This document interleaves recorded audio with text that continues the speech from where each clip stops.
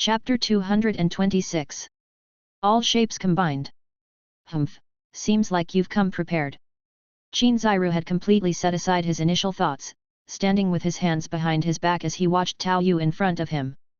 This was the first floor, directly facing the street where the number of onlookers was increasing.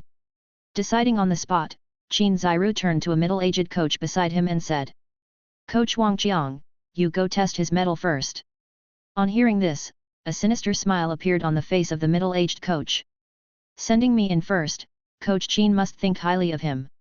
While speaking, he twisted his arms and walked up to Tao Yu, casually gesturing with his fingers.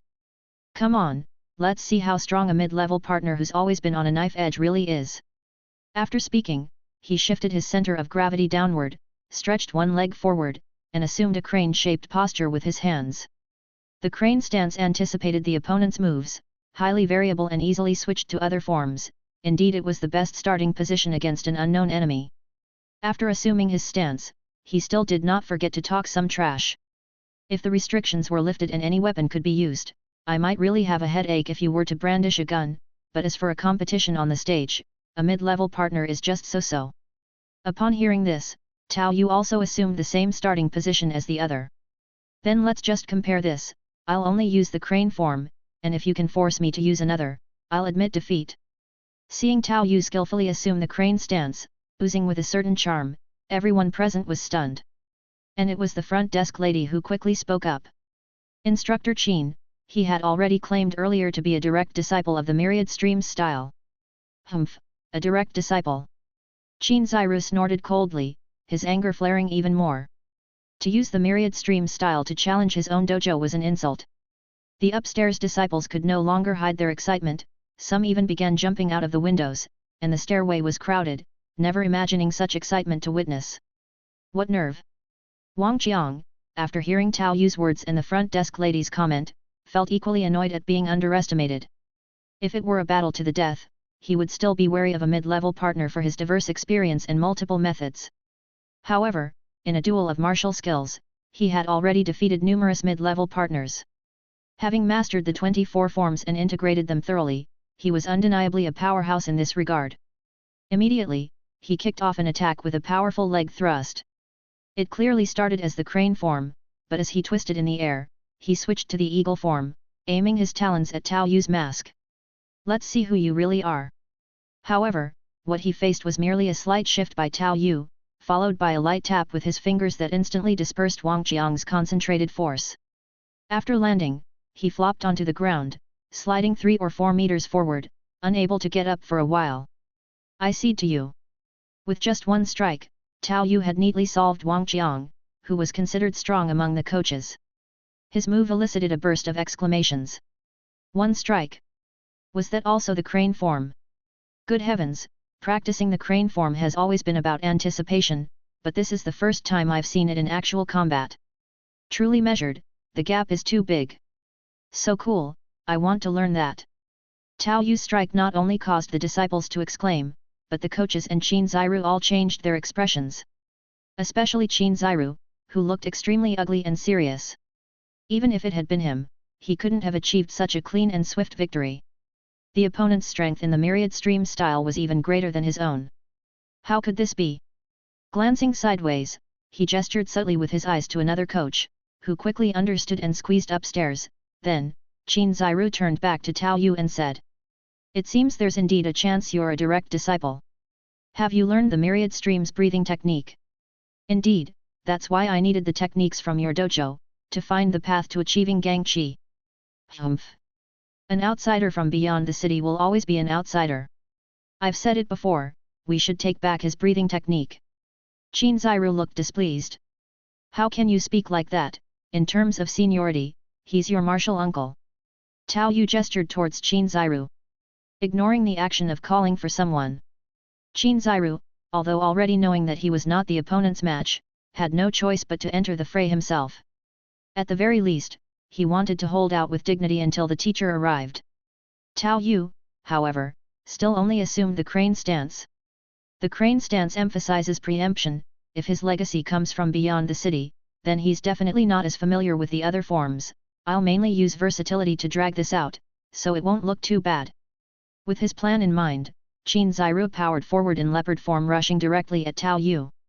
Unlike Wang Qiang, Qin Ziru dared only exert 60% effort, saving 40% to adapt on the fly. Tao Yu seemed to be just as wary of Qin Ziru's remaining strength, and finally, they engaged in a more formal face-to-face confrontation. As soon as their forces collided, Qin Ziru felt a sense of stability in his heart. Good, his strength isn't that great after all, but I still need to be cautious. It's best not to use the same moves repeatedly in front of him. Subsequently, Qin Ziru perfectly demonstrated all that he had learned in his life. His qi blood roiled within him, fighting with exhilarating freedom, his strength changing as he willed, and even in the clash with his opponent, he felt he greatly benefited. The spectacle of their colliding forces twisting around each other also caused the surrounding students and coaches to marvel in amazement. So strong! Both of them are so strong! As I thought, as long as I keep producing new variations, you can't understand them. The more Qin Ziru fought, the more his blood boiled with excitement, and the more comfortable he felt all over. It was as if with every move and form, he could display them perfectly against the backdrop of his opponent's strength. Every strike felt like hitting the perfect punching bag, allowing himself to pour out his strength without restraint. It turns out you're not that extraordinary after all. Following the favorable flow of the fight, Qin Ziru's various forms naturally adapted to the shifts in his body's force, extending to the dragon form. The dragon's spine tensed, his body creaked throughout, merging all forms into one. Incorporating all forms. Dragon form. This punch, integrating the variations of his entire body and based on the dragon form, was the most perfect Qin Ziru had felt he had ever thrown since he began practicing. The punch he had found under his master's guidance through strength, had been nothing more.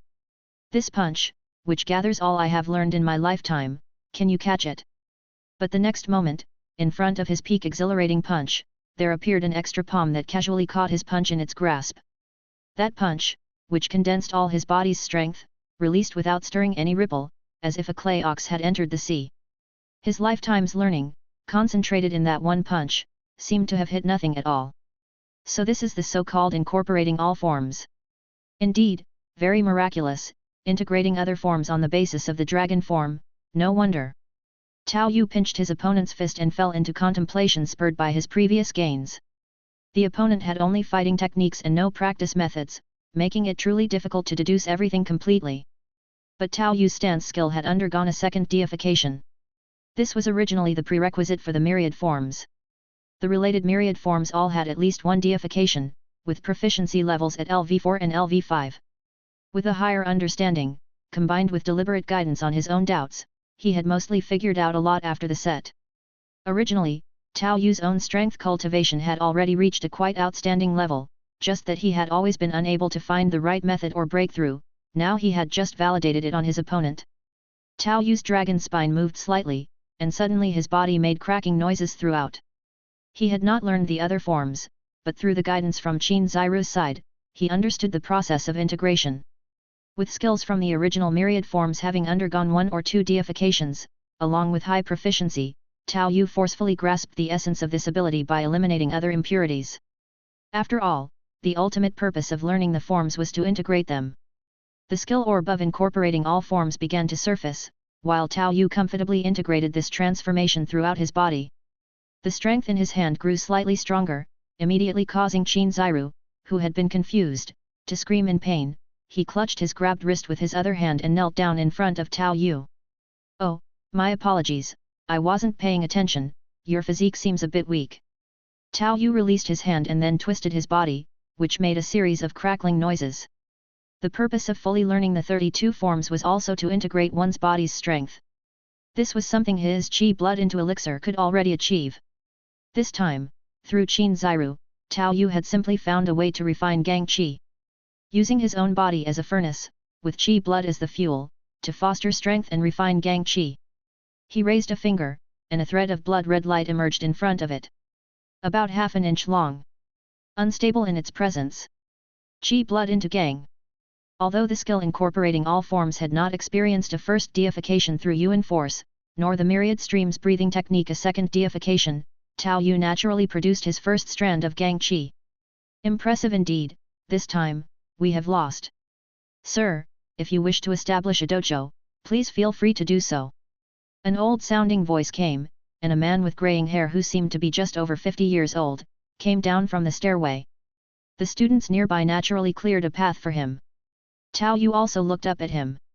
A man who appeared quite ordinary, carrying a subtle sense of danger, yet surprisingly not very intense.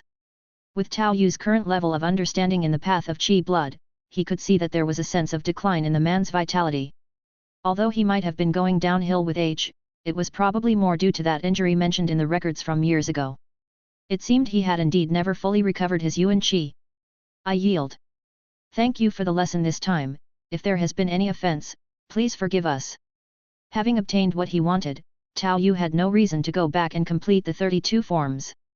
Since that was the case, it was naturally best to leave some goodwill and not to be too ruthless. Leave some leeway in life, for you may meet again someday. Chapter 227. Aquaculture Industry. What on earth did you do? Wang Gaodan looked at Tao Yu with a strange expression on his face, as if swallowing his saliva. After all, he was a mid-level partner, and a diligent one at that. The fact that someone had openly challenged Wanliu's first gym had still caused quite a stir. Others had no idea who it was, only that the person was wearing a partner's outfit. They didn't know if it was a mid-level partner or a high-level one. But for Wang Gaodan, who had personally taken Tao Yu over and then had been sent away, it was clear who had issued the challenge. You told me you were going to learn a skill? And this is your method of learning? Actual combat is the best teacher, this is very normal. Tao Yu said nonchalantly, then rubbed his belly and hollered. Where are we eating tonight? His house was being fixed up, and he had nowhere to live. He was waiting for the auction situation, ready to check how the deification of the two skills would enhance his gang chi as soon as he received the goods, so he'd decided to just crash at Wang Gaodan's place for the time being. He stretched his limbs, feeling a bit hungry now. The free energy consumed wasn't very filling. At home. What, you think I'm some kind of rich guy? Wang Gaodan glanced at Tao Yu with annoyance. But then, thinking about his achievements, he forced a smile. If you really want to eat out, it's not impossible. My treat. Haha, look how scared you are. I already said I'd treat you, you won't even let me. Tao Yu found Wang Gaodan somewhat amusing. Perhaps because he was a second-generation inner-city resident, he had suffered when he was younger and was a bit too cautious. However, the fact that he was willing to help a newcomer unconditionally in the beginning showed that he had a good heart. In any case, I'm not lending. Wang Gaodan had no intention of providing any reason for borrowing money. Then, he really did take Tao Yu to a street stall to buy groceries. This is where some individual breeders from the old development zone set up their stalls, it's relatively cheaper here. Tao Yu checked the prices. They were actually about the same as the official sale price in the outsiders area. The meat of Yuan Force creatures was even more expensive, and if it was of good quality, the meat might even compare with the Qi tonic soup. But when you added it all up, the price could even be a bit more expensive than the Qi tonic soup. For an outsider, the price of ordinary meat at 2 units of Yuan Force per pound was something ordinary families could hardly afford, but for inner-city residents who consumed it every day, it didn't seem like much.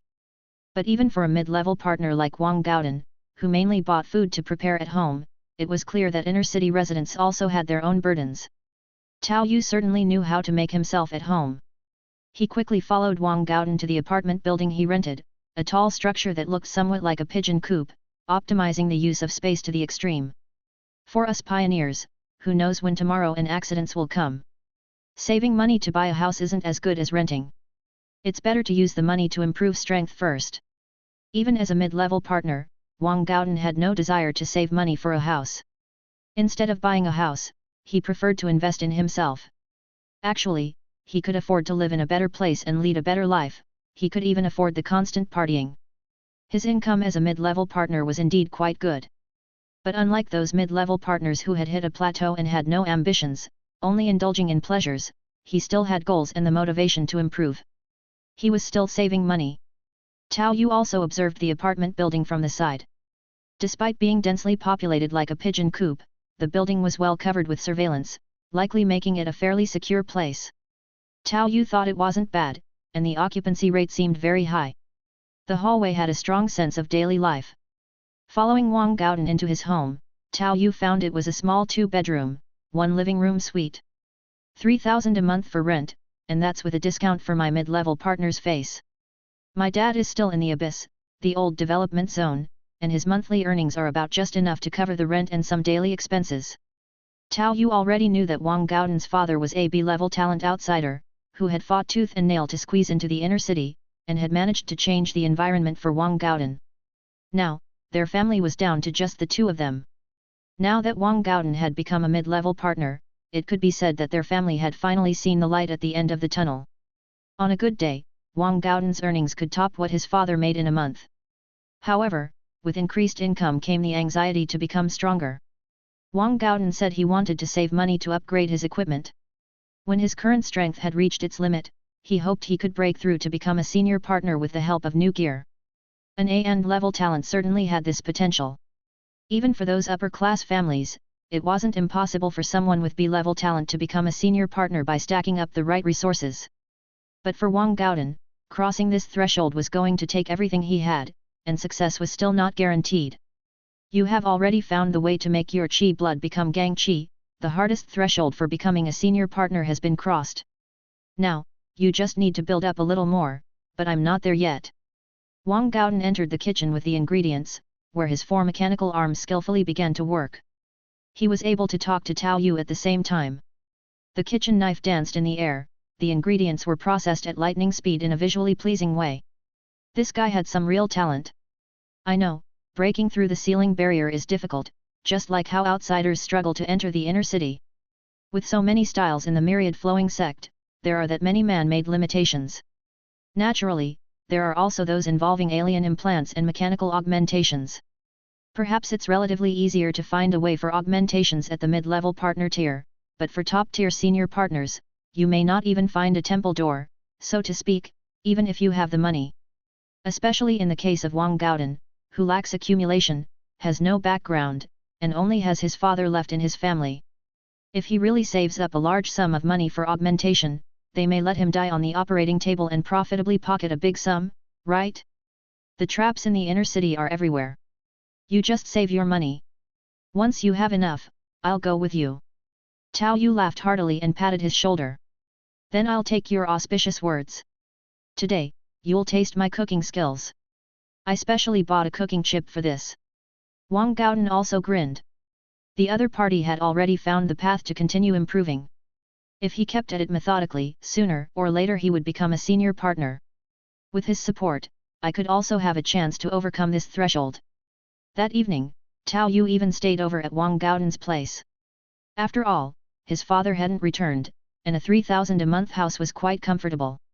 The next day, Tao Yu took the snake gallbladder and snakeskin to the breeding center for consultation. Judging by the snake gallbladder and scales, this Yuan Force snake has value in breeding, but reproduction might be challenging. Still, it's better than the pythons in the development zone Forest 01.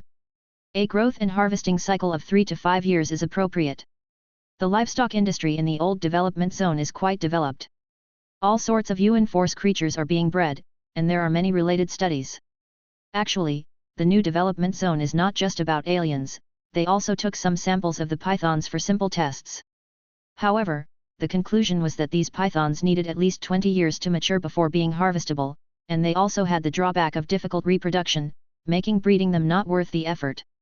After all, unlike plants, just the feed for raising such pythons would be a significant expense. In contrast, the cultivation of the bus python is not only more valuable but also simpler to manage, and it has exceeded their calculated profit threshold. This kind of snake hasn't been registered here yet. If you bring 5 or more snake eggs for the first time, you can exchange them for 50,000 Yuan Force, said the testing researcher in a tempting tone. All right, I'll go back and look for them.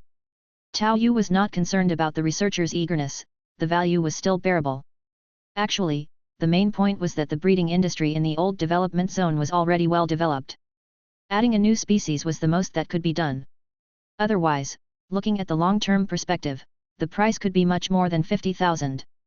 Obviously, the breeding industry in the new development zone couldn't compete with the mature industry of the old one. If you consider the potential for future growth, it's better to handle it in the new development zone itself. Otherwise, it's like cultivating your own competitors. If short-term profit is the goal, well, once the stand is up, selling a part of the shares for ready cash will definitely amount to more than 50,000. Chapter 228. Vitality Energy Spirit. Not bad, the harvest is higher than expected. Tao Yu looked at the 620,000 Yuan Force in hand, his expression showing some joy. It really paid off to pioneer new lands. Even with the electronic auction format, the selling price was much higher than his original estimate, and that was after the auction house commission had been deducted. But thinking about it, just from this single deal, the auction house could take away a commission of over 60,000. That truly was a daily goldmine of profit.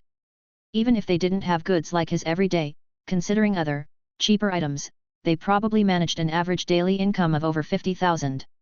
At least 10 million in profits per year. And that's a conservative estimate. These were the true money-making projects. Of course, they must also have a solid background capable of sustaining such benefits. Mr. Tao is a young prodigy, so here is our VIP card for the auction house. In the future, if you have other goods, the commission can be reduced to 80%. Additionally, you can enjoy some of our auction house's special privileges. If Mr. Tao has a telecommunication chip, you can connect with us for updates. Even if Mr. Tao is in a new development zone, we can still notify you about good merchandise as long as you are within signal coverage, though I believe the signal range in the new development zones isn't very extensive yet. An elegant manager from the auction house personally handed the Yuan Force card to Tao Yu, who, after checking the amount inside was correct, began to absorb it on the spot and signed the receipt form she had handed over. Oh? Has your establishment already started reaching out to the development zones? Tao Yu asked, somewhat surprised. Yes, if it's not convenient to add telecommunication, this radio frequency is our auction house's exclusive channel. We broadcast some information about relevant items back and forth to the new development zone every day. The beautiful manager explained some new services in detail to Tao Yu.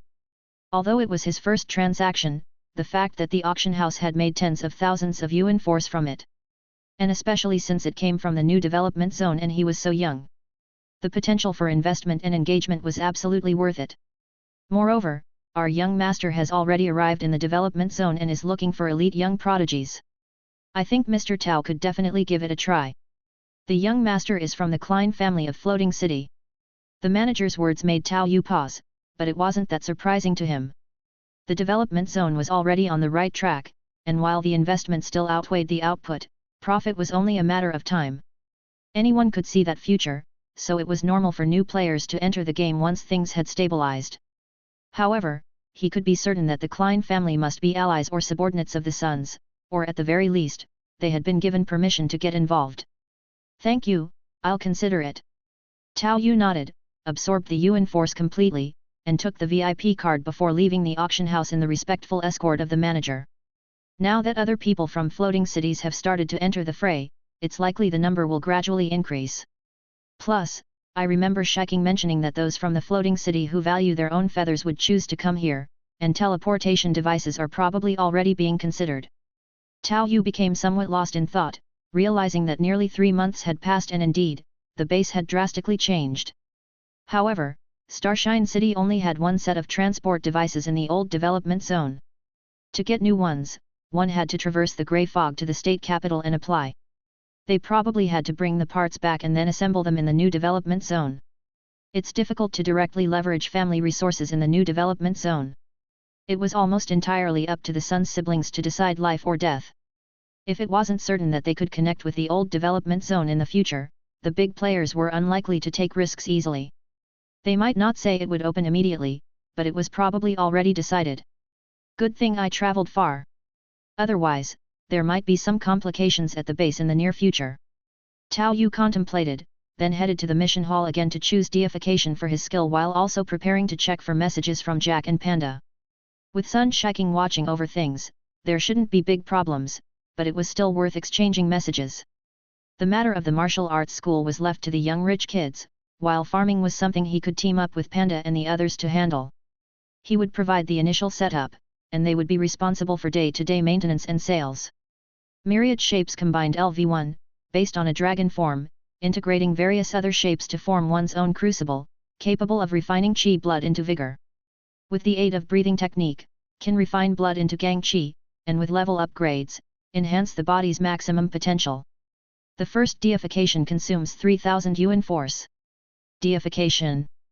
Myriad shapes combined modified LV1, the foregoing omitted, allows the body to act as a crucible, integrating essence, energy, and spirit. As Tao Yu walked, he could feel his bones crackling all over, especially his spine, where starting from the tailbone an electric sensation seemed to shoot straight to his forehead. Using the dragon spine as a bridge, it seemed that one could simultaneously funnel spirit power, qi blood, and Big Dipper true qi into the dragon spine for smelting. Biu. Tao Yu slowly raised his finger, observing the still roughly half-inch long gang qi, feeling that this gang qi had undergone a completely different kind of change in quality. The previous gang qi exhalation and inhalation had an illusory feeling, but now a distinct metallic quality had become apparent. Moreover, the Big Dipper true qi and his own spirit will easily fused into it, with no conflict whatsoever. The purified spirit power brought by the meditation technique, the substantial interference mixed with the will of fist intention, and the properties of Big Dipper true qi all seamlessly integrated. Beneath Tao Yu's cloak, his fingers plucked at the air, and with a faint gesture, a metal street lamp a dozen yards away sparked, leaving behind a visible indent. With mere physical destruction, it could be so effective, simply perfect. The techniques could directly mobilize the merged blood gang without any roughness. Formed with his own dragon spine as the furnace, this perfect amalgamation brought great joy to the depths of Tao Yu's heart. This was still the concealed distance striking power, not known for its lethality. If one used coins or something similar while also employing flicking skills, the power could be even greater. Combined with will attacks and the internal damage of true qi, the lethality against living beings would be quite astonishing. Afterwards, Tao Yu turned his attention to the myriad streams breathing method, the ability that originally cost him 1500 Yuan Force to achieve its first deification. The second deification consumed a staggering 30,000. All-encompassing forms was important as an external prerequisite, but the myriad streams breathing technique was the internal core.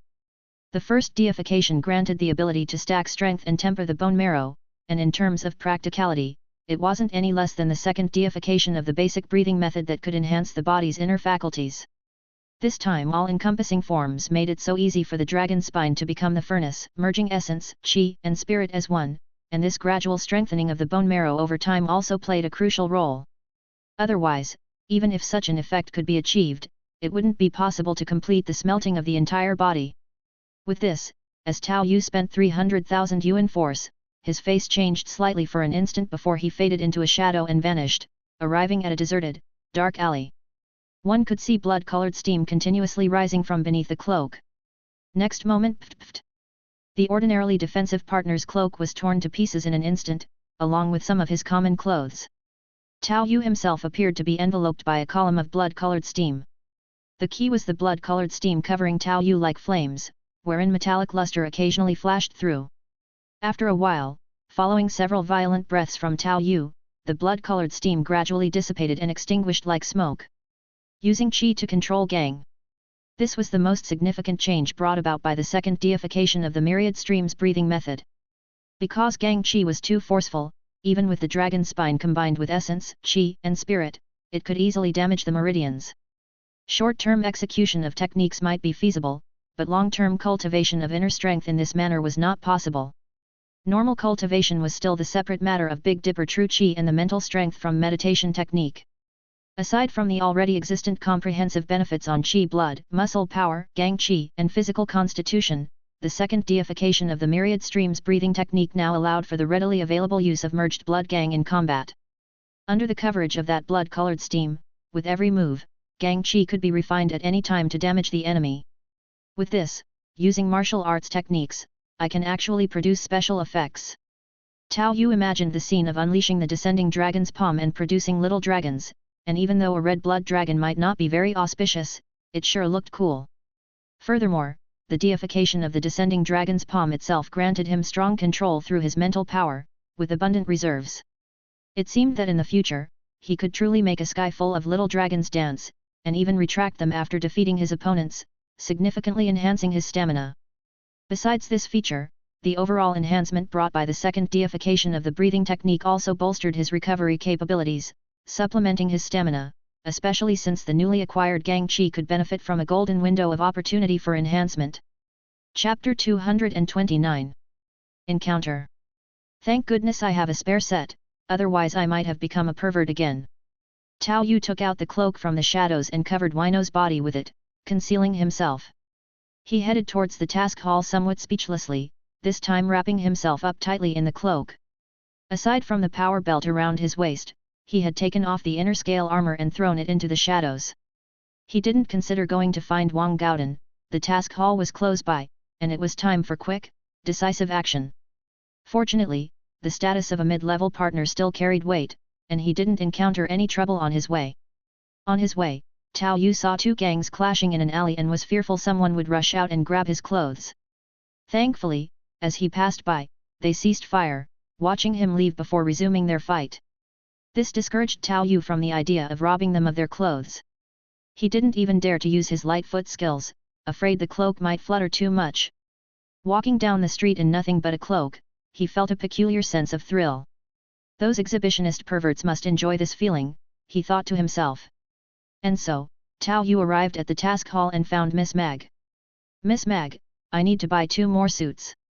The task hall was crowded, and Miss Mag was cleaning up. Hearing Tao Yu, she remembered him well. Oh, wait here, I'll go look. Come on in. Why so stiff? You're wrapped up tight, you're being too cautious. Be confident, you are a mid-level partner, after all. Mag caught sight of Tao Yu's awkward walk and burst into laughter.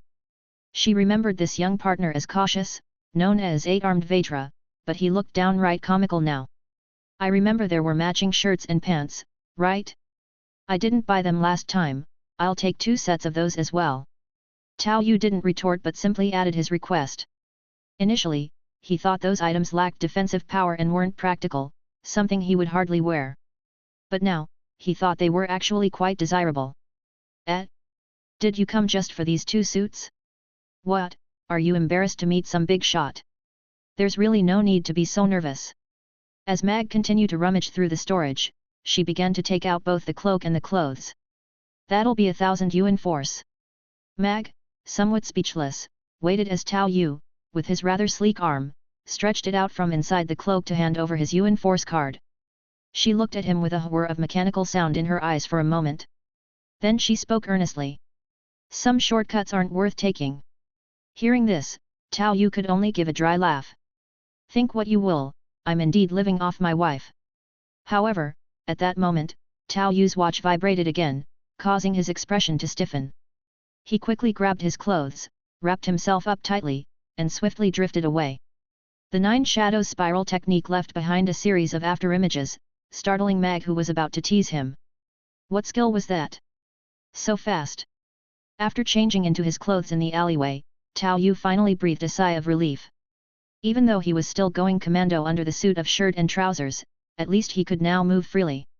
Only then did he check the message from the young heiress. Shiking is back. Where are you? I'm near the task hall in the inner city. Too many people there. Find a quieter place, I'll have her meet you there. Okay. Upon hearing Sun Qiu's words, Tao Yu's heart tightened slightly. To meet in a less crowded place was probably for his own good, but emphasizing it could suggest the possibility of other complications. People from the floating city have started to move over there. It might get involved with upper echelons choosing sides soon. For now, it's not suitable for me to get involved, Tao Yu pondered. It seemed that the young heiress didn't want him involved either. Maybe in terms of strength, I'm not afraid of them. After all, I have had so much more time, and those guys need time to digest their power. But getting drawn into such a maelstrom at that level is too risky. Tao Yu continued to think. He was unaffected by the insanity of the abyss, so staying there long-term didn't bother him, and if pushed, he could simply walk away. However, he had family to consider and needed to keep safe. Following Sun Qiu's advice, Tao Yu found a rooftop of a building and then activated his watch's location sharing. Tao Yu didn't have to wait long.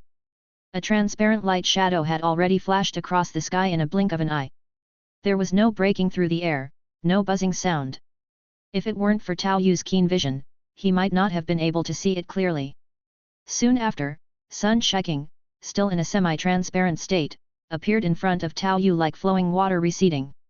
The semi-transparent fluids on his body began to withdraw, absorbed by the white robe he was wearing. This kid actually flew over directly, with both hands in his pockets as he drifted down. And that face, so much like his sister's pretty one, was still so good looking. Hey there, brother Tao. Sun Shiking withdrew his hands with a smile and waved at Tao Yu. Young Master Sunday. Tao Yu still spoke in a very serious tone. Then, he saw Sun Shiking take out a floating small sphere.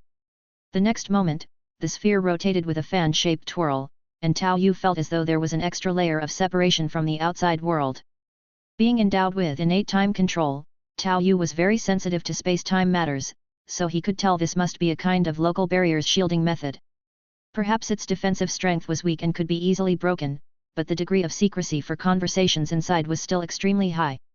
Hee, relax, I came over just like this, it must be fine. A sly smile with a hint of a little fang showed on Sun Shiking's pretty face. Tao Yu also relaxed and gave him a sideways glance. You have no manners at all, your sister even told you to help me with your hands. Do you want it? Sun Shiking's curious expression was full of interest. He opened his fair palms, genuinely curious, and didn't mind if it were Tao Yu. Seeing that face so like his sister's, Tao Yu suddenly shuddered. Damn, can't take these kinds of jokes. Those thoughts are twisted. Cough, I really have something this time that I can't keep under wraps. How's the base doing? Didn't you see the message your friend left for you? Sun Shiking didn't dwell on the matter of helping, with an indifferent expression. I was about to check it in the mission hall when you returned. It's going all right, Panda managed to get some machine tools. He's got some skills. They've completed the preparation stage and are now ready to begin some material production. I casually asked him last time, and the transportation is still delivering a monthly revenue of around 10,000. For production, the current estimate is 1 to 2,000 a month. It should be able to increase gradually later on. Sun Shiking took Tao Yu's previous request seriously and even made a special inquiry. The issue with the machine tools was starkly different from the initial transportation. With transportation, you just drive and start, it was like carrying a sack to pick up money. Once you picked up the money, it'd be less. As for machine tools, transporting, adjusting, assembling, and related skilled workers all required a lot of time for preparation. Even though the machine tools themselves came at no cost, being able to start initial shipments about 3 months later was indicative of Panda and his team's capabilities. Moreover, compared to the one-off deal with transportation, the production factory would gradually increase over time, directly opposite to the diminishing transportation. However, production capacity itself would be influenced by raw materials. With the current small operations, using the readily found raw materials was more than sufficient. Later on, it would face constraints from minerals, smelting, and other factors, as well as issues of market saturation, market competition, and the conversion of increments to stock. Luckily, in terms of electricity, the nearby Hoover Dam had started repairs and would suffice for a long while. It's easier to steer a small boat, but as the scale increases, bottlenecks would be encountered. So what are you looking for now? If you're worried you can't handle it, it can't be something similar to those, can it? Sun Shiking was somewhat curious. Currently, there are quite a few small organizations and companies in the new development zone, and there's competition like pandas as well. Alien farming has even started to spread, as well as the upcoming agriculture industry. It could be said that for this level of income, even if Tao Yu couldn't monopolize it, continuing to use Panda's platform would be more than enough. There was no need to specifically involve the sons. The other party should know this, and it may not necessarily be a good thing. Skills, teachable skills, a completely new system. It's neither physical strength nor battle chi and battle techniques, and it can coexist with physical strength. Hey? A whole new cultivation system? That does sound like a good thing. How powerful is it? Come on, try it on me. A look of interest returned to Sun Shiking's face, eager to give it a shot. It left Tao Yu feeling somewhat speechless. Why do you siblings both like to test skills on yourselves? But maybe if it weren't for that, they wouldn't have been able to benefit himself so quickly. Chapter 230, A Windfall. A rather interesting ability, strong penetrative power, capable of damaging the internals, and its lasting effects far surpass physical strength. Moreover, it doesn't conflict with physical strength. Sun Shiking withdrew her palm, closed her eyes to feel the after effects, and a look of admiration appeared on her pretty face. Tao Yu had only carefully used a strand of Big Dipper True Chi. After all, his inner strength was somewhat different from the ordinary version, so he purposely used a bit less. Even so, he still received high praise from Sun Shiking. A completely new system, the key point being that it doesn't conflict with physical strength. This could be considered a boost to the overall strength of Starshine City. For those stuck at the peak of middle-level partnership, who had mastered physical strength but had no way to obtain the techniques for Gang Chi, adding inner strength might just allow them to cross that threshold. A new system. Its early-stage efficiency to cost ratio is quite high. And aside from a few domineering inner strength techniques, many internal cultivation methods are quite nurturing, capable of enhancing and working alongside physical strength. Indeed, that's not something you can keep hidden. Give me the details, and I'll think about what we can do, she said after pondering for a moment. Sun Shiking contemplated for a while. Tao Yu certainly trusted her, so he stuck to the important points, mentioning Chosen One, Shaolin Temple, Dharma Hall, and so on. That's great, we've already found a ready-made coach, and we both can profit. My sister's vision isn't bad, hehe, but mine isn't bad either. Without any shame, Sun Shiking patted her flat chest. Tao Yu took the opportunity to stroke it as well. Too bad it's such a waste to be this good-looking. Sun Shiking then wrapped an arm around Tao Yu's neck with a mischievous smile on her face and spoke in a suggestive tone, her cheek touching his head. So, brother Tao, you're interested in me too? You sure have a wide range of tastes. Her breathy, flirtatious voice, along with the moist breeze by his ear, made Tao Yu shiver. Brother, you smell so good. I'm in over my head. Haha, your expression is really funny.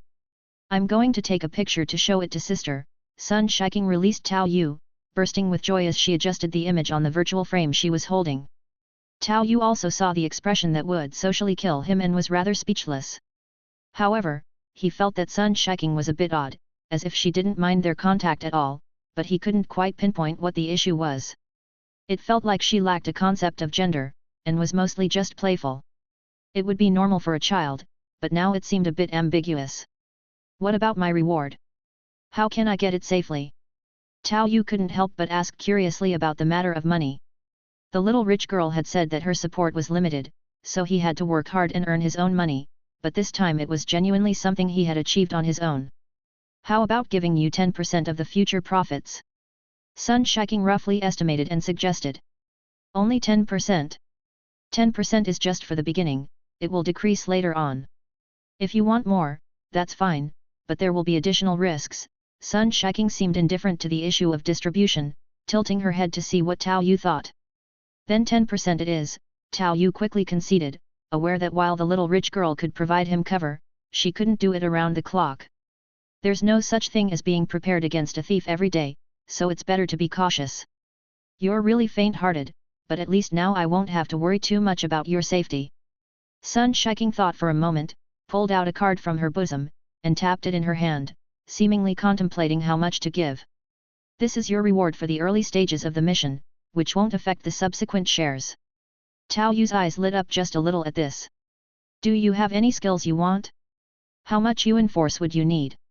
It seemed that Sun Shiking wasn't too sure about Tao Yu's needs. As much Yuan Force as you can give, and what skills can you provide? Tao Yu asked directly.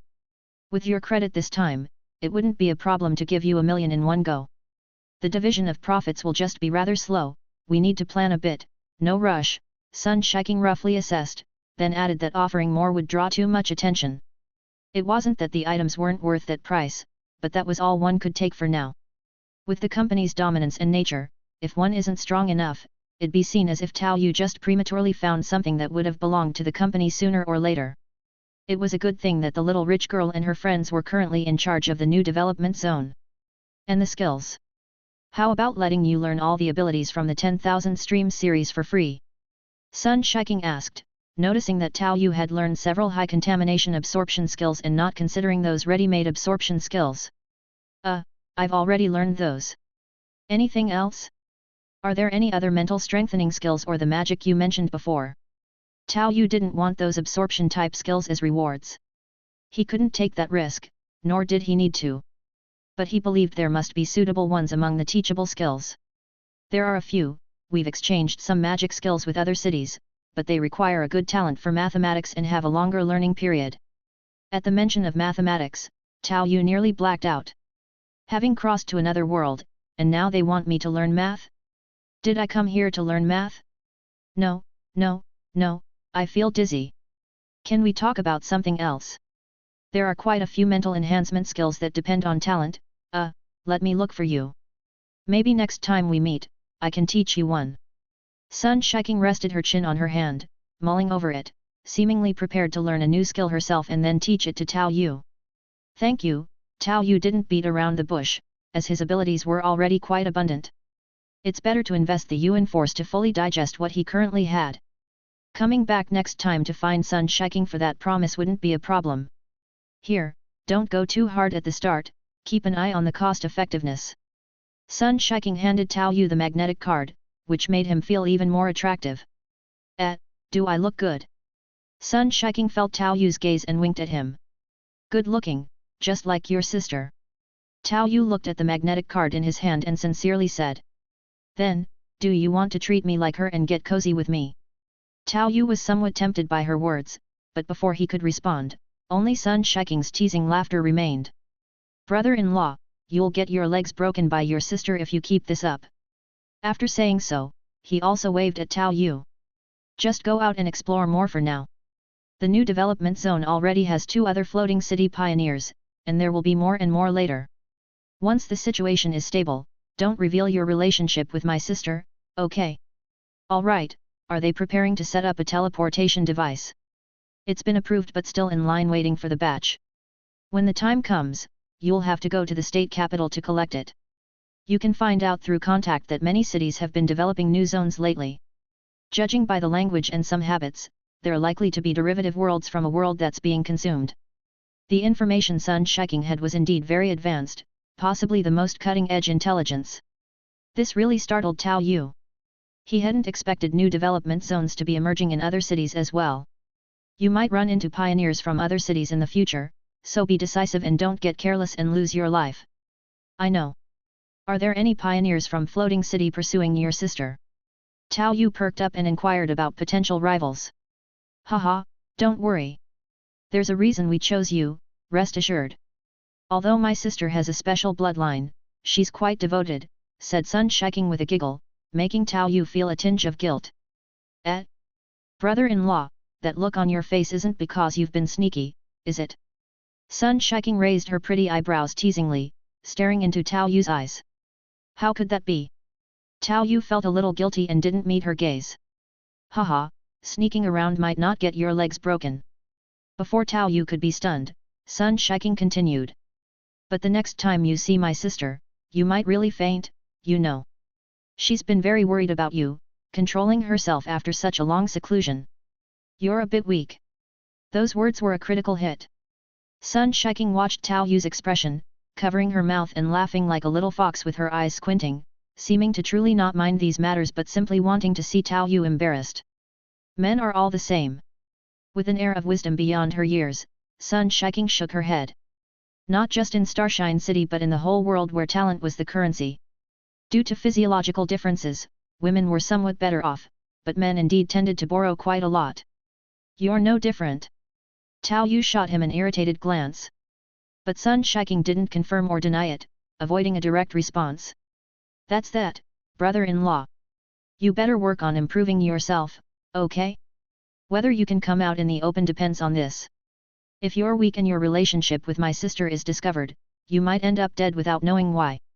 Despite the cheerful look on her face, Sun Shiking was speaking somewhat cruel words and then waved at Tao Yu. She stored away the little sphere, and gradually, a transparent slime began to cover her body, turning her semi-transparent as she slowly rose into the air and shot toward Floating City as a streak of light. It reminded him of the time they fought the zombie, they still had to stand on their weapons. Now, they could fly about. Even if they might still be using equipment for short flights and not suitable for travel, their advancement was evident. Good talent, good skills, and plenty of resources, their growth rate was indeed very fast. I should still be growing faster than they are, right? I might not beat them, but taking on those new pioneers from Floating City shouldn't be a problem since I got here so much earlier, Tao Yu measured up internally. But this was just speculation, he had no interest in seeking discomfort. There might be some turmoil at the base now, just the right time for him to clean out this world. But it seems like Sun Shiking won't be coming over to take charge first, figures. The little heiress should stay in seclusion, it's for the best. He's probably been dealing with the base's issues alone, and likely can't spare the effort. However, looking at the card in his hand, Tao Yu couldn't help but smile, then shook his head. If it's going to be drained, so be it. He had it coming. This should be enough to complete the second deification of my 9-yin true scripture. Currently, his meditation technique was second deification, and so was his power on the vigor side. It was just the true chi side that was left, which was just right.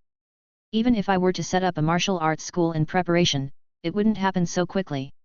Receiving so many rewards in advance is already enough.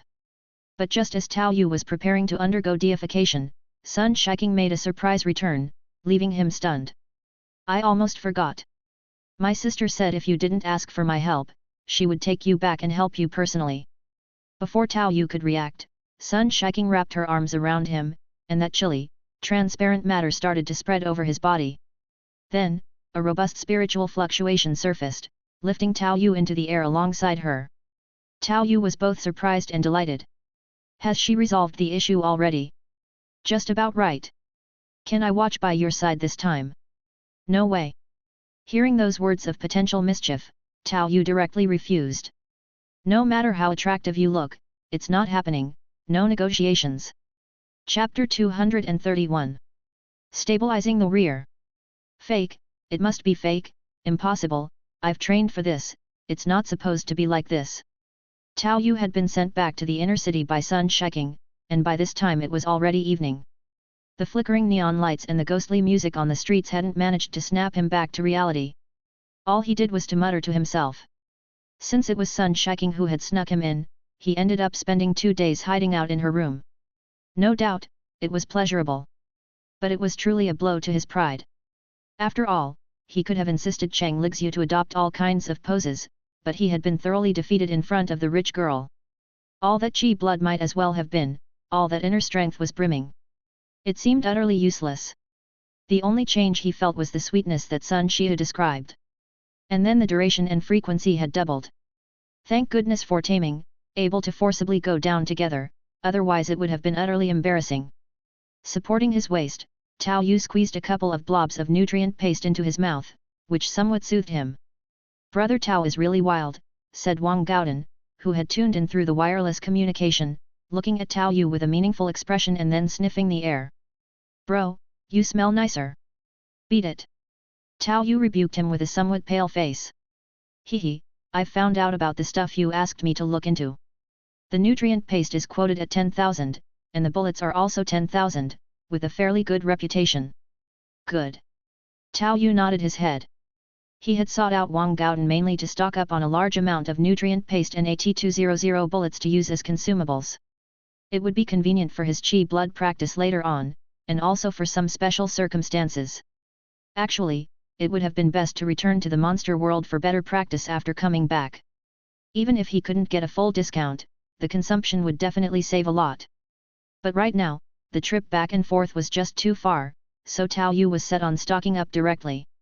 The requirements were that the packaging had to be well sealed so he could easily control storing the nutrient paste in wino, one by one, and when needed, he could retrieve it from the shadows conveniently.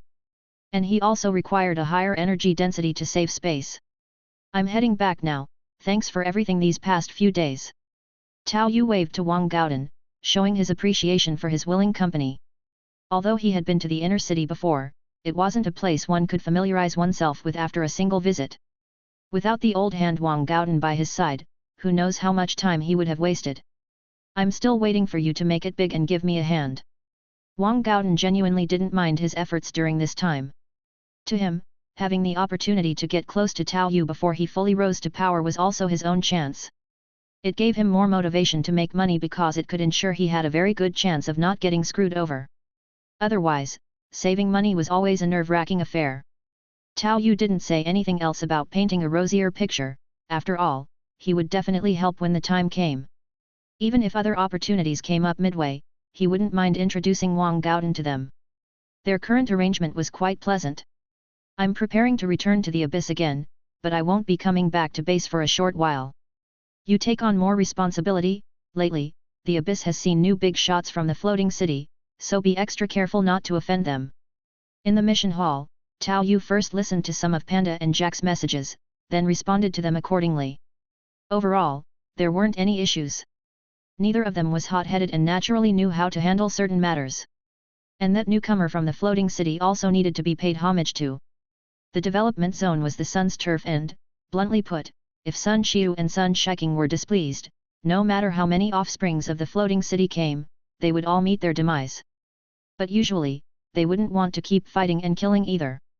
With the approval of the transport qualifications and the beginning of the queuing process, the interests of the development zone also needed to be distributed. The Suns were undoubtedly the big shots, but they couldn't monopolize everything. Moreover, through the situation of Sun Qiu, Tao Yu also knew that the Suns must have been dealing with some contraband in the dark. But I have no idea what's up with Sun Shiking, he's too reckless. I really don't know what the Suns have been up to. Tao Yu didn't inquire about these secrets, that would be too nosy and intrusive. He was content with living off a wealthy benefactor and eating soft rice. Actually, it's not really eating soft rice, is it? The inner power system is sure to bring in more profits in the future. In a way, I've already started making money for the rich lady. I just don't know when they'll find time to come over. I really want to catch a ride, it's too far. After leaving the message, Tao Yu left the inner city with a large backpack filled to the brim with nutrient paste and bullets. He had planned to find a place to change his cloak on the way home, but to his surprise, he found that the streets of the outsider districts seemed cleaner than before he left. How come? Upon closer examination, it wasn't an illusion. The neighboring streets were still the familiar, dirty, and chaotic environment, but the road he took home somehow seemed much cleaner, even as if it had been deliberately leveled and sprinkled with crushed stones. Good heavens! Seeing a clearly marked gang member beating up a man who tried to urinate in the street and then shooing him to the side of the road, Tao Yu confirmed that this area had indeed received special attention. It must be Zi Chuan. Tao Yu had his answer and no longer felt the need to change his cloak, he simply went straight home. However, the anticipated crowd of onlookers did not materialize. To most of the outsider inhabitants, the uniform of a mid-level partner was completely unrecognizable. Some knew that the emblem on the cloak represented partnership, but to most, that was as far as their knowledge went. And those who did know clearly didn't dare bother Tao Yu. So he made it home quite naturally. His family's house had undergone a transformation, with new wooden boards replacing the old ones, making it look much nicer than before. These houses may look simple, but they are indeed easy to improve. Although Tao Yu had planned to bring his family into the inner city, considering that he would be away for a long time in the near future, he decided to wait until his next visit, when his brother's leg was completely healed, before moving his family in. However, he could pass on some internal cultivation methods to them now, but he had to remind them not to share these methods with outsiders for the time being and to avoid showing off their skills. Even though Tao Yu had chosen the Shaolin basic breathing exercise, which was extremely simple to start with and had no aptitude requirements. And the entire process was guided by true Qi helping to find the sensation of Qi. It nevertheless took a few more days for Uncle Hu, his brother, his parents, and Qi Tiu to get started. After all, they had no foundation in understanding meridians and acupoints. Tao Yu didn't expect them to quickly grasp the concepts of meridians and acupoints, so he simply explained the necessary parts for Shaolin basic breathing exercise, a quick and simple method for them. Then he drew a human body chart for his brother, who had the most literacy, and told them to recognize acupoints through the sensation of Qi instead of blindly guiding it.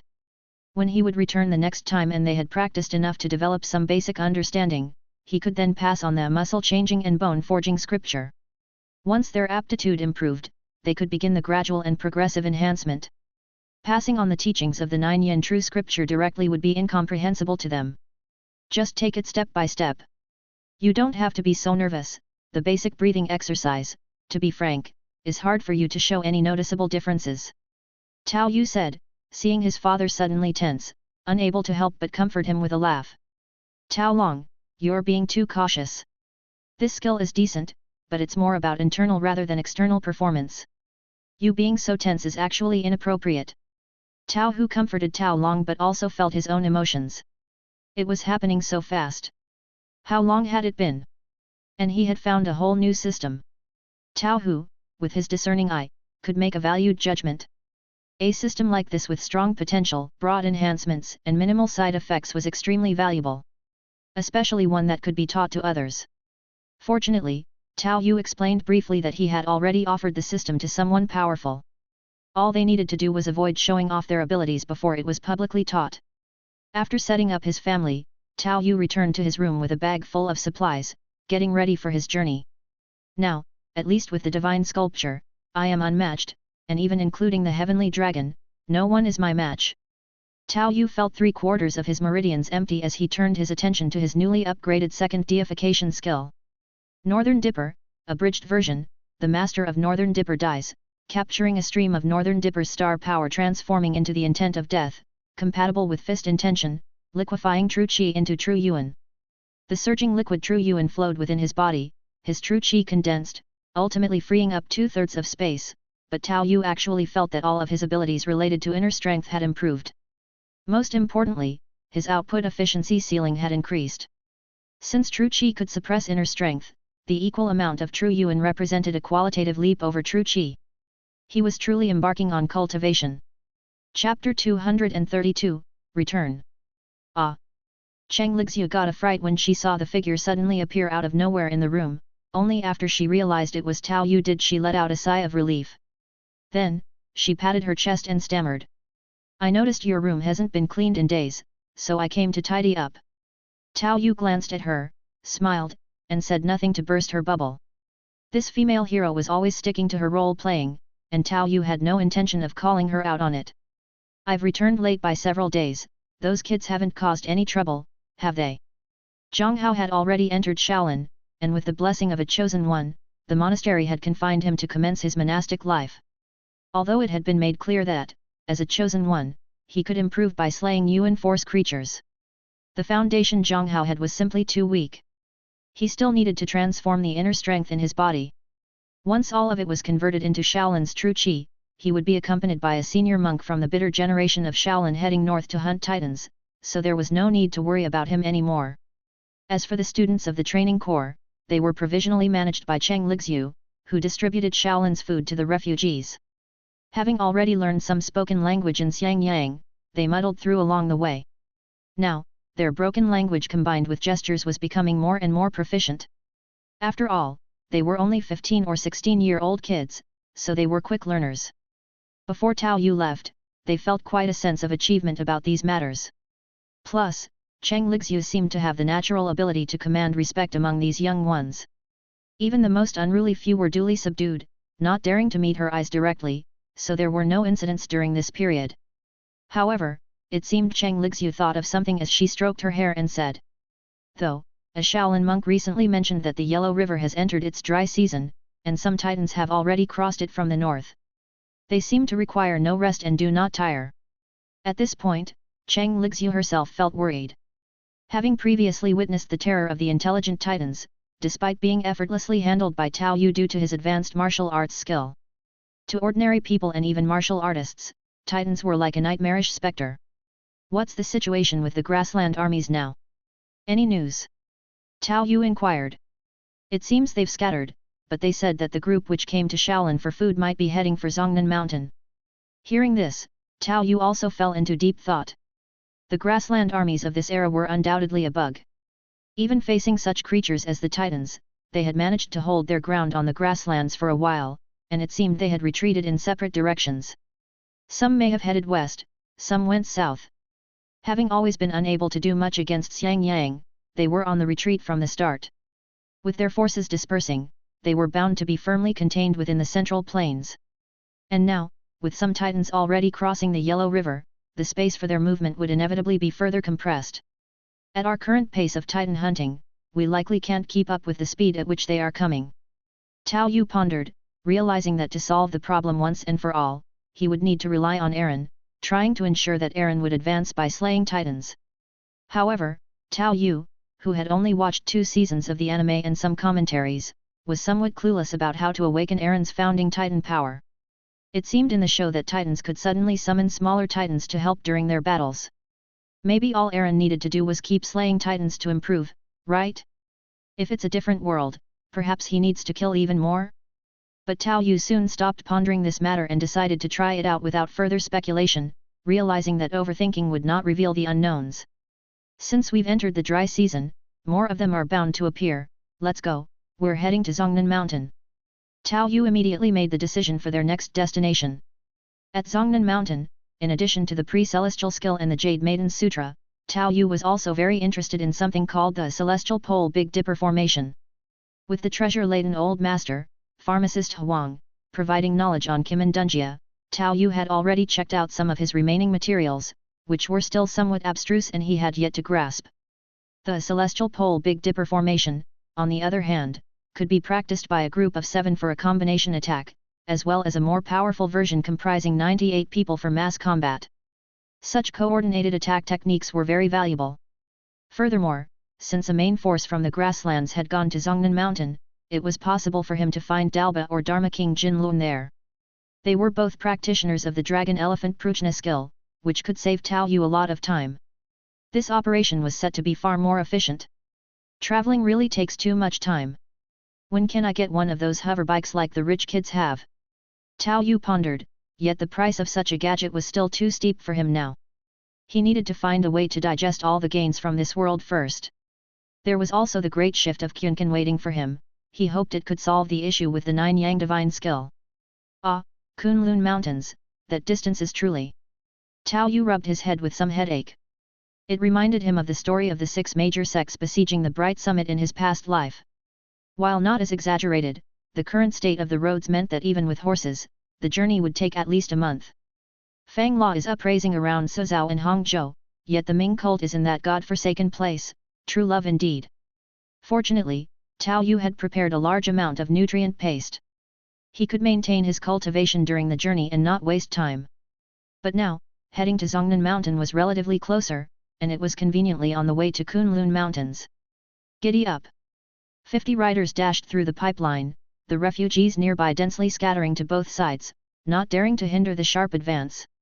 Encountering stray soldiers from the prairies along the way, Tao Yu killed them effortlessly with a flick of his divine power, taking their horses as reserves for changing mounts and continued his journey toward Zhongnan Mountain.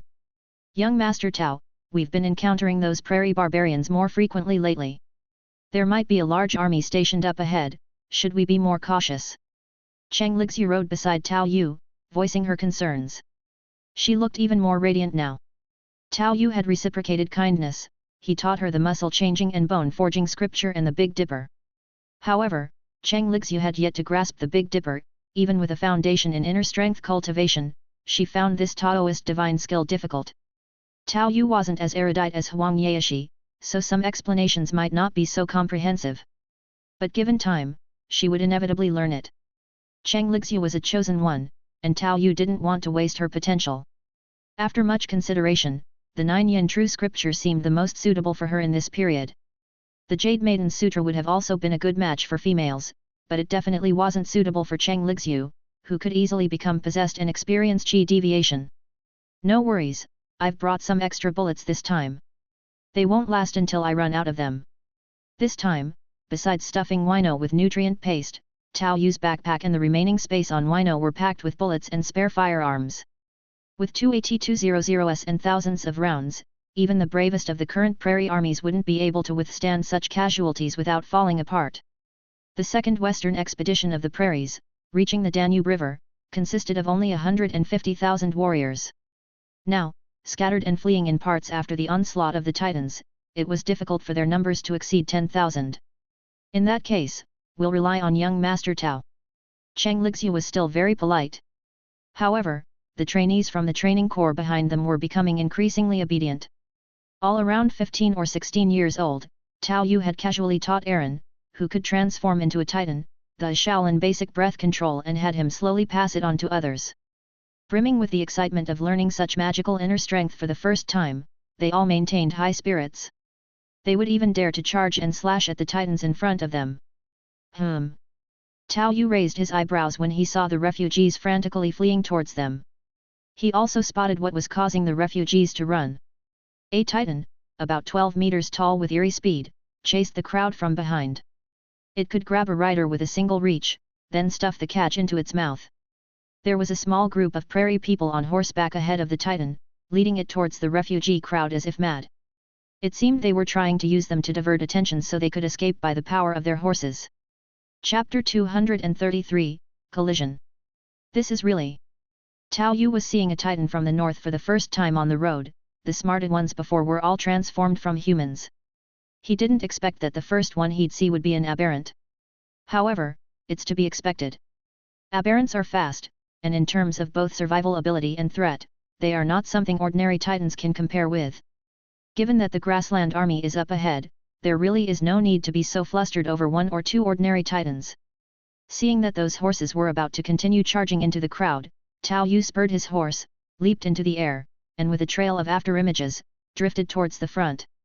Following the successive flicks of a few pebbles from Tao Yu's hand, those several grassland cavalrymen fell to the ground. The prey in front of the aberrant titan suddenly collapsed, and it seemed to freeze for a moment.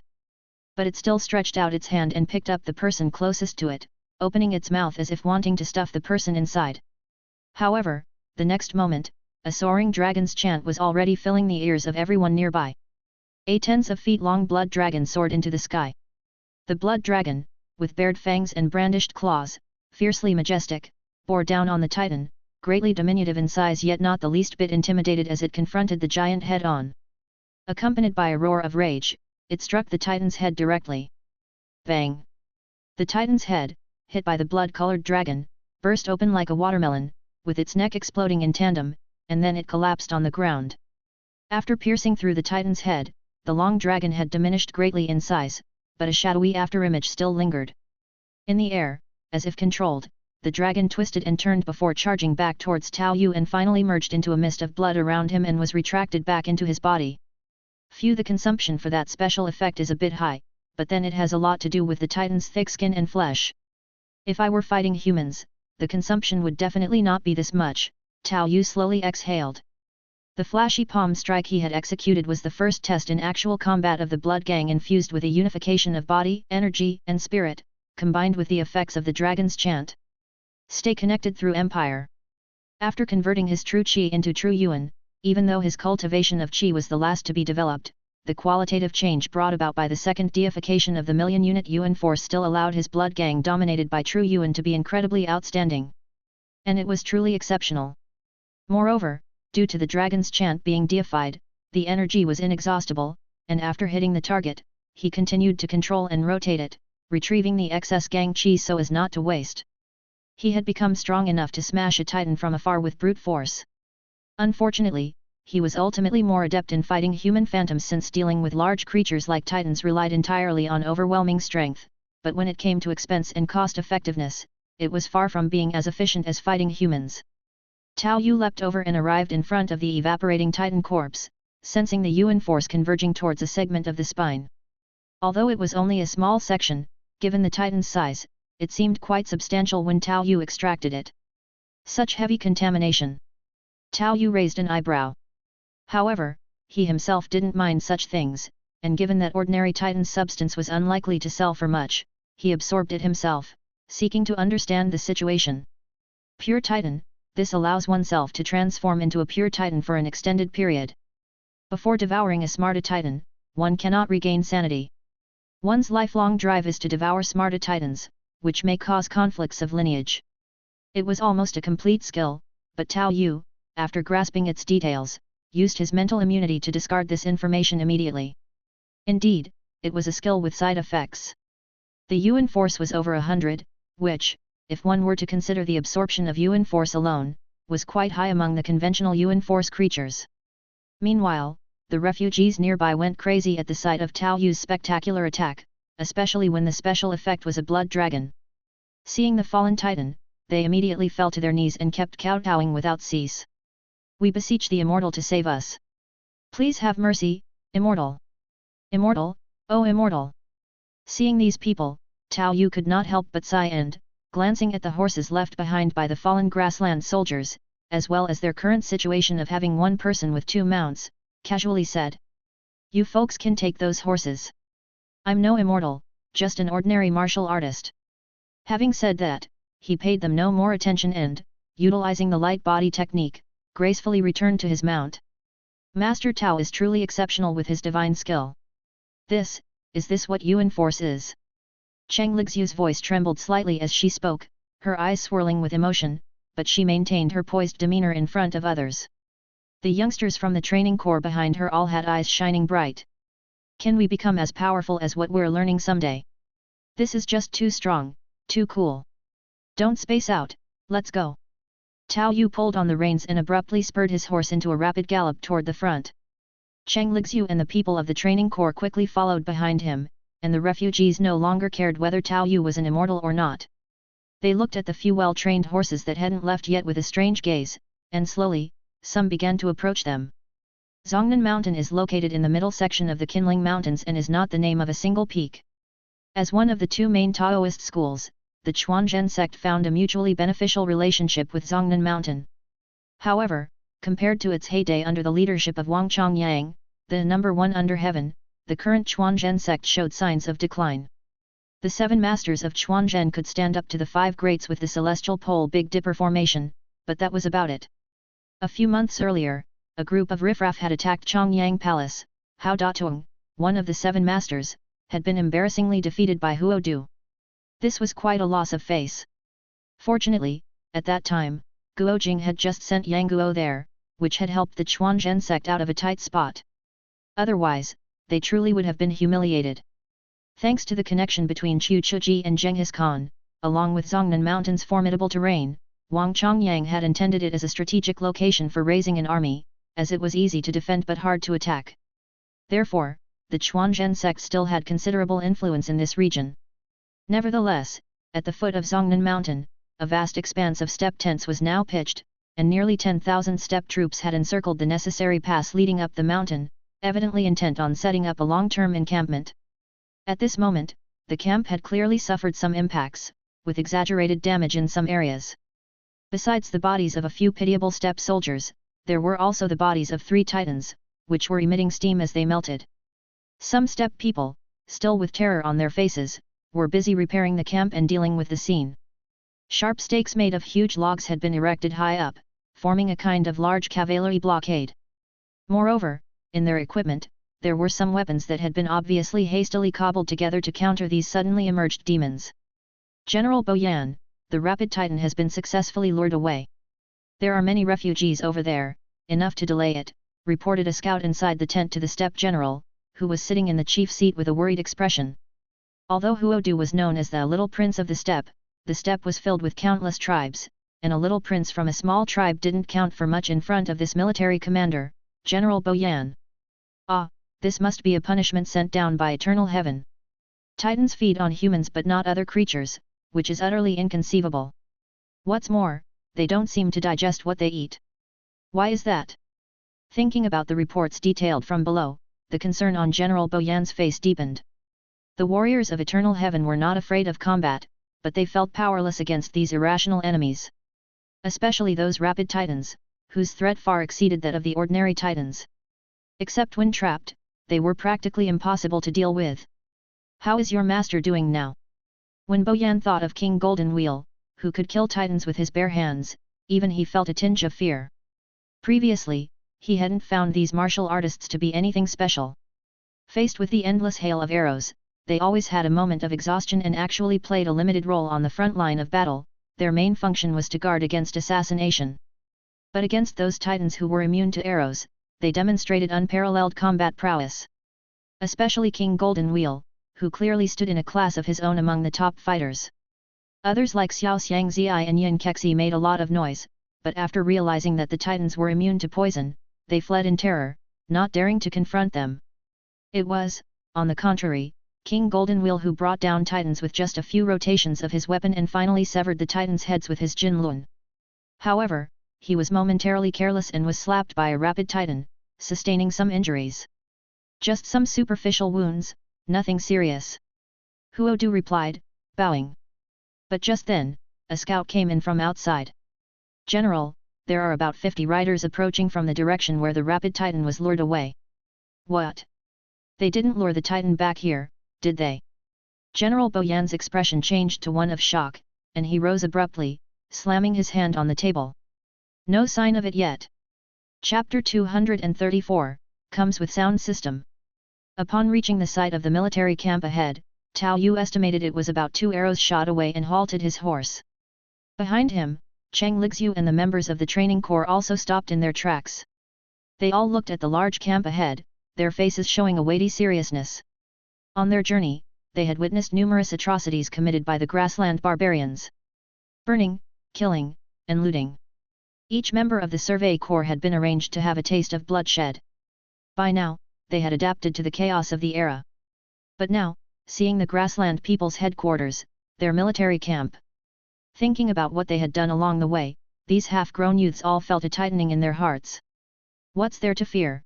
We left no survivors, Tao Yu chastised them. This made Armin feel a bit speechless, then he carefully chose his words and said. Perhaps, our spare horses belong to them. They're not named, Tao Yu retorted. A few of them are, though, said Armin, a bit embarrassed. The majority bore the marks of branding. Tao Yu glanced at his own spare horse's rump and seemed to notice the same, then fell silent. Why would they write names on our horses? That's too much. Tao Yu complained. Hearing Tao Yu say this, Armin shrank his neck and stopped talking. As the grassland soldiers began to line up in the military camp, Tao Yu turned back to his men and said. Stay here and do not wander. Make sure you are more than an arrow's shot away. Their archers are very accurate. I'll go and talk some sense into them. Tao Yu had learned from Huang Yaoshi and Guojing that the greatest threat to martial artists on the grassland were arrows. A few arrows were no big deal, they could fend them off easily.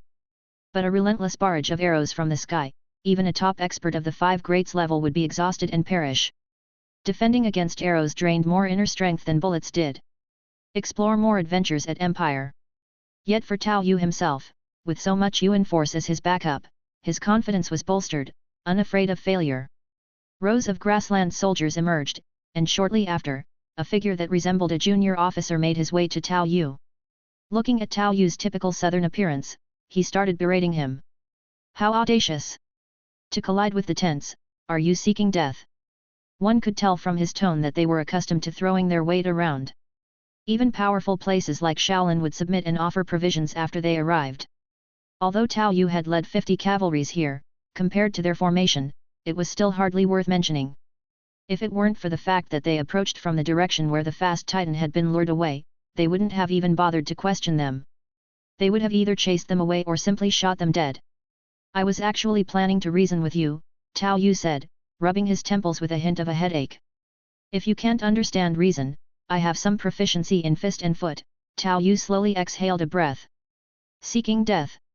Release arrows. The commander obviously had not an ounce of patience, and his face contorted with malice upon hearing Tao Yu's words. Had already noticed some beauties in the line behind you, might as well take them down while at it. The archers didn't hesitate, even though there were only a few dozen of them, they still precisely fired a volley of arrows, completely covering the area around Tao Yu.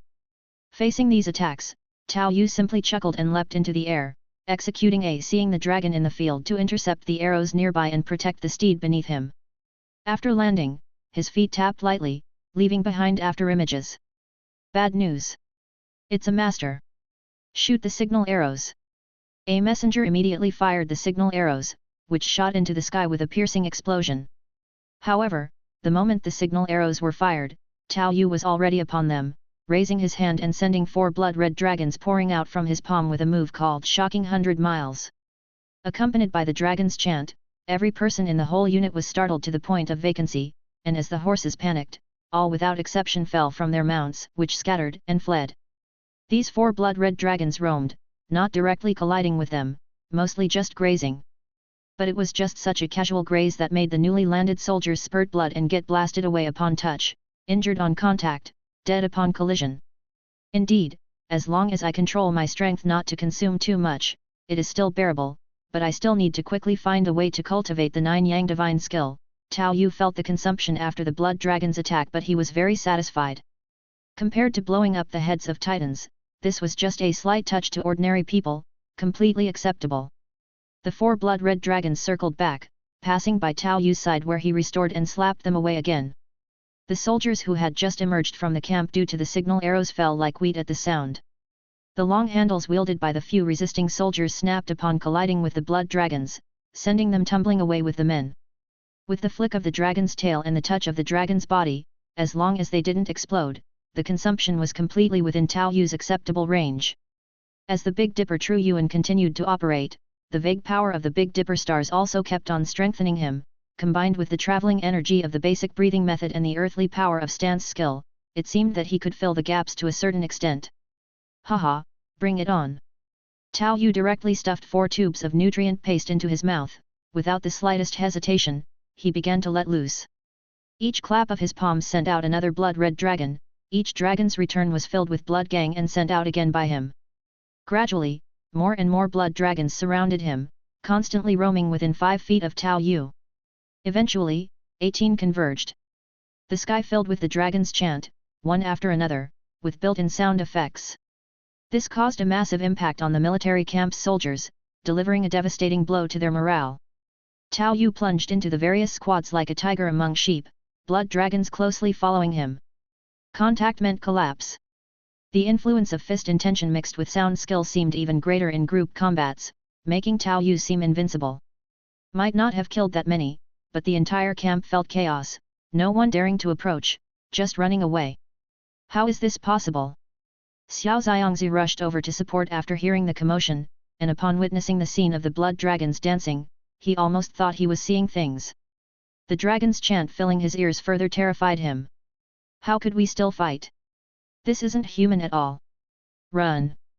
Without the slightest hesitation, Xiaoxiangzi turned and ran. But the moment a master appeared on his side, it directly triggered Tao Yu's spirit perception. As Xiaoxiangzi retreated, Tao Yu took advantage of the momentum to send a palm strike in his direction. The person himself also moved with the force, bringing many dragon shadows flying towards Xiaoxiangzi. This scared the soul out of Xiaoxiangzi. Don't come over. I'm not worth it. But before he could react, a blood dragon had already descended from the sky and penetrated his body from behind. Boom! Blood and flesh splattered, and Xiaoxiangzi was blown apart in midair. However, the blood dragon also reduced in size by half, which allowed Tao Yu to regain his senses and hastily consumed another mouthful of nutrient paste. What a waste! As Xiaoxiangzi died in battle, people like King Golden Wheel and Yin Kexi had also appeared, forming a guard around General Boyan. Everyone was staring at the scene with their eyes wide and mouths agape, completely unable to believe what they were seeing. With a flick of his hand, a group of dragons flew over and knocked down a crowd. Another flick, another crowd sent flying. Good lord, what the hell is this thing? Dragons flying in the sky? Is this a mistake? The style is all wrong. Dharma King, what kind of divine skill is this?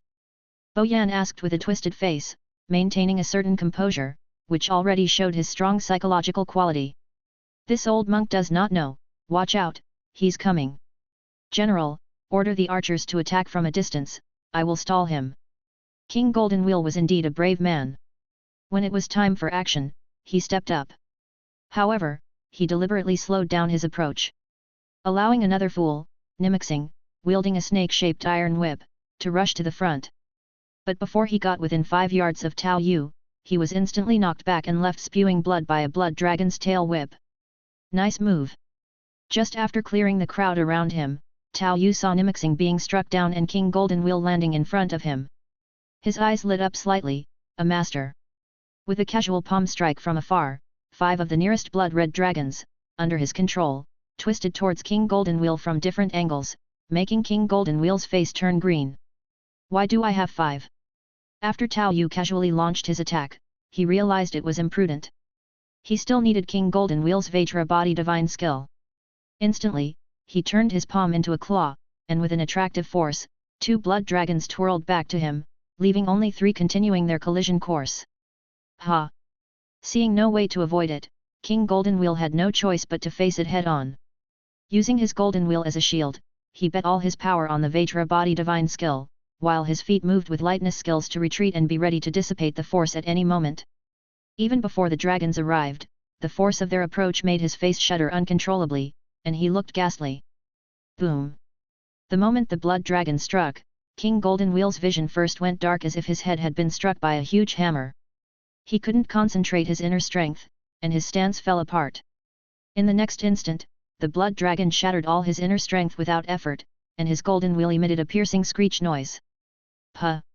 But at the end of the day, he was a top-tier master with profound inner strength and a robust physical body. Having the golden wheel as a shield, the full protection of his power, and using weight-shifting skills, he was only knocked flying backward, smashing through a tent to the ground where he lay without getting up. He just barely hung onto his breath. Shoot the arrows! Shoot the arrows! At this moment, General Boyan's orders, along with the soldiers positioned at a safer distance, were finally ready for their counterattack. The steppe soldiers were best at archery, even top-notch experts could not withstand it for long. Seeing the rain of arrows coming from all directions, Tao Yu felt the reckless expenditure he had engaged in, and thus raised his hand to recall the blood dragons to fill the gaps in his strength. After most of the dozen or so blood dragons returned to the blood mist and were absorbed by Tao Yu, he snorted coldly, causing the remaining 2 blood dragons to explode in midair, blocking most of the incoming arrows. To save on expenditure, the rarely used black iron heavy sword was drawn from his back, and using its broad blade, he parried the arrows while retreating. Combining his own dynamic vision and the spiral 9 shadows, he changed his position a few times, soon putting distance between himself and the archers, stepping out of their range. Tao Yu's evasion at last brought a pale smile to General Boyan's face. This man, although his martial prowess is godlike and unheard of, if he has to evade our arrow rain, then there are limits to his strength. The arrows are effective. The Dharma King is indeed a martial sage, knowing the most effective methods. He cannot possibly have enough inner strength to kill all of us. He won't last long. Shoot the arrows! Shoot the arrows! Seeing an opportunity, Boyan turned his fear into howling commands, continuously giving orders. This kind of threat, only by dying can people stop having nightmares. Otherwise, they would probably wake up terrified in the middle of the night. Mount up! Pursue! The hysterical voice was met with response. Fear, when pushed to its extreme, can also squeeze out astonishing power. Meanwhile, Tao Yu continued to retreat while 2AT200s began to emerge from his shadow. He bitterly denounced with a pained face. You don't have martial ethics. Chapter 235, No Martial Ethics. Not going to play fair in martial ethics. Upon hearing Tao Yu's resounding voice, amplified by his sonic skill, Boyan's face twisted, and he then bellowed. We were never part of the martial world. It's the survival of the fittest. Today, it's either you die, or I perish. The more Tao Yu retreated and spoke, the more his momentum seemed to swell. But in the next moment, he saw the 2AT200s that Tao Yu had pulled out. Their odd, black appearance left him somewhat perplexed. However, by this time, all the soldiers in the camp that could mount horses had done so. The sons of the plains began to showcase their unparalleled riding and shooting skills, preparing to draw their bows and notch their arrows atop their mounts. This is a gun, codenamed AT200, 36 rounds per breath. I kindly ask everyone for your instruction. Tao Yu's 2 shooting skills were on display here, along with the local advantage collapse brought by his meditation technique undergoing a second stage of deification. As the twin guns spit flames from their barrels, it didn't take long for Boyan to realize why the opponent was actually creating distance. In front of him, Tao Yu's 18 blood dragons raged, although impressive in sound and fury, he was only able to control an area within 15 feet. In order not to waste his true Yuan, the actual killing range was limited, it was mainly the morale that had taken a significant hit. The soldiers in the camp scattered in all directions. Combined with Tao Yu's own depletion, the spectacle was indeed grand, but the number of kills was not enough to cause the military camp to collapse. It was mainly the morale that had utterly disintegrated. But with these 2AT200s firing 36 rounds per breath unchecked, and that horrifyingly accurate headshot rate with each shot, the real scene of reaping lives unfolded before Boyan. Even though Tao Yu had to continuously change magazines, this completely unknown and bizarre manner of dying was laid out before them. An army that had already experienced a collapse in morale at the start didn't last a minute before it broke apart outright. The first time they still had the incentive of the opponent's exhausted inner strength within them. But this time, dying in such incomprehensible circumstances was simply too much to bear. They had no idea of the total number of bullets Tao Yu possessed. Whoever wanted to die could go ahead, whoever loved it could do it. The camp of the Plains Army, stationed here, instantaneously disintegrated. We surrender, please grant us a way to live. Once renowned across the plains for withstanding even titans and managing an orderly retreat, this group of elite plains warriors truly couldn't withstand it anymore, and General Boyan uttered the words of full surrender. And the plains soldiers, one after another, voluntarily dropped their weapons. Tao Yu also stopped pulling the trigger of the guns in his hands. It wasn't out of compassion, but mainly because the exclusive bullets for the AT-200 were actually quite expensive. Who knew if they would be needed in a similar situation next time? It was best to save where possible. And these prisoners were also sellable assets, well-trained elites were not cheap. Secret manuals had too much overlap, and after Shaolin bundled them up, the subsequent added value would decrease. But with enough of these well-trained elites, he could make a good sum of money. Or he could simply use them to raise snakes. We have now lost contact with the royal court, and it seems the court has headed west across the plains. With his hands bound, Boyan knelt on the ground, answering Tao Yu's questions. This systematic acceptance of surrender was much simpler than catching pigs. With Boyan leading, they could simply arrange for them to tie up themselves. With sharp eyes, Tao Yu would single out those not tied up properly and punctuate with a gunshot. This method, utterly devoid of hesitation, produced surprisingly effective results. As for food, we have enough for about a month, well, maybe now 2 months. Our boys are all skilled riders and archers, we have our value. The people of the plains also valued recognizing the trends of the times. Tribal conflicts were common among them, and their armies were comprised of warriors from various tribes. In this day and age, whom to pledge allegiance to was merely a practical choice. Open your mind. Tao Yu didn't bother with niceties and directly implanted a mental seed in Boyan. The army had scattered and, with the dead accounted for, there were about 3,000 left. The remaining 3,000 who didn't flee from such a scene were truly the elite of the elite. Indeed, just as Boyan said, they are good at riding and archery.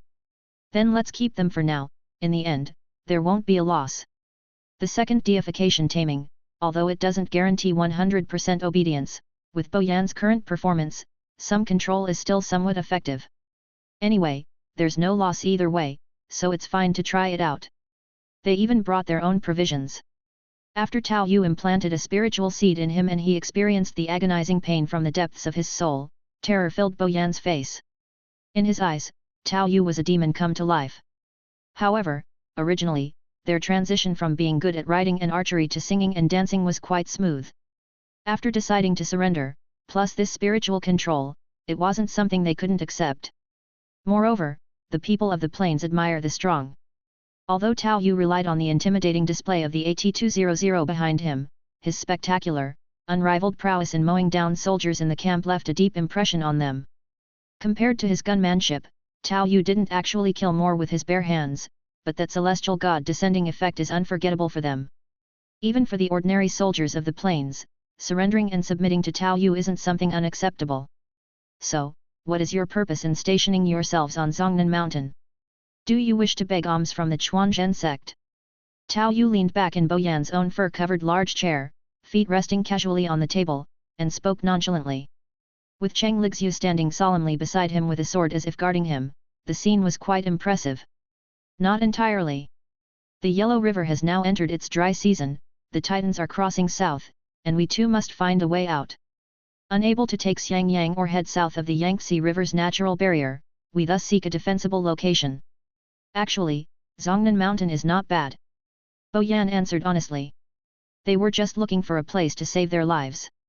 And this world, after all, belongs to divine sculpture and legend of the archer, different from the real world, where Zhongnan Mountain was the place Wang Chongyang prepared to raise an army, easy to defend and hard to attack. It's also suitable for stationing troops, so indeed about 10,000 soldiers of the plains could go up there. Discover exclusive content at Empire. It's just that the Chuanzhen sect was very wary of them, never permitting their advance, and even arranged disciples to guard the mountain paths. Relying on the dangerous terrain, they weren't afraid of a quick assault. The army of the plains did not wish to waste their strength attacking the mountain, leading to a deadlock between the two parties. In fact, they were also in negotiations with the Chuanzhen sect and were even ready to settle disputes with martial contests following the rules of the martial world. With King Golden Wheel present, they truly had confidence. But the Chuanzhen sect has not given any clear response yet. According to our constant observation, it seems they're having some internal trouble, a disciple has fled, and at night we can see them searching the mountain with torches. Ah! Tao Yu also paused upon hearing this. A mountain search? A disciple has fled? Yang Guo? Although Yang Guo's matter was incidental, according to the original storyline, he indeed spent several months studying at the Chuanzhen sect before being driven to flee in betrayal. Now, with the plains army besieging the mountain, it's very possible that the trigger causing his betrayal has emerged. It wasn't necessary for Yang Guo to trigger the betrayal during the sex minor competition. Given his poor relationship with Zhao's Haijing, the seeds of discord were already sown, and with the hidden danger of the toad skill, as well as his own stubborn persona from childhood, almost any incident could push him over the edge. So it's not surprising that nothing changed due to the siege of the plains army. In fact, their siege might serve as a trigger instead. Let it be. Gather your weapons, get organized, collect some straggling soldiers, and stay put here. Since your provisions are sufficient for the time being, just stay put. If any unruly killing is discovered, you won't necessarily be killed. Tao Yu looked at Bo Yan, smiling with a chilling flash of white teeth. It made Bo Yan's face turn deathly pale with fear. Recalling the previous torment, he really felt that death would have been a release. Please rest assured, my lord. I will definitely keep them in check, definitely. The answer was firm and decisive. Anyone who dares to cause trouble will be the first to be killed. Chapter 236, Paying Respects to the Mountain. Dharma King Jinlong greets the layman, ahem, ahem. King Golden Wheel, lying on the sickbed, his complexion pale as golden paper, his breath as thin as a thread, managed to survive thanks to his strong foundation. I might have been a bit too heavy-handed, you're too frail. Tao Yu looked at Dalba, who was boiling medicine beside him, noticing that Prince Huaju seemed to have vanished without a trace. The layman's divine skill is peerless, being able to spar with the layman and not die is a fortune for this old monk. Who says King Golden Wheel cannot speak well? Now, ill and weak as he is, he still speaks quite pleasantly. Haha, you do have a way with words. I came mainly to seek your guidance on the skill of the Dragon Elephant Prujna technique. Additionally, I would like to invite you to serve as an instructor at our Daoist school, Tao Yu said. Looking at Jinlong whom he'd nearly beaten to death, Tao Yu felt a pang of regret for not having restrained himself a bit more. With such injuries, his recuperation would take at least a month, if not longer, and he might even be left with lingering health issues. It's uncertain whether King Golden Wheel could become a chosen one or not. Although King Golden Wheel always seemed to play the villain, better fitting the role of a fortune thief, that wasn't really the case, as he hadn't committed any heinous crimes. If judged solely by his own stance and what he sought to protect, King Golden Wheel might well be a hero in their eyes. It's not an impossibility. Ahem, such divine skill from the layman, and yet you wish to learn this old monk's humble technique. It is my honor. However, I am currently ill.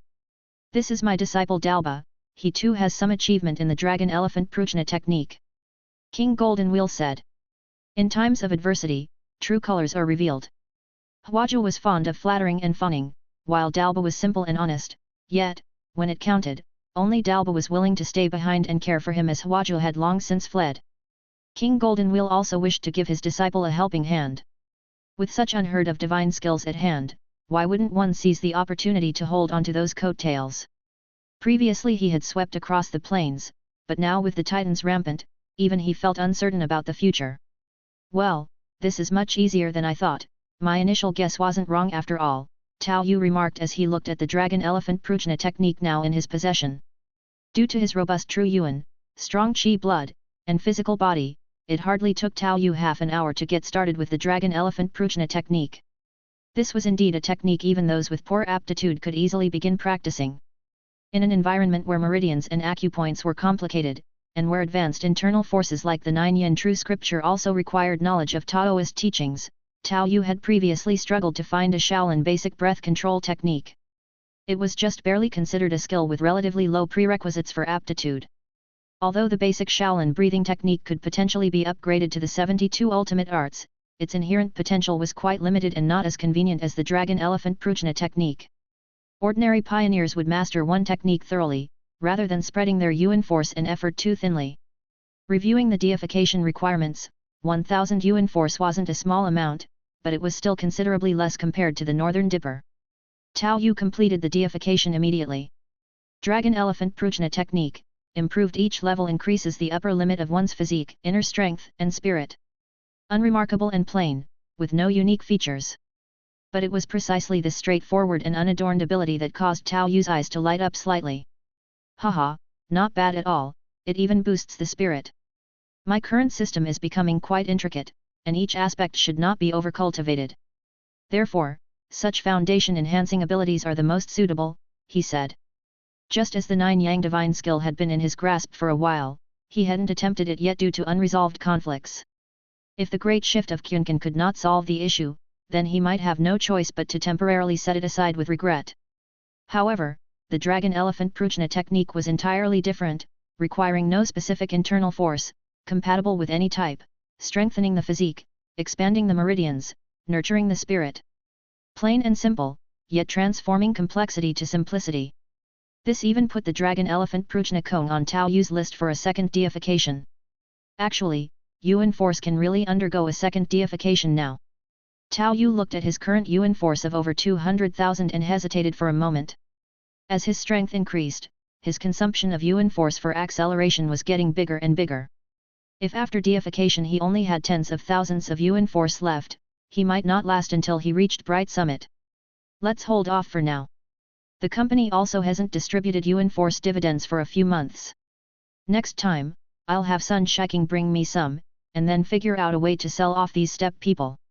Tao Yu hesitated a bit more. Now that there was another window for improvement, investing Yuan Force here would clearly yield a much greater boost. It wouldn't be too late to undergo deification again after re-entering a stable period. So, for the time being, he would just put it off. After stretching his limbs, Tao Yu also looked at the path leading up Zhongnan Mountain. He could vaguely see some people dressed in Taoist robes looking down from a distance, seemingly concerned about the disturbance here earlier. But obviously, with the number of Chuanzhen sect's disciples, they wouldn't send disciples down to risk investigating, their main task was to guard the important paths. Tao Yu didn't care about these things. After obtaining the dragon-elephant prajna Kong, his next visit would be to Chuanzhen and the Tomb sect. If I had headed straight here upon entering this world, it would have been troublesome, but now. Tao Yu chuckled softly and then said to Cheng Lixu, who had always stood guard beside him like a female bodyguard. Let's go, we'll go up and take a look. All right, what about the children? Do we leave them here? Could there be any problems? Cheng Lixu looked worryingly at the teenagers from the training corps. She feared problems might arise with these 3,000 soldiers who had just surrendered. Aaron is there, so it shouldn't be a big issue. Tao Yu wasn't too worried, to begin with, not to mention Boyan's spiritual seeds over there. Now, even though these steppe soldiers were elite, their morale had plummeted twice in quick succession, and they would definitely be unable to withstand Aaron transforming into a titan. Moreover, Emer could also transform into the Jaw Titan, which was a reliable backup. Tao Yu acted according to his mood. Although Emer had a rather nasty temperament, she hadn't really done anything bad, so he hadn't taken any particular action against her. Soon after, Tao Yu led Cheng Lixu towards Zhongnan Mountain. The mountain paths of Zhongnan were rugged yet comparatively broad, allowing several people to walk up abreast. Even if a large army wanted to ascend, they could do so smoothly as long as no one blocked the vital paths. It must be the differences in this world that make it so. Hopefully, the journey to Kunlun will be just as smooth. Normally, going to Kunlun might be difficult since many official roads are not in place, but if it were the world where the 6 major sects would siege Bright Summit, adjustments might be made. As they turned a corner, Tao Yu also saw a pavilion ahead with a conspicuously broken stele beside it. It was likely the one Guojing had broken, causing a misunderstanding. Surprisingly, it hadn't been repaired even after several months. At that moment, 7 disciples dressed in the Chuanzhen sect's Taoist robes were resting in the pavilion. Noticing someone approaching, they all got up and went on alert. But after seeing that only 2 people were coming and there was no large army following behind, they relaxed a bit. Looking at Tao Yu's and Cheng Lixu's practical outfits, the handsome man and the pretty woman's appearance of martial artists, and the oversized sword on the man's back, they appeared to discuss quietly among themselves before one of the disciples, a man in his early 20s, maintained his caution and said, "This is Chuanzhen sect territory. May I ask why you have come?" Tao Yu responded with a fist and palm salute. Disciple of the Eastern Heretic, Tao Yu, has come to pay a visit to the mountain. Eastern Heretic's disciple. This was a significant title, suddenly elevating Tao Yu's status to be of the same generation as Chu Chuji and others. Chapter 237, The Jade Bee. The 5 Greats of the Eastern Heresy. A disciple of Eastern Heresy. Aren't all disciples of Eastern Heresy? Several Chuanzhen sect 4th generation disciples were also somewhat at a loss at this point, recognizing the title of the 5 Greats with considerable respect. For their founding ancestor was the first central divine might of the world back then. But now some young man had casually come forth, claiming to be a disciple of Eastern Heresy, especially at this delicate moment, making them unavoidably alert. Then the previously speaking Chuanzhen disciple said in a deep voice, "Please forgive us, but in these troubled times, with the army besieging us down on the grassland, we must remain vigilant. Besides, you also cannot prove your identity, and we need to ask for instructions." However, before he could finish, Tao Yu had raised his finger, pinching a pebble, saying, "Proving my identity is not impossible, this is my master's finger of divine power. Please appraise it yourselves." The next moment, there was a click. The stone steel that Guojing had smashed in half, shattered completely in an instant. Stone fragments splattered, stinging the bodies of the nearby Chuanzhen disciples. Yet they dared not move at all. All of them stared dumbfounded at the shattered steel. Where is this place? A distance of 6 or 7 paces between the two sides, and a flung pebble could shatter a stone steel. Were our eyes deceiving us, or had the world changed? Shattering such granite steels indicated a master with accomplished inner strength. To do so from mid-air at such a distance was simply inconceivable. This is the finger of divine power of Eastern Heresy? They had never seen Eastern Heresy, nor did they know of the finger of divine power, just vaguely understood that the original 7 masters of Chuanzhen sect had drawn against Eastern Heresy with their Big Dipper celestial pole formation. And their founding ancestor, Wang Chongyang, had pressed down the other greats to become the foremost in the world. Yet now, witnessing the power of the finger of divine power, they all had their eyes wide open in astonishment. This was just a disciple of Eastern Heresy. What would it be like if it were Eastern Heresy himself? Our founding ancestor had overpowered such a monster to ascend to the top? The current 6 masters of Chuanzhen had drawn even with Eastern Heresy back in the day? Inconceivable. Unbelievable. How had Uncle Master Hao Datong been defeated by Huo Du at that time? Did he dislike winning? At that moment, the expressions of the 7 people were all somewhat blank. "Can I go up now? Since you are a disciple of Eastern Heresy." Wait, this young hero. Uncertain of how to properly address Tao Yu's seniority, the disciple had no choice but to awkwardly use young hero in the end. "I'm not sure what the current situation is down there. You might not know, but with the grassland army besieging us, we're guarding the critical pass. But we don't know what exactly happened down there earlier, the commotion was big. Did Titans come to attack?" "There were Titans earlier, but they've all been dealt with." "I see. Please come with me, young hero. Currently, several of our uncle masters are at Chongyang Palace. They might also want to know about the situation in the encampment below." In truth, these youngsters did not have the authority to admit anyone, they had to report it first. But since he had just blown up the stone steel, how could they keep him here against his will? So, they had no choice but to take him up with them, their heads held high. After all, he didn't want to be hit by such an attack himself, it would be too unfair. He was properly here to pay his respects to the mountain. "By the way, my brother-in-law Guojing had sent a junior here to learn before, named Yang Guo. I'm wondering how he's doing now," Tao Yu inquired. Upon hearing this, that disciple's face turned awkward, struggling to maintain composure.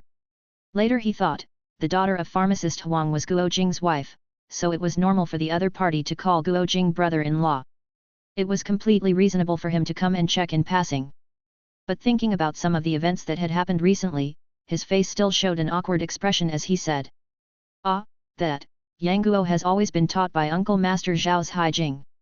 I have always been here guarding the mountain pass, and I am not very clear on the details." His unnatural demeanor was evident even to the simple-minded heroine Cheng Lixiu, which surely meant something was being hidden. But without being told, Tao Yu had no interest in troubling such a basic-level worker. "All right then, I'll ask them about it later."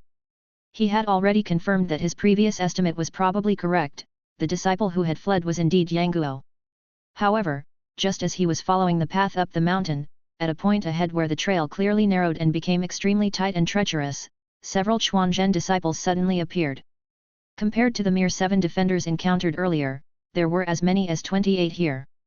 With control of such a natural stronghold, where even arrows could not cross the steep rocks, it was feared that before their strength was exhausted, they truly could hold it against 10,000 men.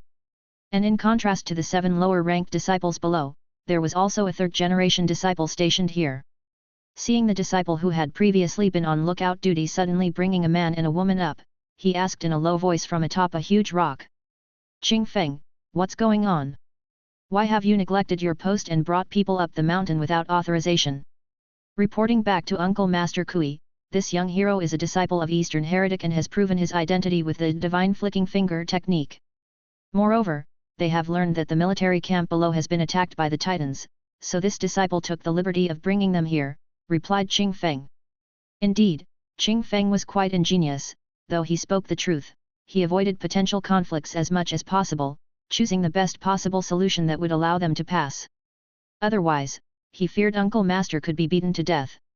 Sure enough, Kui's Haifang's expression softened slightly, and then he nodded to Tao Yu. "I am Kui's Haifang, a poor Taoist who greets the young hero. If we talk of seniority, the young hero ranks above me, please follow me up the mountain." After changing the guard, he instructed Qing Feng to continue to hold his position and to send a signal if anything arose. With the third-generation disciple leading the way, the journey onwards was smooth, and so they arrived in front of Chongyang Palace. But before even ascending the staircase behind and catching sight of the practice field above, Tao Yu could already hear the sound of quarreling above. "Vile old hag, releasing bees to injure people, and then pretending to offer an antidote. Who dares to take your antidote?" The voice sounded rather indignant, which even caused the nearby Kui's Haifang's expression to change slightly. "It's brother Zhao, he was stung by honey bees last night."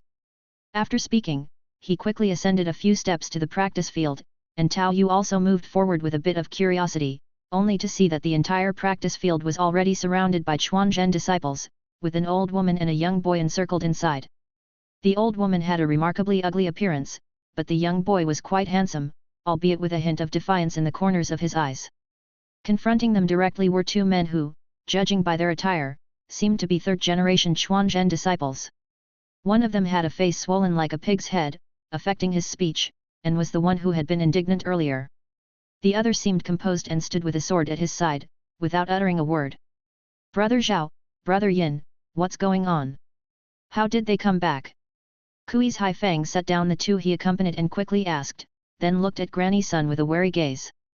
It had been this old woman who had used the bees to sting people, causing many disciples to be injured, with Brother Zhao suffering the most severe wounds. And the bees themselves were poisonous, although Brother Zhao, with his profound inner strength, was relatively all right. Some disciples had been bedridden. "How come you're up here, junior brother Kui?" Zhao's Haijing was taken aback at first, but then he didn't bother with that and looked resentfully at Granny Sun, saying, "But it's just as well you've come. Let's first capture these rebels and this old hag, they are attempting to continue their poisoning under the pretext of delivering an antidote." After speaking, he directly lunged at Granny Sunday. Even with the jade bee poison in his body, Zhao's Haijing skill was not inferior, truly deserving the title of the leading third-generation disciple of Chuanzhen. Granny Sun, originally indignant because the girl was unwilling to shelter Yangguo, had thought to bring the antidote over to make a good plea for them to accept Yangguo again. But she had not anticipated such ingratitude from this detestable Taoist. Already hot-tempered, Granny Sun was beyond explaining when falsely accused. "You despicable nose-led bullies." Granny Sun was no slouch in martial arts. If Zhao's Haijing were in his prime, she might not have been his match. But now, with Zhao's Haijing weakened by the jade bee poison, after a dozen or so exchanges she began to get the upper hand, forcing him into a disadvantageous position. "Won't someone help?" At his call, Yin's Haiping, who had been leaning on his sword, seemingly sighed before leaping into action and joined the fray, and Kui's Haifang, being of the same master as Zhao's Haijing, couldn't remain uninvolved either. In an instant, the 3 of them together put Granny Sun in grave danger. While Yangguo was forced to stand by helplessly. "What kind of reputable faction are you, bullying the few with many, bullying the elderly?" But the next moment, accompanied by a buzzing sound, swarms of jade bees flew in, assisting Granny Sun in attacking the 3 Taoist priests. This change of events caused Zhao's Haijing, who had previously suffered under their attack, to panic, waving off some bees with a palm wind before retreating. Although his inner strength was high among the third-generation disciples of Chuanzhen, his ability to exert force from a distance could only last for a moment. And these jade bees were not something one could deal with in a few swipes. At that moment, Tao Yu, who was watching from the side, had a glimmer in his eyes. Jade bees? More precious things ah! These creatures could be raised, right? In Tao Yu's mind, images of the bee farms from his previous life emerged. The jade bee honey must be a Yuan Force item, and moreover, it was a sustainable resource. Why did I forget about this before? Chapter 238, What grade? The poison of jade bees is no small matter. Those who are stung suffer intolerable itchiness and discomfort, and even amputating the stung part does not provide relief. Granny Sun was besieged and called upon the jade bees to help, which indeed left the 3 generations of Chuanzhen disciples in a sorry state. Having the example of Zhao's Haijing before them, Yin's Haiping and Kui's Haifang dared not take it lightly and could only beat a hasty retreat.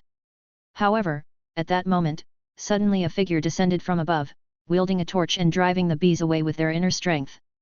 A feat accomplished in a mere moment. Who dares to be so presumptuous in Chongyang Palace? Hao Datong rebuked, then turned his gaze toward Granny Sunday.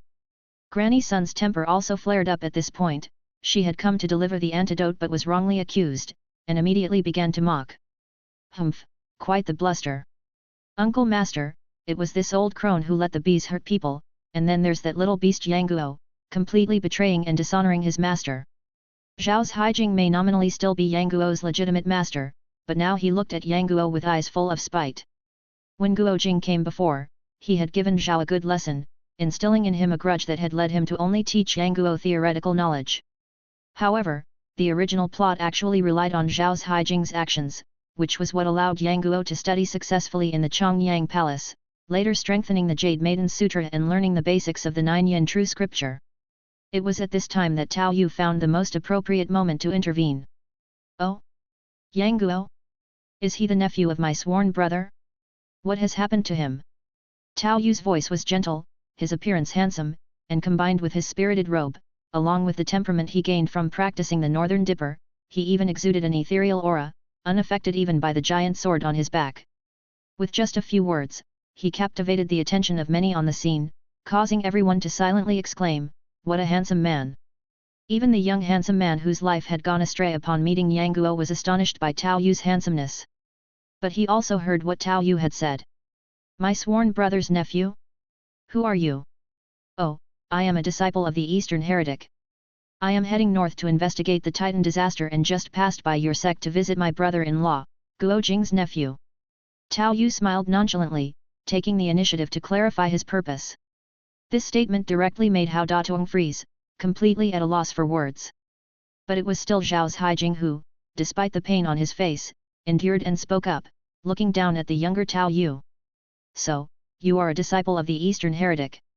That little beast Yang Guo has disrespected his master, is ungrateful, and unworthy as a son. I, as his master, truly feel ashamed of this."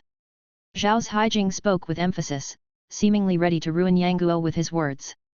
Being rightfully Yang Guo's master, in an era when moral conduct was paramount, such harsh criticism could ensure that Yang Guo's standing in the righteous martial world would be almost irreparably damaged if it were to spread. Tao Yu, upon hearing this, also raised an eyebrow. "Enjoy new tales from Empire. So, you're saying, he really is my brother-in-law's nephew Yang Guo?" Without waiting for a response from others, he walked towards Yang Guo. At that moment, Yang Guo appeared to be only 14 or 15 years old, about the same age as those in the training corps. His handsome face was filled with indignation, and as Tao Yu approached, he did not shy away, but stared defiantly, saying, "Uncle Guo entrusted me to this place, yet Zhao's Haijing has never taught me martial arts. His disciples have always humiliated me, and before that..." Before he could finish, Tao Yu reached out and touched his face, then carefully looked him over. "Having been here for a few months now, how come you still look so gaunt? Is the Chuanzhen sect so poor that you can't even get enough to eat?" Feeling Tao Yu's warm hand on his face, Yang Guo was momentarily stunned, initially thinking that with his worthless master's complaints, this disciple of his Aunt Guo would angrily scold him. But the first thing he asked was about this. "Isn't respecting and valuing your teacher one of the most important things in the world?" Uncle Guo repeatedly emphasized it before he left. Yet Tao Yu's blunt question also caused Zhao's Haijing, who was beginning to harshly criticize Yang Guo, to change his expression. Already swollen from the bee stings, his face now looked even worse. What do you mean, young hero? Are you implying that my Chuanzhen sect has mistreated this little beast? Calling him a little beast over and over, have you eaten an answer pill? Can't you speak properly?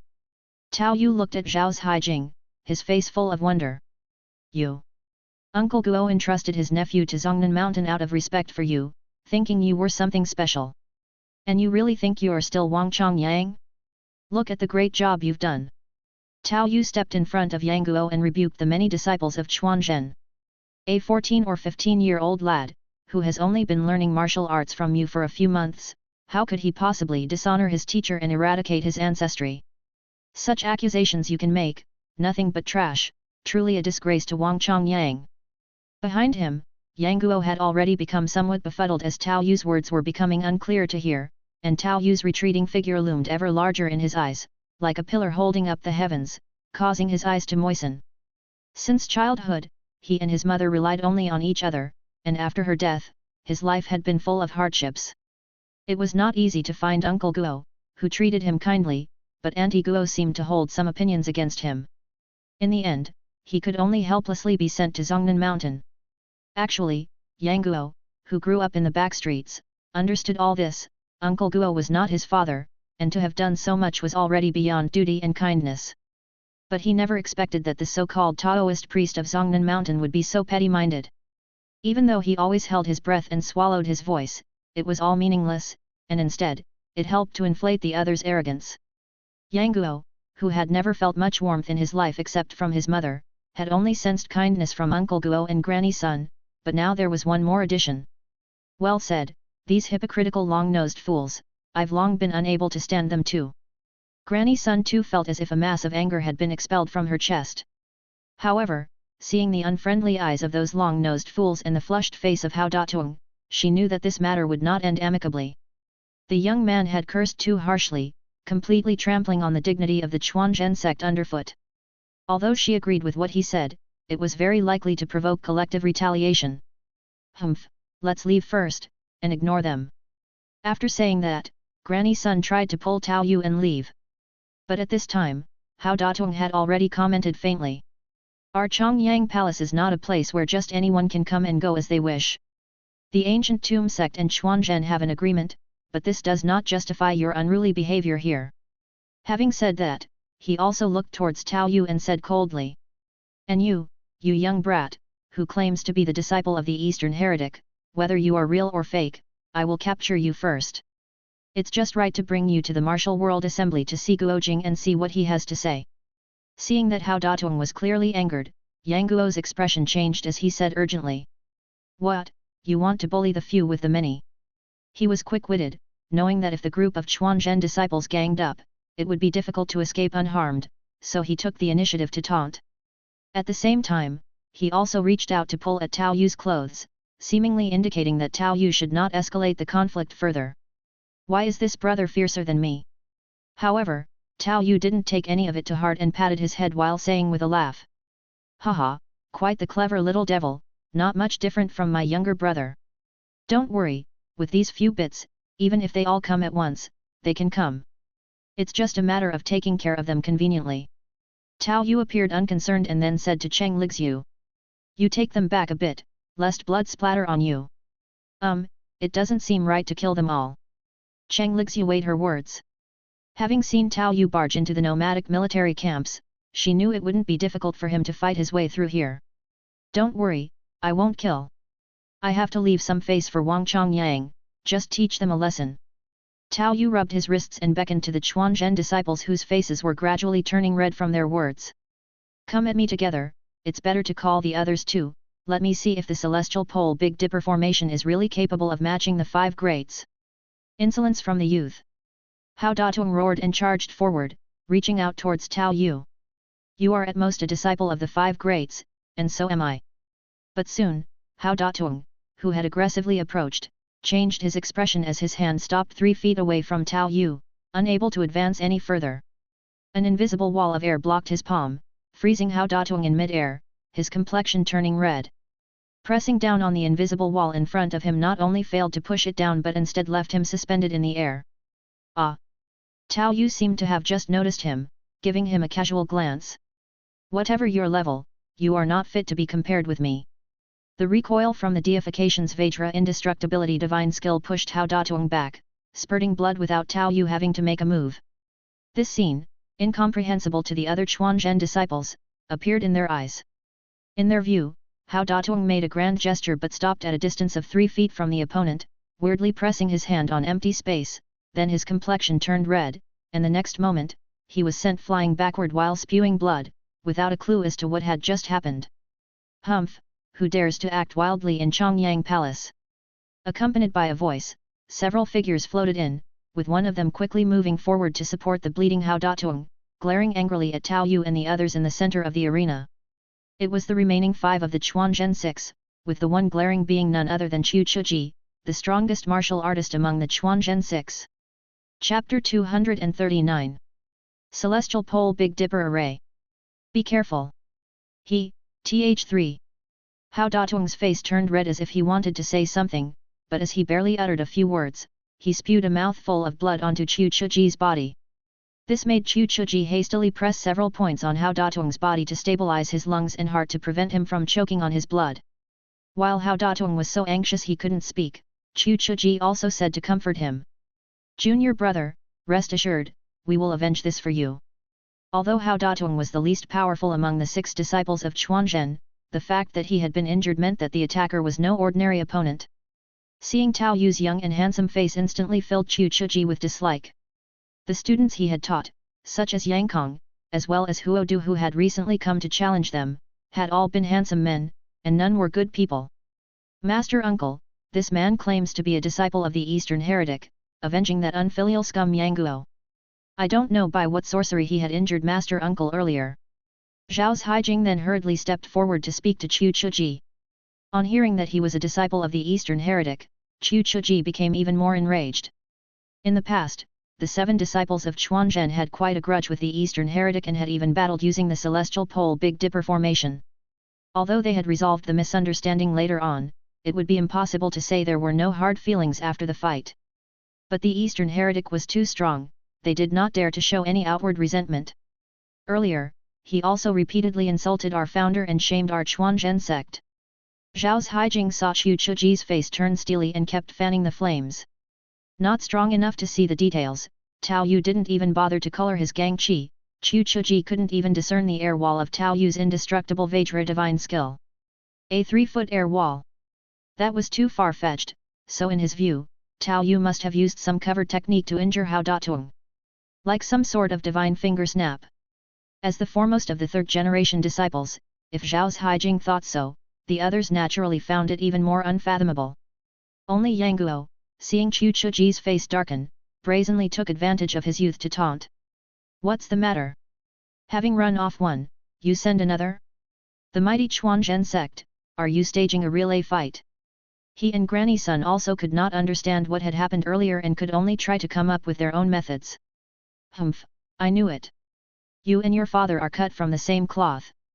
Chu Chuji was already seething inside, and Yang Guo's words now stoked his fury further.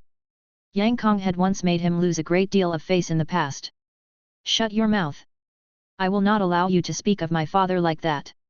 In Yang Guo's mind, his father was still a great hero, he could not accept such a statement. Humph, I say that's about enough. Why do you monks have such bad temper? Tao Yu yawned, cutting off Chu Chuji's tirade.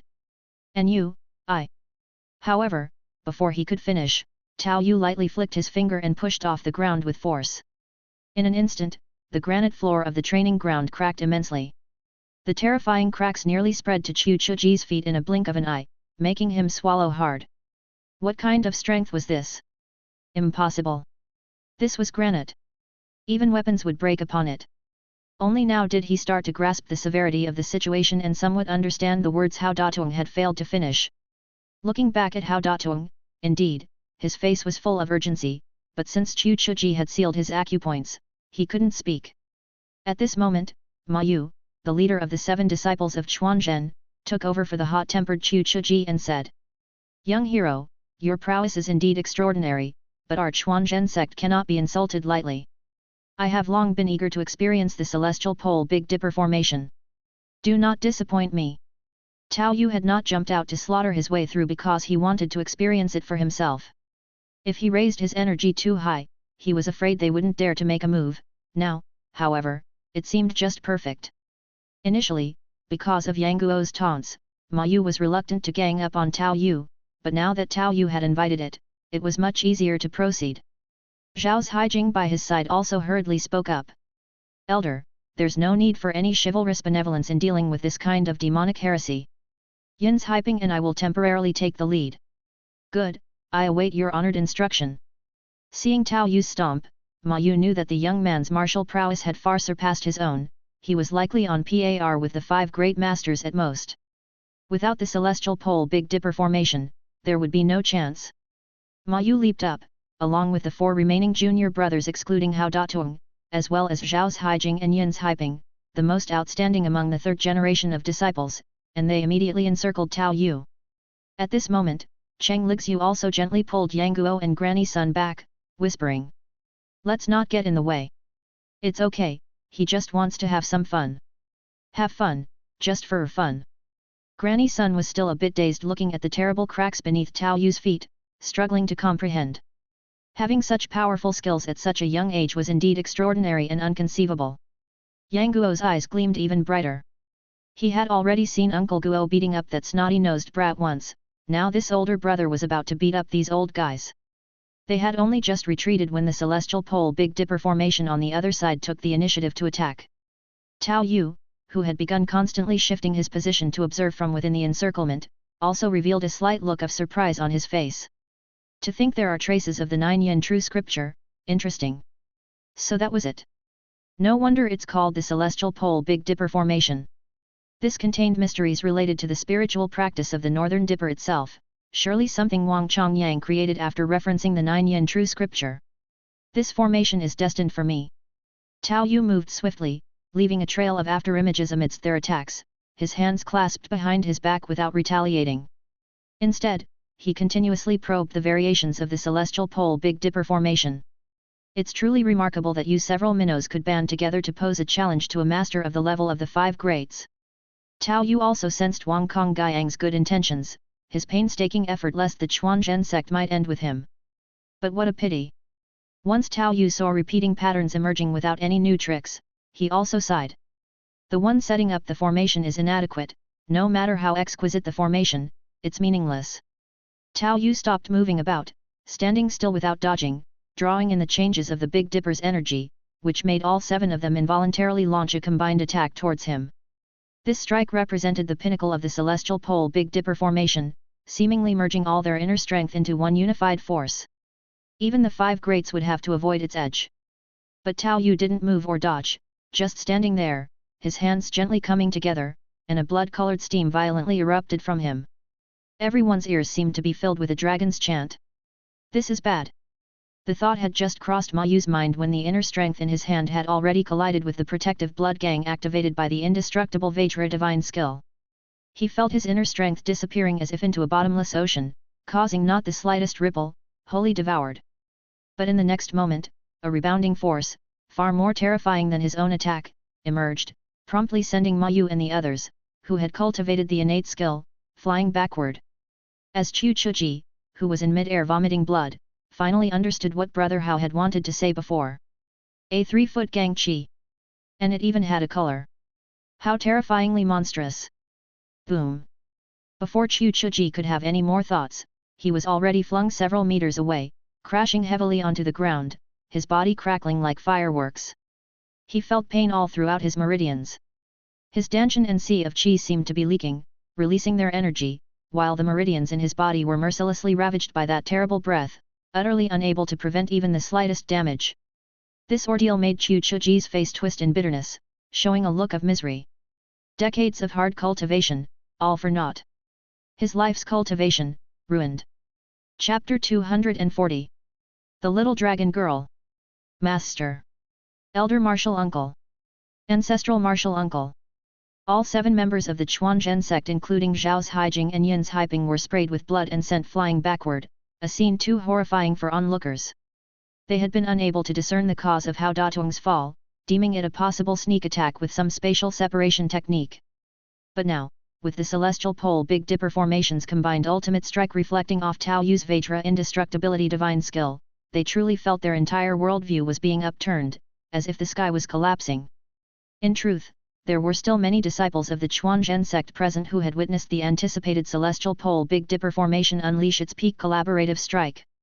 They had thought this would resolve everything, but upon seeing their senior martial brothers and elders cast aside, they were each left with a blank look, releasing their grip on their long swords. Clang, clang, clang, swords scattered across the ground. Those of stronger will hurried to attend to the ones thrown backward, only to discover in horror that the two weakest among them, Yun's Haiping and Zhao's Haijing, had already died from severe hemorrhaging through the 7 orifices. Their bodies were limp, as if crushed by sheer brute force, the cause of this power unknown. Moreover, Chu Chuji, the strongest among them, suffered the gravest of wounds, his meridians severed and inner strength raging out of control, aging considerably in an instant.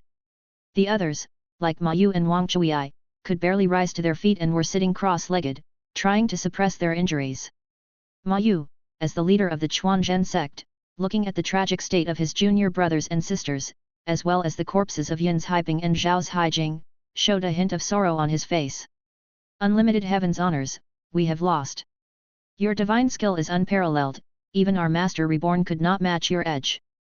Tao Yu paid no mind, merely glancing at the corpses of Zhao's Haijing and Yun's Haiping, and said, "Two are dead. You won't hold a grudge against me, will you?" Tao Yu's ill-intentioned gaze turned to those sitting cross-legged on the ground, while the surrounding Chuanzhen disciples trembled, none daring to respond to Tao Yu's words. This is simply not human. At that moment, Hao Datong, who had finally managed to catch his breath and unblock his acupoints, spoke in a hoarse voice. It was their destiny to face such a disaster, they merely met their fate through this layman. It has nothing to do with you, it is all preordained by heaven, cough, cough. Explore more stories at Empire. Tao Yu glanced at Hao Datong, feeling he had heard this reasoning somewhere before. It seemed like the excuse he made in the original story after killing Granny Sunday. Now hearing it from the opposite perspective, it didn't sound too bad. In Tao Yu's eyes, the number of people with high martial arts mastery in this world was limited, and these few from the Chuanzhen sect could barely be considered. Chu Chuji was impetuous and ruined, but actually, using the rest as tools was still beneficial. With their explanations of Taoist scriptures and techniques, having them initiate the process would naturally be more advantageous. Originally, Tao Yu was ready to discuss things peacefully so the situation wouldn't have to become so bloody. It just so happened to coincide with Yang Guo's matter, so he handled it alongside. Meanwhile, Yang Guo and Granny Sun finally understood what Cheng Lixiu meant by playing. Standing still while letting them attack, only to be repelled through the air, witnessing death and injury, it was too astounding. Now, hearing the once fierce Hao Datong speak such words added to the sense of reversal, making them feel as if they were in a dream. Particularly Yang Guo, experiencing such a shock for the first time, planted a seed in his heart. As long as you are strong enough, everything you do seems right. Even enemies find excuses for you, giving you a way out. Oh, so it is fate then, there's no problem with that, but I wonder if the rest have such a destiny awaiting them. Tao Yu said with a smile that wasn't quite a smile, causing everyone present to stiffen their expressions. He couldn't be bothered with these inconsequential people, though, and turned to Yang Guo to ask. Guo, what are you thinking now? Your master was accidentally killed by me, do you still want to learn martial arts in Zongnan Mountain? I don't want to, I want to learn with Big Brother, I don't even know your name yet. Yang Guo said somewhat awkwardly. Haha, you should call me Uncle, Uncle Tao Yu, Yu as in Jade. Seeing Yang Guo, this little rascal, reminded Tao Yu of Tao Shi, that naughty devil. He reached out and ruffled his hair completely, making Yang Guo only able to laugh dryly. I have a lot of things to do, so I definitely can't teach you full time, but it's no problem to pass on some martial arts skills along the way. I need to make a trip to Kunlun, and it's quite a long journey. Tao Yu was originally going to teach Cheng Lixiu the 9 yen true scripture, herding one sheep was the same as herding two, so it wouldn't really add any trouble. Given the Titan's current mobility, a round trip to Kunlun should just about be within the time frame, and along the way, he could also hunt down some Titans in that direction. Then I'll follow you. Yang Guo certainly didn't want to stay at the Chuanzhen sect any longer. Tao Yu didn't mind either, but turned his head to look at the completely dispirited faces of the Chuanzhen sect and casually said, "In the future, I plan to open a dojo, and I'd ask for the venerable Taoist priest's guidance." Taking advantage of the impression he had made, Tao Yu revealed his future plans. If Tao Yu had been from the grasslands, that might have provoked resistance from Chuanzhen, who, even in a life and death crisis, would not want to lose face. But Tao Yu's martial arts were unmatched, and what he said didn't poke at their backbone, so there was still some room for maneuver. Although Ma Yu didn't agree immediately, he also sighed and tacitly accepted the situation. Even if they didn't teach, there were still some third-generation disciples, since they couldn't stop it, they might as well join in. Otherwise, it was likely that everyone's destiny was fated to face this calamity. Just then, a delicate and pleasant voice came through the woods. "Grandma son, there's been a lot of shouting and fighting here, what's going on?" Following that, a figure as pure as driven snow flitted lightly through the trees and arrived.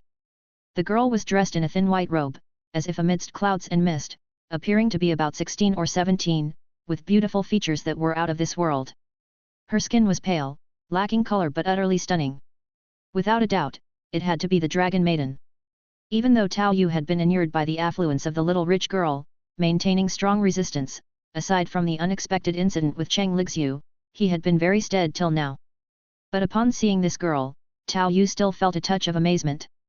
In terms of allure and beauty, she was slightly less than the little rich girl, but there was an ethereal and transcendent purity about her that was an entirely different style of charisma. When Tao Yu was with the little rich girl, every move she made almost caused him to lose control, but the girl before him was easily appreciated like a painting, and he couldn't help but feel admiration from the bottom of his heart. Her proportionate and graceful figure, with the curvature of about a C cup, matched her aura perfectly. In contrast, Cheng Lixiu, with her more amply endowed DN size, had a completely different style. All things considered, the Dragon Maiden was indeed beyond both Cheng Lixiu and Huang Rong. So beautiful. Cheng Lixiu was also a bit dazed at this time, and after secretly glancing at Tao Yu, she resumed her pose as the heroine, acting as if the other's opinion had nothing to do with her, for they were merely passing travelers on the rivers and lakes. Chapter 241, Accident. Xiao Longnu saw the Taoist priests scattered on the ground and seemed a bit surprised as well. After a moment of pause, she turned to Sun Popo and said, "Sun Popo, when did you become so powerful? Stay tuned to Empire." Her voice was soft and crisp, somewhat indifferent, yet also earnest. Combined with what she said, it added a touch of humor. "Miss, it wasn't me who did this. It was this young hero, he's Yang Guo's uncle, I suppose." Sun Popo hurriedly chimed in. The girl had lived in the ancient tomb for years, unaware of worldly affairs. Sun Popo was worried she might offend this fierce star. Having cultivated the Jade Maiden Sutra, Xiao Longnu didn't like to probe too deeply, merely nodding her head after a brief moment. Oh! However, looking at the fallen Taoists, she couldn't help but feel a bit curious. Had the Chuanzhen sect become so weak? Her master had always wanted her to surpass them. Then she glanced at Tao Yu, eager to try. Could it be that if she defeated him, she would fulfill her master's last wish? But due to the detachment instilled by the Jade Maiden Sutra in her upbringing, she merely thought about it and didn't actually do anything. Is that crying child taken care of? If so, let's head back. The environment she grew up in made her appreciate silence and she developed some social anxiety. She only came to check on Sun Popo because she was worried. Now that everything was resolved, it was time to return to the ancient tomb. Yang Guo, who heard this conversation nearby, also blushed. He had been the one sobbing alone in the woods, later found by Sun Popo. "Oh, sure. I'll give a few instructions, and then I'll be on my way." Sun Popo looked at Yang Guo with some reluctance. She had grown quite fond of the boy, but the ancestral teachings forbade men from entering the tomb. "Guo'er, now that you've found your Uncle Tao, that's good. I still have to go back and take care of the miss. You're welcome to visit me when you have time."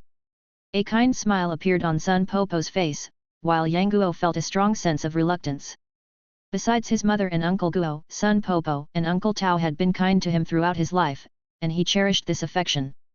He then said loudly, "Sun Popo, don't worry, once I learn a peerless martial art, I will definitely come to visit you." Hehe, just remember to do so. Sun Popo smiled, then followed Xiao Longnu as they headed back into the woodland. Tao Yu watched Xiao Longnu's retreating figure and seemed to think of something, then said. Is this miss a descendant of the ancient tomb sect? Yes. Xiao Longnu glanced sideways at Tao Yu. Then I would like to visit you sometime. That won't do. Her response was very decisive, leaving even Sun Popo momentarily stunned, then hastily trying to find ways to remedy the situation. But Tao Yu didn't seem to mind that much, just shrugged with a hint of regret. That's indeed a pity. Tao Yu pondered for a moment. The Jade Maiden Sutra wasn't exactly essential, but the jade bees were indeed a good source of income. With his expenses mounting, not only did he need to save for his next deification, maintaining his practice with these income-generating resources was indeed necessary. Then please consider meeting me outside the tomb for a chat. Not entering the tomb, but having a talk at the entrance, was always possible. Xiao Longnu was a typical homebody, compounded by her social anxiety. She didn't want to meet, but seeing Sun Popo's anxious look beside her, she nodded and said. That is possible. I'm quite reasonable, but when my boss comes over to take over, things won't be so amiable anymore. Tao Yu took over the Chongyang Palace and casually seated himself in the main seat. Although Ma Yu and the others were all seriously injured, they could only struggle to accompany him. Regarding the Dao Jim plan Tao Yu proposed later, they could only respond with a forced smile. Although they had briefly heard Tao Yu discuss the abyss, hearing him mention his amiability still made them feel bitter inside. If that was true, then what kind of demons and devils were they? At the same time, a sigh couldn't help but emerge in Ma Yu's heart. Perhaps the reason they were able to survive was not that the enemy had held back, but purely that they were deemed valuable. But now that things had come to this, they had no other choice. They said that there was still an old naughty boy from Chuanzhen sect wandering outside, but under the current circumstances, not to mention the old naughty boy, even if Wang Chongyang himself were resurrected, it would be of no significance. Everything will be decided by the young hero. It is the undeniable duty of us cultivators to oppose the abyss. Using his knowledge, Ma Yu tried to understand this entity that devoured worlds. Titans appeared, as well as these divine skills. What else could not happen? Tao Yu looked at the dismal state of Chuanzhen sect and felt somewhat amused. Initially, a chosen one had been delivered right to your doorstep. If you had seized the opportunity and cultivated Yangguo properly, he could have truly had a say in matters. But unfortunately, let's leave it at that. In a bit, I still need to go to the ancient tomb to pay a visit. The young girl over there, come here for a moment. Tao Yu suddenly paused, surprised by the sight of a young Daoist nun clad in Daoist robes who looked pure and refined, then he beckoned her over. At that moment, Sun Buletin awkwardly spoke up. Young hero, this is a foreigner who was rescued by a disciple of our sect from the jaws of a titan during her travels. She still doesn't quite understand our language. Seeing that she is young, we have temporarily taken her in as a menial worker. And Mikasa, dressed as a young Daoist nun, brightened up when she heard Tao Yu speak. Can you speak our language? She spouted a stream of words, and though the people nearby were somewhat bewildered, Tao Yu nodded. Mikasa, right? Aaron and the others are currently at the foot of the mountain. How did you end up here? The others were shocked to see Tao Yu and Mikasa freely conversing in different languages, as if talking to a duck. Only then did Ma Yu and the others realize what a pioneer was. Hearing news about Aaron, Mikasa's eyes shone even more. I covered the rear and killed some titans, but my gas ran out. However, I felt like I grew stronger after killing the titans and successfully escaped for a while. Hearing Mikasa's words, Tao Yu also began to understand what had happened. She had chosen to stay behind due to her strength, but the maneuvering gear was of little use on the plains. So all she could do was distract them and killed 2 titans. Fortunately, as the female protagonist, she was also endowed with the power of the Chosen One. Relying on a bit of enhancement, she managed to escape for a while and was then rescued by people from the Chuanzhen sect. Although she did not speak the language, the Chuanzhen sect still thought she was a martial arts prodigy and brought her back to Zhongnan Mountain. She figured out from their gestures that they wanted to teach her, and seeing their impressive skills, Mikasa agreed to follow them back, planning to seek out Aaron after learning their ways. After all, they had gotten separated, and she had no idea where Aaron and the others were. She also told the people of the Chuanzhen sect about the Titan's weak points. Then, as the grassland forces besieged Zongnan Mountain, she began learning the language on the mountain and also started doing some menial work. She even had a decent relationship with Yanguo. Although Mikasa only had Eren on her mind, she was not adverse to making friends. The two young strangers, both somewhat ostracized, still managed to support each other in the Chuanzhen sect. This made Tao Yu secretly admire them in his heart. This, indeed, was the mark of the Chosen One. It's akin to the effects of the meditation technique undergoing a second deification, but theirs is passive. The will of the world is still stronger. Chapter 242, Prophet.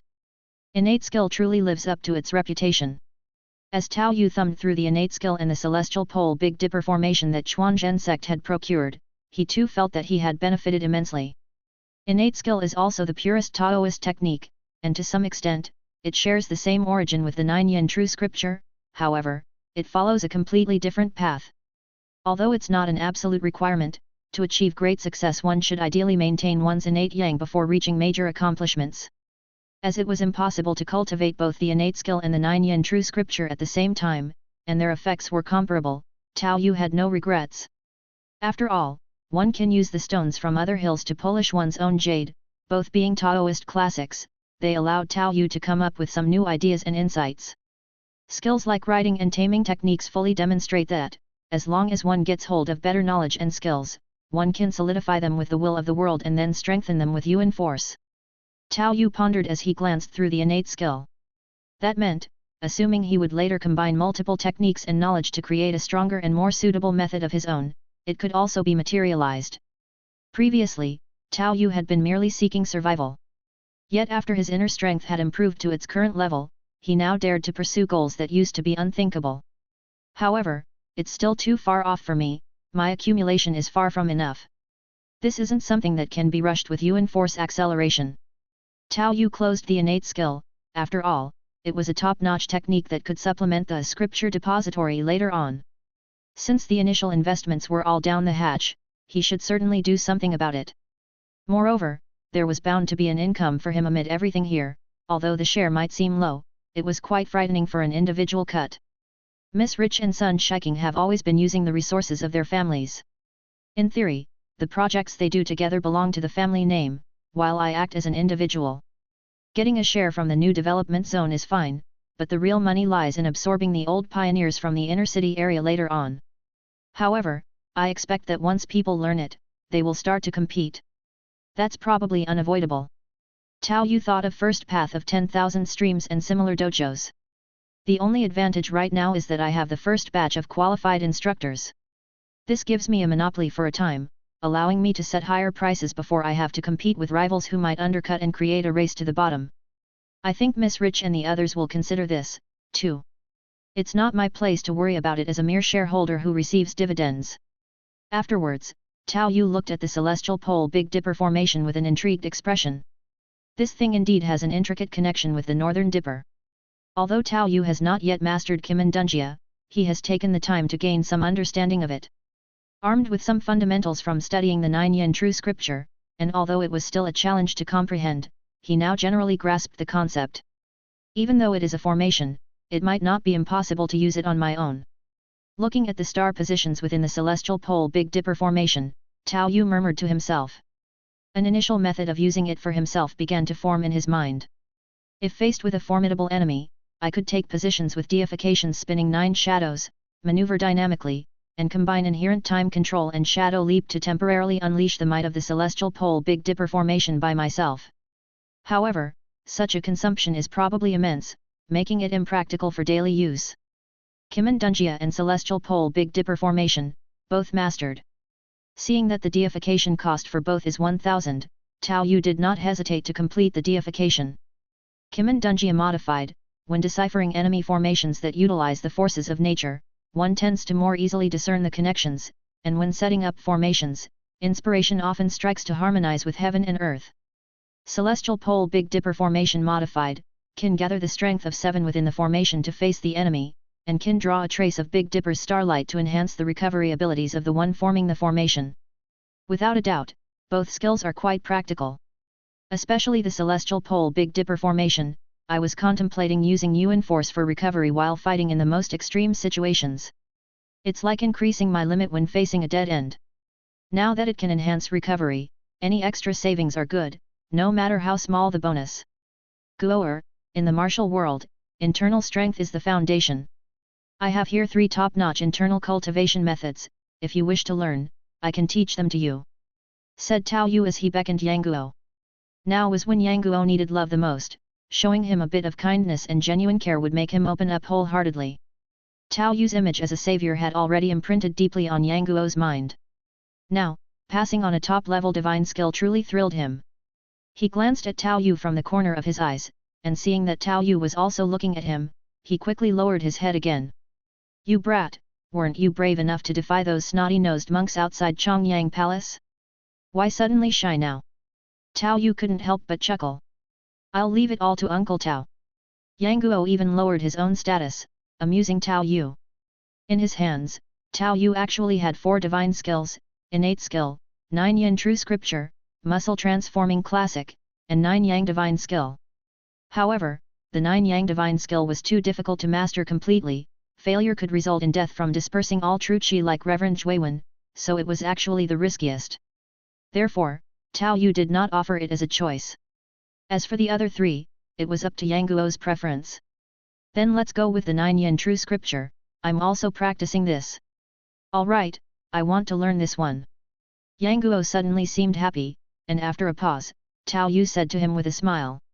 "I know you've been wronged lately, but don't blame your Uncle Guo in your heart. With Xiangyang under siege, it could take months for him to make a round trip and so he's unable to find the time to see you. I understand, Uncle Guo is a great hero." Yang Guo still held respect for Guo Jing, as his mother had instilled in him from a young age. He didn't even know the things that Yang Kong did, having always thought that his father, too, was a great hero. But these issues were not for Tao Yu to reveal, he simply nodded. "As long as you understand. You have a foundation in Taoist teachings, so you might learn the 9 yin true scripture faster than Cheng Lixu. I'll teach you the incantation first, and we'll discuss the rest when we return from the tomb." Tao Yu instructed Yang Guo, who was completely behaving like an adoring fan and naturally followed every word. However, after hesitating for a moment, Yang Guo carefully asked. "Uncle Tao, what do you want to do in the ancient tomb?" "Haha, don't worry, I won't harm your grandma Sunday. I'm just very interested in breeding jade bees. Maybe I'll even take Grandma Sun out with me in the future." Hearing Tao Yu say this, Yang Guo also breathed a sigh of relief. Now, he had only met little dragon girl once and couldn't even claim to know her. The person he cared about was only Grandma Sunday. Grandma Sun had cared for him during his most distressing times. Even though he had known her for such a short time, it was enough to show his concern for her, which also reflected his good character. In the original work, he even wanted to force Hao Datung to commit suicide at the martial arts conference. With Yang Guo, Mikasa, and Cheng Lixu, 3 chosen ones present, whose self-preservation ability wasn't as strong as Aaron's, Tao Yu naturally wouldn't leave them in the Chongyang Palace that had just submitted. He took them directly towards the direction of the ancient tomb. Yang Guo knew the location and didn't need Tao Yu to search carefully. Looking at the quiet woods around him, Tao Yu couldn't help but sigh. Even with someone leading the way, it's like this. If I had just come in and aimed here from the beginning, I might really not have found it in 2 months. Explore more stories at Empire. Tao Yu thought to himself and felt gratitude towards his master. The 9 yin true scripture here was only an abridged version, not as good as the complete version his master had. After the trip to Kunlun, he must return to report his safety before he needed to deal with the problem of the Titans. He hoped that Aaron could awaken the power of the progenitor by killing Titans on the way. But just as Yang Guo was leisurely leading them through the woods towards the ancient tomb, Tao Yu suddenly paused, slightly startled. In front of a tomb covered with moss and green plants stood a beautiful Taoist nun, looking vibrant and alive. Hearing the noise from Tao Yu's direction, the beautiful Taoist nun also turned her head to look. "Ha, it seems quite lively today." Her voice was gentle and melodic, her demeanor charming, and with bright eyes and white teeth, her skin fair, she was indeed an outstanding beauty. Dressed as a Taoist nun, her identity was also self-evident. Lady Scarlet, Li Machu, a demoness in the martial world that struck fear into the hearts of many. "Uncle Tao, she is Li Machu." Yang Guo reminded Tao Yu at this moment. Before he met Uncle Guo and Auntie Guo, he had encountered Li Machu. And that delicate little face had also left an impression on Li Machu. So it's you, the little beggar. Why have you put on Xuanzhen sect's Taoist robe? Have you joined Xuanzhen? Li Machu's voice sounded a bit soft and delicate, but when talking about joining Xuanzhen, it was clear that a trace of hostility could still be felt. Even having left her sect, she still had a natural aversion to the Xuanzhen sect. Li Machu rarely showed mercy. Having roamed the martial world for many years, she had often been coveted for her beauty. Usually, if one showed the slightest perverse thought in their expression, they would be put to death by her hand. The first time Yang Guo met Li Machu, he kept calling her great beauty. But because he was good-looking and young, he was one of the few people she had spared. Only, she hadn't expected to encounter him at the entrance to the ancient tomb, and wearing Xuanzhen disciples' clothes, no less. Uncle Tao, be careful, her ice soul silver needle is fierce and toxic. Yang Guo didn't know much, but he was aware of the fierceness of Li Machu's ice soul silver needle. He had great confidence in Tao Yu and even blindly idolized him, but concerning poison, he still felt the need to remind him. Uncle? Hat. Seeing the handsome figure next to Yang Guo, who wasn't much older than him and could almost pass for a fellow disciple, Li Machu was momentarily distracted. Her gaze then swept to Cheng Lixu next to him, who was no less beautiful than herself, and to Mikasa, who already had the makings of a little beauty. Her expression already slightly irritated. Men, not a single good one among them. Tao Yu, caught in the crossfire, felt a bit speechless. He didn't consider himself a good man, so her judgment wasn't wrong. But to be implicated when he hadn't done anything to her was rather exasperating. He then had a sudden quirky thought and curiously asked. Miss Li, do you know how to raise jade bees? Originally, Li Machu, upon seeing Tao Yu's handsome face, was reminded of some unhappy memories, her hostility growing thicker. But Tao Yu's unexpected question left her somewhat confused. The speed of changing the subject was too fast, wasn't it? Yet, she still nodded subconsciously. I used to, but I'm not raising the current batch. Why am I even telling you this? Leave now while I'm still patient, and don't disturb my reunion with my junior sister. But before she could finish speaking, Tao Yu was already knocking on his palm with a look of joy on his face. Isn't this perfect timing? I had some doubts about how to persuade Little Dragon Girl and Grandma Sunday. If it were Little Dragon Girl and Grandma Sun, Tao Yu was more likely to appeal to their emotions and reason with them, explaining the dangers of the abyss and the difficulties of having protective shelter. Considering Little Dragon Girl's temperament and Grandma Sun's mindset in caring for her, Tao Yu was prepared to spend some time practicing martial arts here while persuading them. If it took too long, he might even need to make a trip back, delaying his trip to Kunlun. But he hadn't expected this stroke of luck. The fairy and I must be fated. Tao Yu's enthusiastic gaze made Li Machu slightly uncomfortable, and with flushed cheeks, she retorted. Philanderer. After speaking, she flicked her fingers, and several silver needles shot out at lightning speed. The needles were thin and covered, their speed not too fast, like harpoons shot underwater, making it easier to bypass protective inner strength. However, Tao Yu merely raised his hand to flick them away effortlessly, his soundless flick of flicking flower finger skill not only scattering the ice soul silver needle mid-flight but also sealing several of Li Machu's vital points. Even with her considerable martial prowess and venomous skills, she was now left feeling numb and helpless, completely at his mercy. Chapter 243, Misfortune and Blessing Go Hand in Hand. This was you who started it. Tao Yu said with a beaming smile. Ice soul silver needle, hey? That's highly venomous, you really struck with venomous intent. Tao Yu approached Li Machu, whose acupoints were under his control, and appraised his trophy with interest. It had to be said that Li Machu was actually quite attractive, with her skin snowy and delicate. Healthier looking than the somewhat pathologically pale Xiaolong Nu. Although her headlights were not as big as Cheng Lixu's, they matched her figure quite perfectly. Help me raise bees, and I won't kill you. How about that?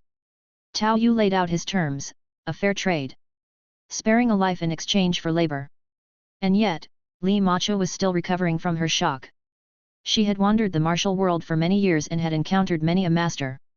But to witness such a display of power, breaking Ice Soul Silver Needle from a distance and instantly gaining control over her was overwhelmingly domineering. I have seen the One Yang finger, and compared to your finger force, it's vastly inferior. What kind of martial art is this? Though Li Machu's question carried a trace of shock, there was an inherent seductiveness to her voice. The effectiveness of a martial arts technique depends on the person who uses it. Did you think you had seen it all just by watching a few mediocrities perform the one yang finger? Tao Yu glanced at her sidelong and then continued to ask. What's your answer? My patience is not the best. Just then, Li Machu did not speak, but Cheng Lixu came over with her cheeks slightly flushed, sizing up Li Machu and whispering to Tao Yu. Actually, I think you could use other methods to make her comply, and I could help you, when the time comes. Tao Yu, hearing these ruthless suggestions and looking at this so-called chivalrous hero, was somewhat speechless. This chivalrous woman, your thoughts are quite dangerous. I saw her trying to use the venomous needle, she intended to kill you, Cheng Lixu said with a faintly red face. Although Li Machu didn't know what kind of suggestion this beautiful heroine was making to Tao Yu, she keenly sensed that there was a problem. He must have other methods he hasn't used yet. Her attitude softened immediately and she said in a gentle tone. I was wrong earlier. As compensation, I'm willing to raise bees for the young hero. However, it's been many years since I've tended to jade bees, and my skills have grown somewhat rusty. I have a junior sister living here, why not bring her along to keep me company, and we can both help you raise them. She hasn't offended me.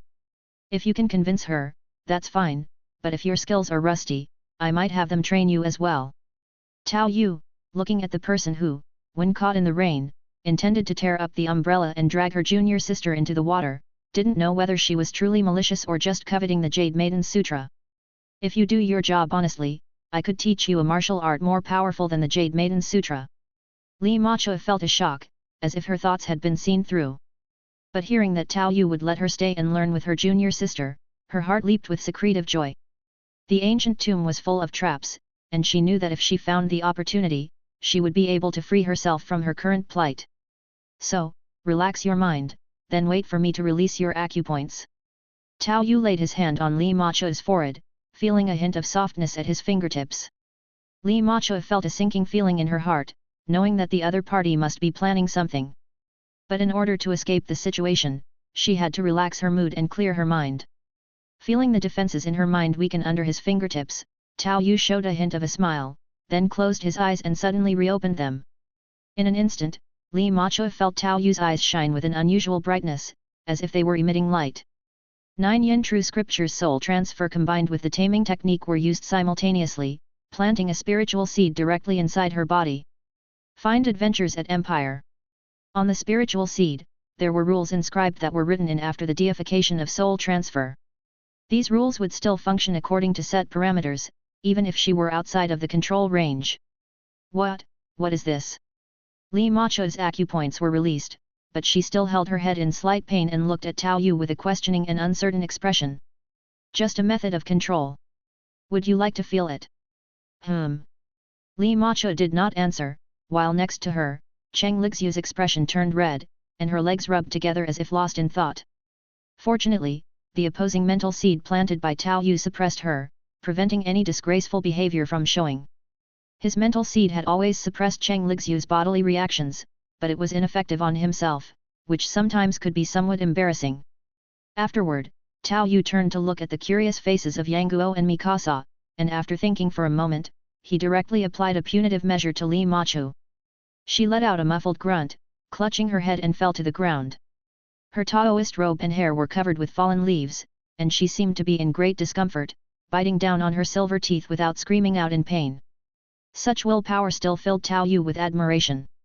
He had only meant to let her experience the sensation, so Tao Yu quickly withdrew his control and casually said. This is a punitive measure, to ensure you will obediently learn the art of beekeeping and then wait here honestly for me.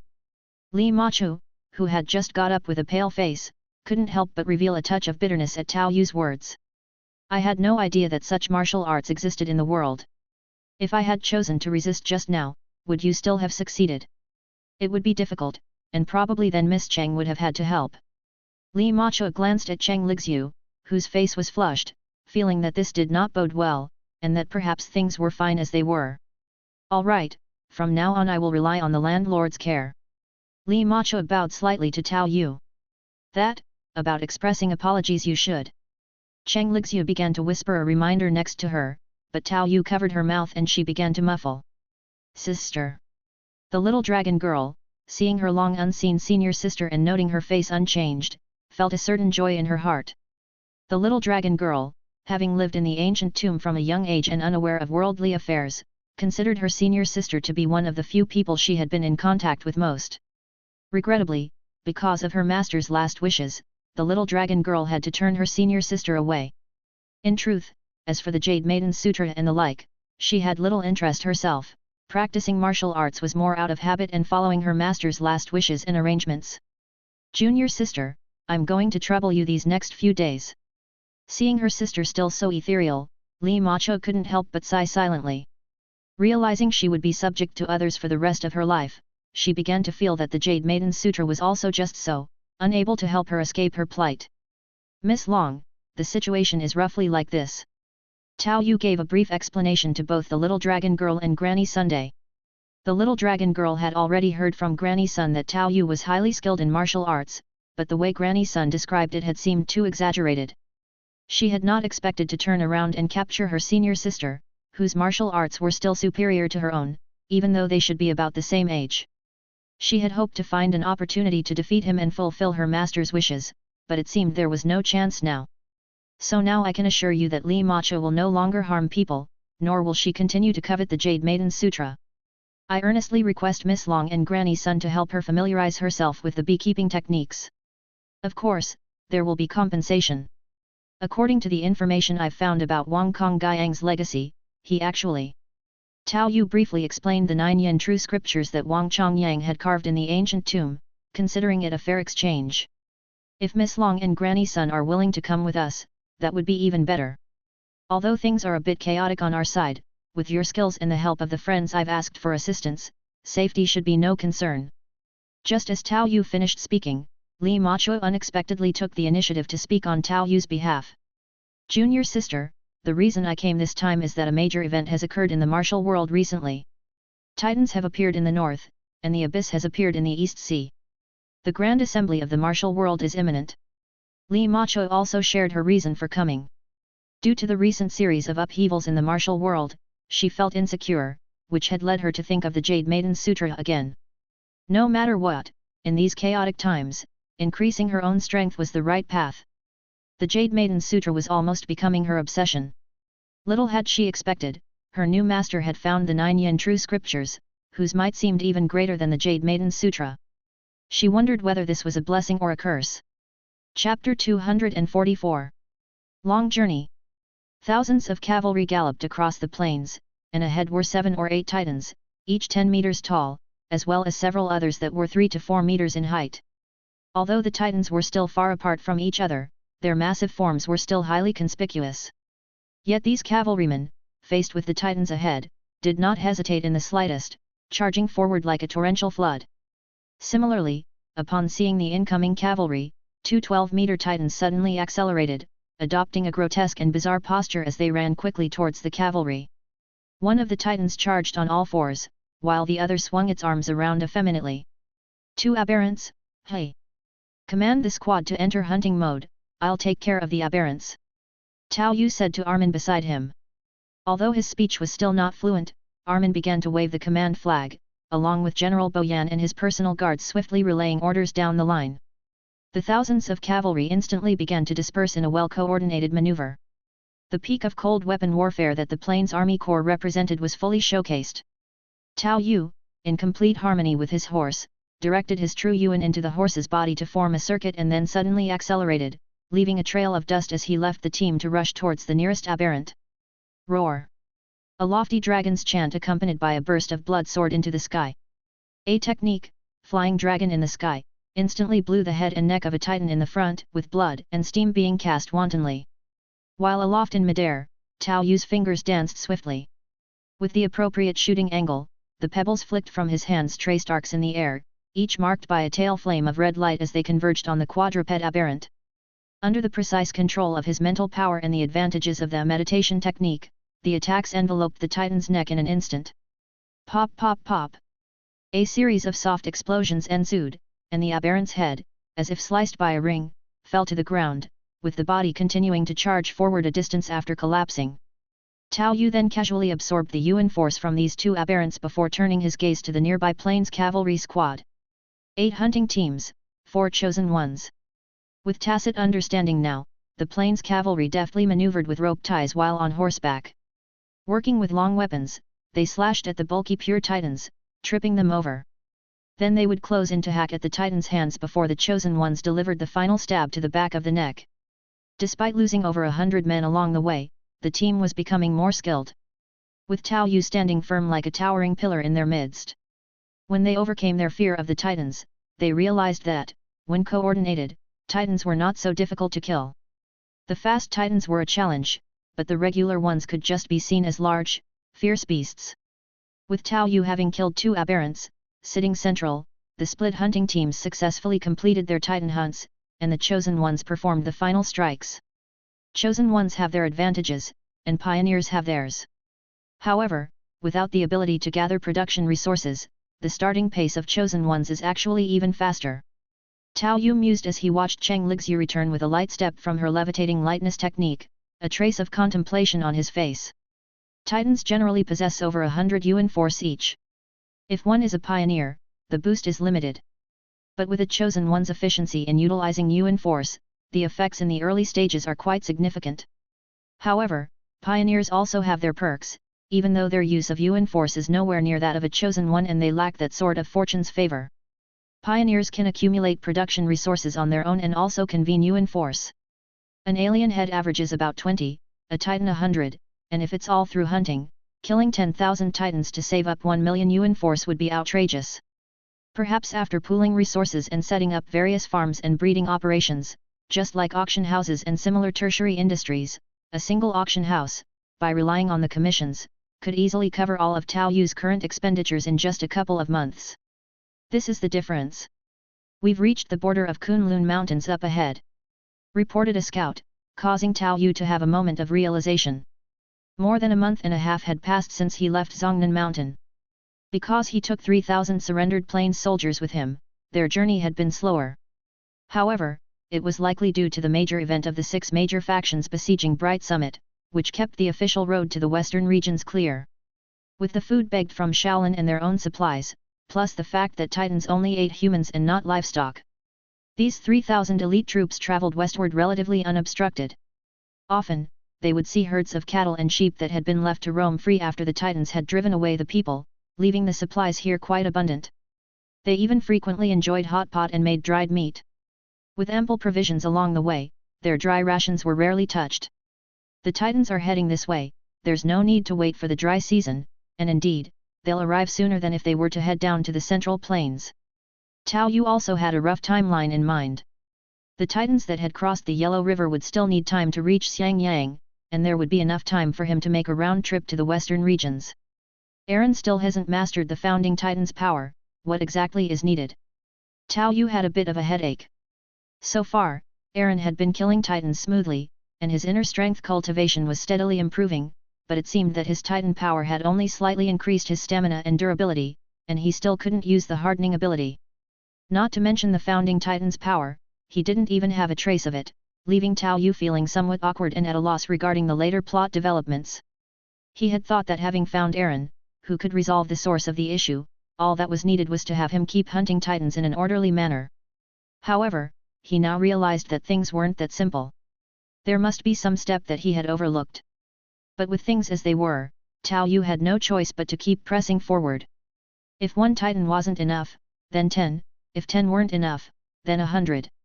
Eventually, you should be able to unlock the founding Titan's power, right? If all else fails, after finishing up with Bright Summit, the next step would be to consider returning to help defend Xiangyang from the Titans. I started with a sky-clearing opening move, how did it end up turning into the defense of Xiangyang? Aaron, you're not reliable. At least I've recruited several thousand cavalrymen. Practicing the ability to kill Titans here should have some effect when I return. Tao Yu sighed softly.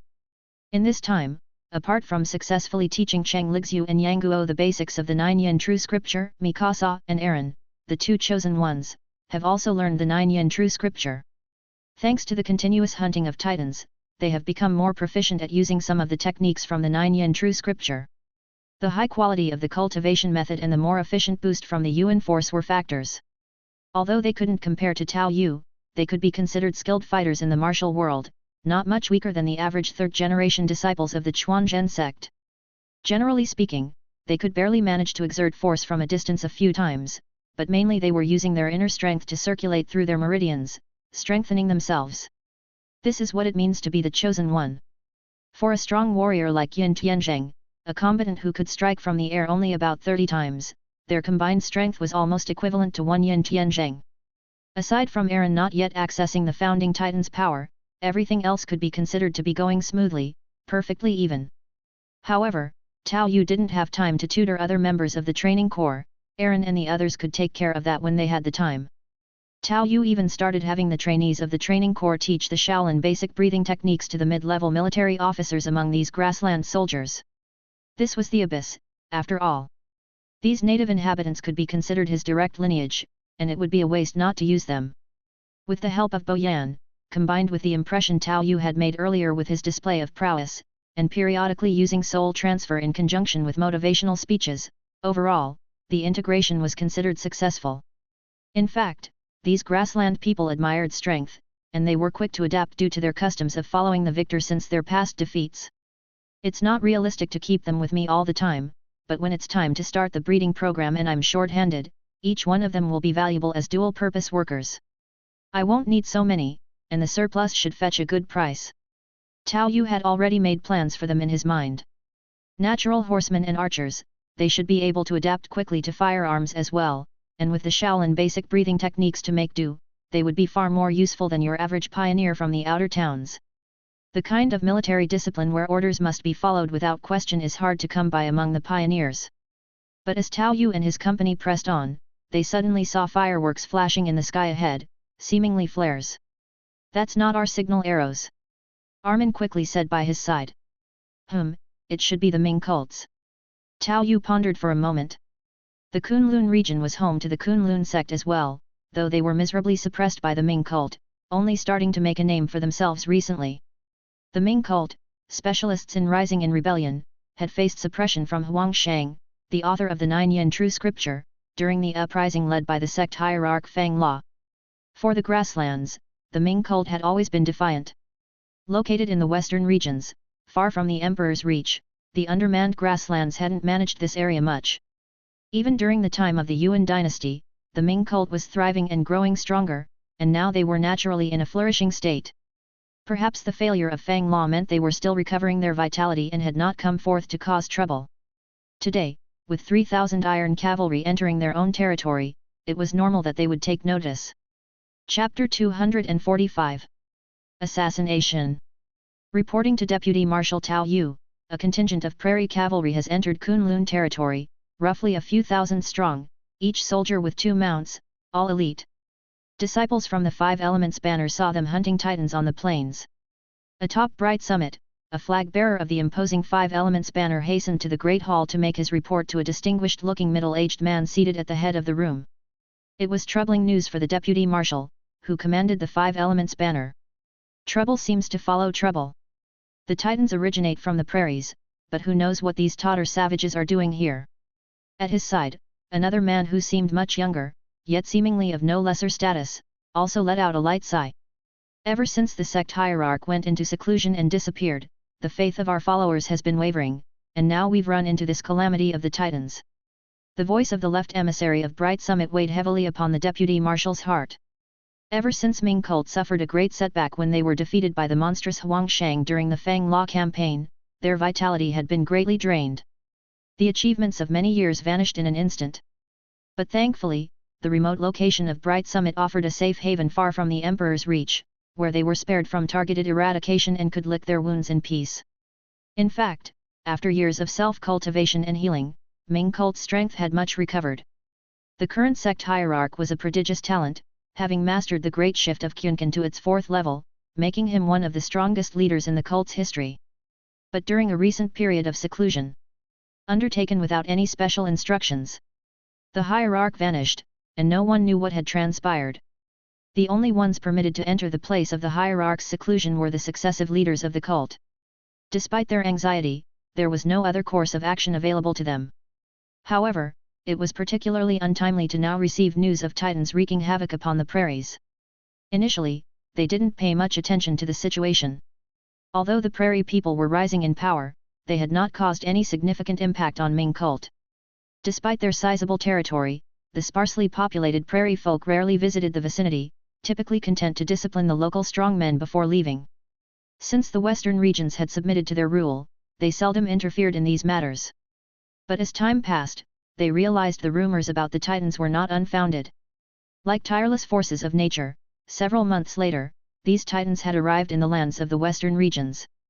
Ming cult, having its origins in proselytizing, had many followers nearby, so they arranged for the Five Elements banner to divert and scatter the Titans.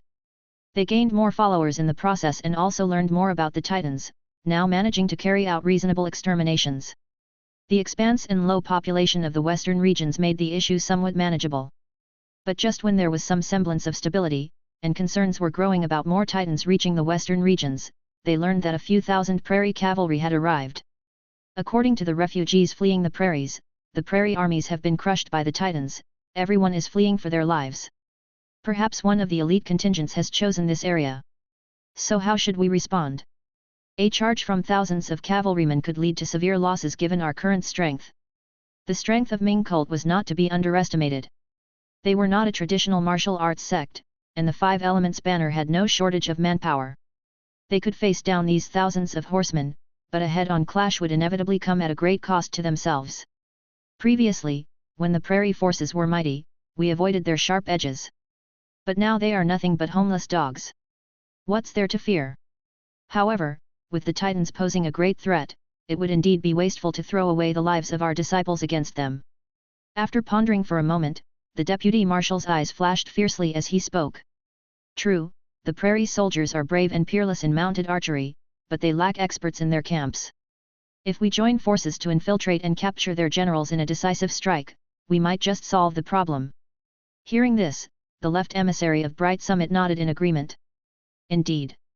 Although Ming cult has lately been less active in the Central Plains, focusing mainly on self-cultivation and spreading our faith, our overall strength is undoubtedly powerful. The left and right emissaries of Bright Summit are second only to the sect hierarch in skill. Renowned figures in their own right within the Central Plains. Resolved to act, that very night the two daring emissaries descended the mountain. Guided by the continuous surveillance from the Five Elements banner, they approached the encampment of the large force. Observing the camp lit up brightly, with bonfires roasting cattle and sheep, and the sounds of singing and dancing carrying through the air, Deputy Marshal Tao Yu could not help but let out a cold laugh. They seemed to be enjoying themselves, not even fearing a surprise attack by the Titans at night. On the other hand, Titans do seem less active at night. Perhaps they too need rest. Let's not worry about the details. We originally planned to incite a disturbance and sneak in amidst the chaos, but now their internal strife is so intense, we can simply change clothes and slip in. Sitting before the fire, Tao Yu held a roast leg of lamb in one hand, tearing into it with gusto while, in his other hand, he lifted a jug of strong liquor to his lips. His bold actions inspired those prairie soldiers who regarded him as a divine spirit. The atmosphere around the fire gradually relaxed. Tao Yu watched the lively scene before him, and a casual smile crossed his face. The prairie folk were skilled in riding and archery, as well as singing and dancing. If they could be subdued, they could prove quite useful. The time spent living together, combined with the pep talks infused with soul transfer and sound power techniques, had some effect. Without speaking of loyalty, they were at least more useful than the pioneers from the outer city. But we must take a measured approach. We are about to reach our destination, and the people from the Five Elements banner are already lurking nearby. We should be meeting soon. Tao Yu tore off another large piece of lamb, then his gaze shifted slightly. Casually, he stuffed the half-eaten lamb leg into the hands of the heroine Chang Lixu beside him. Hold this for me, I'm off to deal with a couple of little thieves. Having said this, Tao Yu's palm vibrated, and the force of it shook off all the grease on his hands. He then lightly touched the ground, and like a ghost, silently drifted into the shadows behind him. Meanwhile, Chang Lixu looked at the lamb leg in her hands, her cheeks tinged with a blush. She glanced left and right, saw that no one was paying attention, and then quietly took a gentle bite from where Tao Yu had bitten, tearing off a small piece of meat to chew. Her red lips gleamed with a bit of grease, shiny. With several swift leaps, Tao Yu spotted 2 patrolling soldiers dressed in prairie army uniforms walking in the direction of the main tent, as if on patrol. Seeing the 2 men, a mischievous smile appeared on Tao Yu's lips as he whispered. Password. The word from Tao Yu made the 2 patrolling soldiers stiffen, unable to respond for a moment. Are you idiots? Asking for the password in the Central Plains language in a prairie camp? You should have been on guard and attacked at the sound, your disguise is terrible. Tao Yu's taunting voice prompted the 2 figures to burst into action, attacking Tao Yu from the left and right in perfect sync. Even Tao Yu was somewhat taken aback. Some skill there. Chu Chuji alone wouldn't be a match for you. Tao Yu's slightly impressed remark was already high praise. Beneath the top tier of exceptional masters, Chu Chuji could be considered first class. Moreover, Chu Chuji had become famous at a very early age. Now, for 2 fighters of Chu Chuji's caliber to suddenly appear from some rural corner was truly a shocking turn of events. HMMPH, such fine men you are, why serve as dogs of the prairie? The 2 men were unswayed by Tao Yu's assessment and attacked him from both sides simultaneously. Even if Tao Yu looked young, the fact that he managed to approach them silently warranted their full exertion. A soft yet resilient wall of air blocked their path, rendering their every technique impotent. They couldn't breach it at all. Even with their inner strength backing their strikes, at most they could only ripple the air wall like a jelly. The erupting force caused their bangs to lift, revealing 2 distorted expressions of horror. What kind of sorcery is this? Chapter 246. New World. Who exactly is this deity? The right emissary was blasted against the chi wall by that rampant energy, his face flapping in the wind, turning the expression on his entire face green. They had witnessed the sect hierarch's great shift of Kyunkan and knew his extremely strong skill at deflecting force.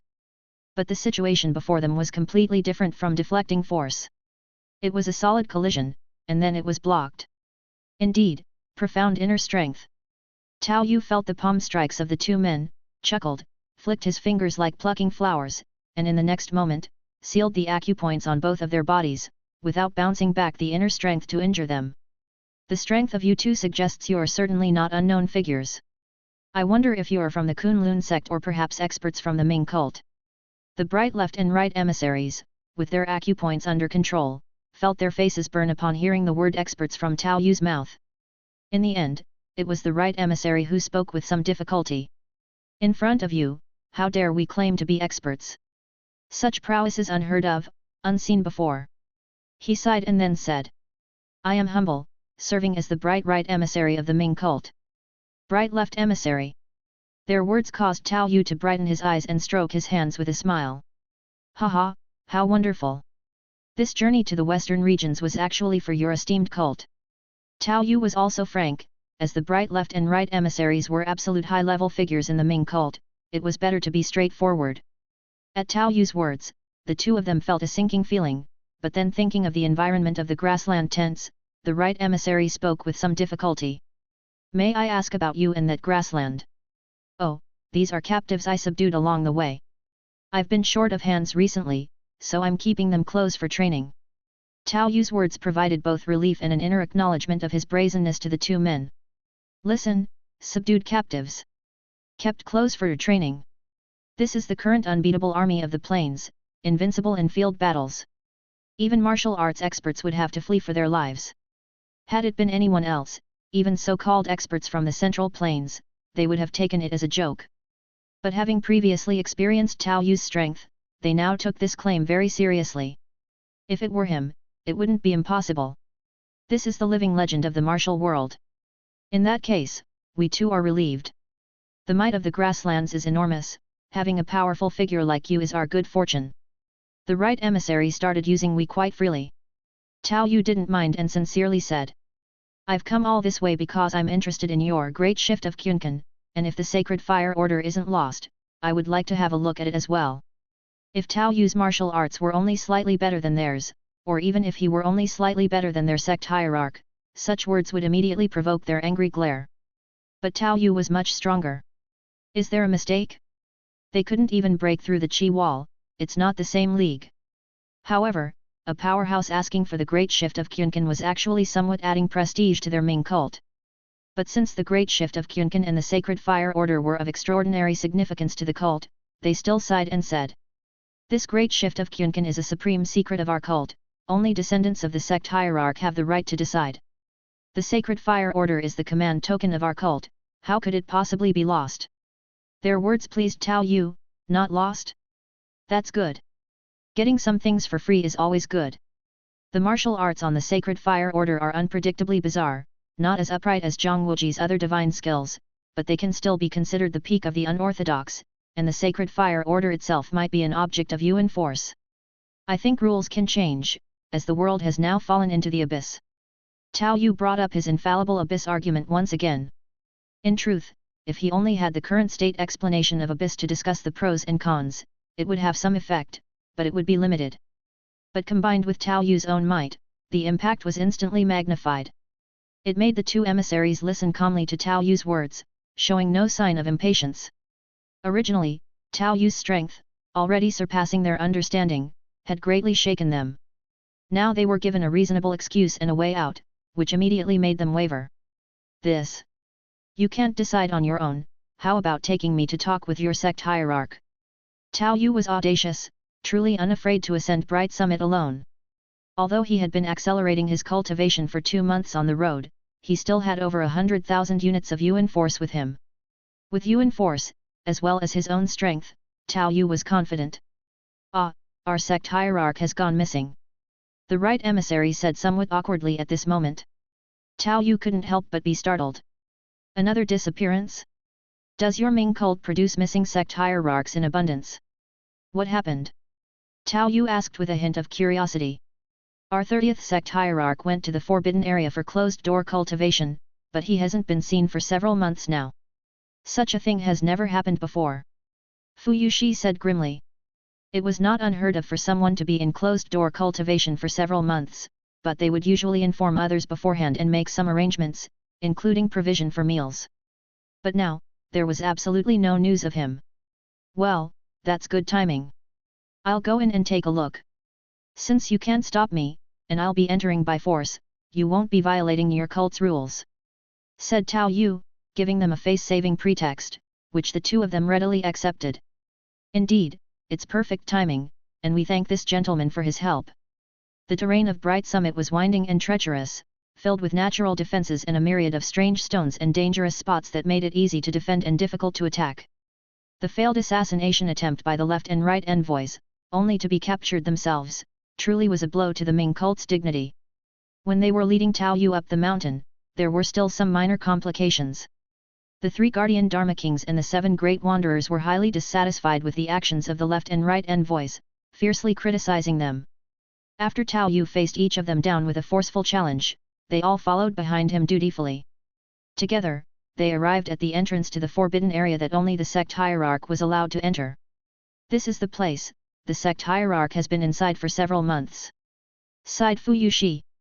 All right, you've tried to stop me already, but couldn't. I'll go in and take a look. If there's any news of your sect hierarch, I'll let you know. Said Tao Yu. In that case, we truly thank you, sir. Replied the 3 protectors and 7 hermit experts, now bowing and paying their respects respectfully from outside the cave. Tao Yu immediately walked into the cavern, his vigilance heightened at the thought of potential traps he might encounter, not showing his usual carefree attitude. Not only was he shielded by the indestructible Vajra divine skills True Yuan, but he was also ready to enter demonization or use the shadows to jump and evade with stealth. With innate time control at his disposal, he did not believe that any trap in this world would pose a threat to him. However, the journey turned out to be unexpectedly smooth. Fully on guard, he encountered no traps. He simply followed the main corridor unobstructed until he reached a chamber. I remember that this place could directly lead to the mountainside. Why is there no path now? Tao Yu was somewhat surprised. Right now, he only saw a chamber with no other paths. Could it be that the chamber was linked to another, with a way out on the other side? Tao Yu hadn't seen the specific details of the source material, but he pushed open the secret door and walked in anyway. Upon entering the chamber, Tao Yu frowned.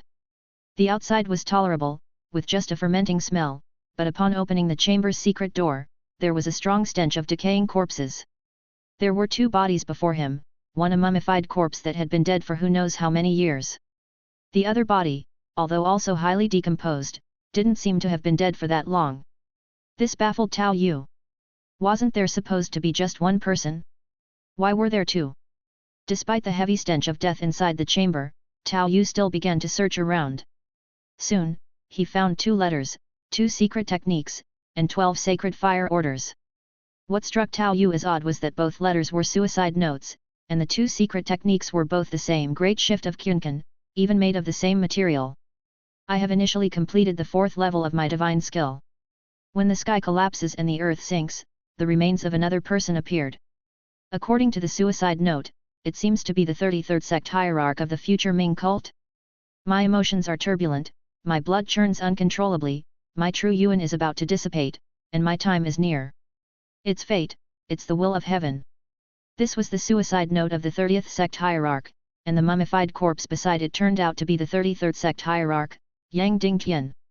From the suicide note, it was apparent that when the 30th sect hierarch initially completed the 4th level of the Great Shift of Kyunkan, this seclusion was supposed to stabilize his realm. Then he encountered the fall into the abyss, which connected with the chamber from the future time of Yang Dingtian. After he read Yang Dingtian's suicide note, his emotions surged, leading to deviating cultivation. He wrote this suicide note in his final moments. This left Tao Yu somewhat speechless. The abyss falls without rules, time reverses, space shifts are the norm, but it's just that 2 chambers are connected. There must be something common between them. Tao Yu sighed and then picked up the Great Shift of Kyunkan secret techniques along with the 12 sacred fire orders. Just as he was about to examine the sacred fire orders, which were related to Yuan Force, he suddenly heard a clear female voice. "Sir, do not be anxious. Perhaps there is another way out." The voice seemed to come from the other side of the chamber. Tao Yu found this strange. Is it not just a connection between chambers, but between 2 worlds? This is unscientific, yet very much like the abyss. This, reflected by the Kunlun Mountains. Tao Yu conjectured the situation on the other side in his mind. If Bright Summit lies within the Kunlun Mountains and another world also extends on the other side of the Kunlun Range, it could very well be the world of the Heaven Sword and Dragon Saber. Only that perhaps the directions of north and south are inverted between the 2 worlds. If that's the case, then the armies fleeing westward across the grasslands are facing either Malacca or the Rhine forests of Southeast Asia. Chapter 247. Embarrassing. Cough. Tao Yu coughed, which immediately caused the other 2 people on the other side to hold their breath. Then a man's voice followed. "Who's there?"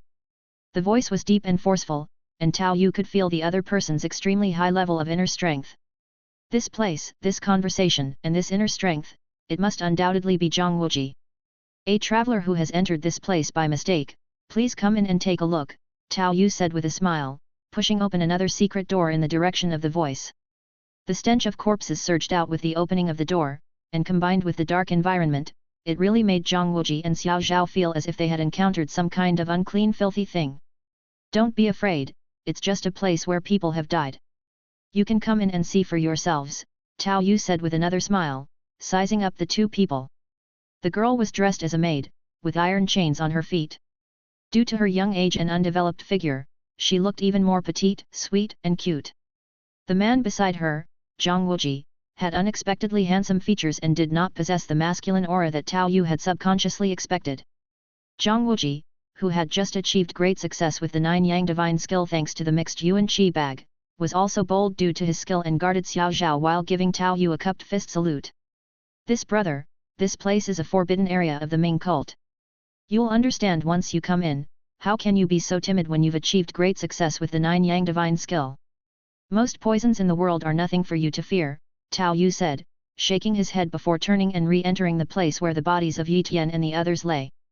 When Tao Yu pointed out his martial art, Zhang Wuji also couldn't help but be startled, but eventually held his nose and brought Xiao Zhao inside. They saw 2 corpses lying in front of them. With Zhang Wuji's medical skill, he easily discerned the approximate time of death, which definitely wasn't the work of the person before them. "What I'm about to say may shock you. One of them is the 33rd sect hierarch of the Ming cult, Yi Tian, and the other is the 30th sect hierarch. Because of the abyss fall, this secret chamber accidentally connected together, and the other side is another bright summit from 100 years ago." Tao Yu spoke succinctly, causing shock to the pair, yet they surprisingly accepted it rather quickly. Zhang Wuji exclaimed in amazement. Is the other side what the Grand Master referred to as the worlds beyond? Ah! Tao Yu paused for a moment but quickly understood that their world might have encountered something, and Zhang Sanfan might have noticed something. What kind of strange situation has occurred in your world? I am not very clear on it, but it seems like the Yuan army on the grasslands has started fighting with the Tiju. The Grand Master spoke of an encounter with worlds beyond. Worlds beyond? Indeed, I also come from another world. What's the situation like with the worlds beyond you encountered? Are there any monsters? Monsters? There aren't any of those, but the Tiju Grand Master Marshal Venerated Bai Xian has assassinated 3 Yuan army generals in a row, reversing their disadvantages on the battlefield, and it seems like they are now at a standoff on the prairie negotiating territory divisions. Listening to Zhang Wuji's words, Tao Yu was a bit dumbfounded, having a vague premonition when he heard about the Tiju and the Yuan army clashing. But upon hearing Marshal Venerated Bai Xian, he understood what kind of world they were from. The legend of the Tang dynasty's double dragons? Well now. But soon, a look of excitement appeared in Tao Yu's eyes. The limits of the power system in the legend of the Tang dynasty's double dragons could shatter the void.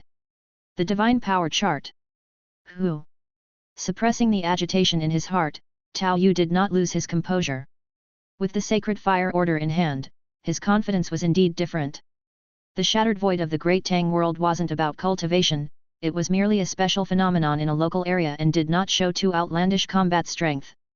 No matter how strong the divine power chart was, Tao Yu didn't believe it could compare with his own twice deificated Northern Dipper. However, with a higher starting point, the cost-effectiveness of the first deification was very high. That thing still has to consider the time, it seems it didn't show up during the Great Tang period, but I can try the other few as well, perhaps the starting point might be higher. He originally came here to find the great shift of Kyunkan to stabilize his 9-yang divine skill, but he hadn't expected to encounter this kind of situation. However, Tao Yu felt that although the other side seemed to have better divine skills, a bird in the hand is worth 2 in the bush.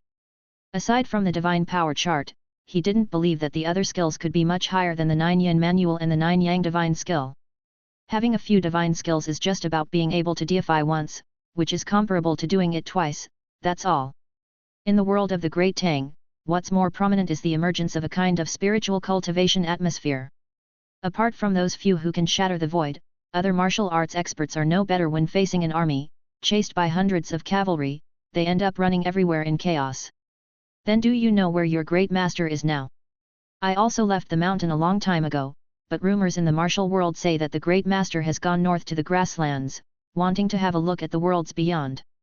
Zhang Wuji should just have arrived at the siege of Bright Summit by the 6 major sects, and he hasn't yet recognized the Wudang heroes, so he only has some hearsay information.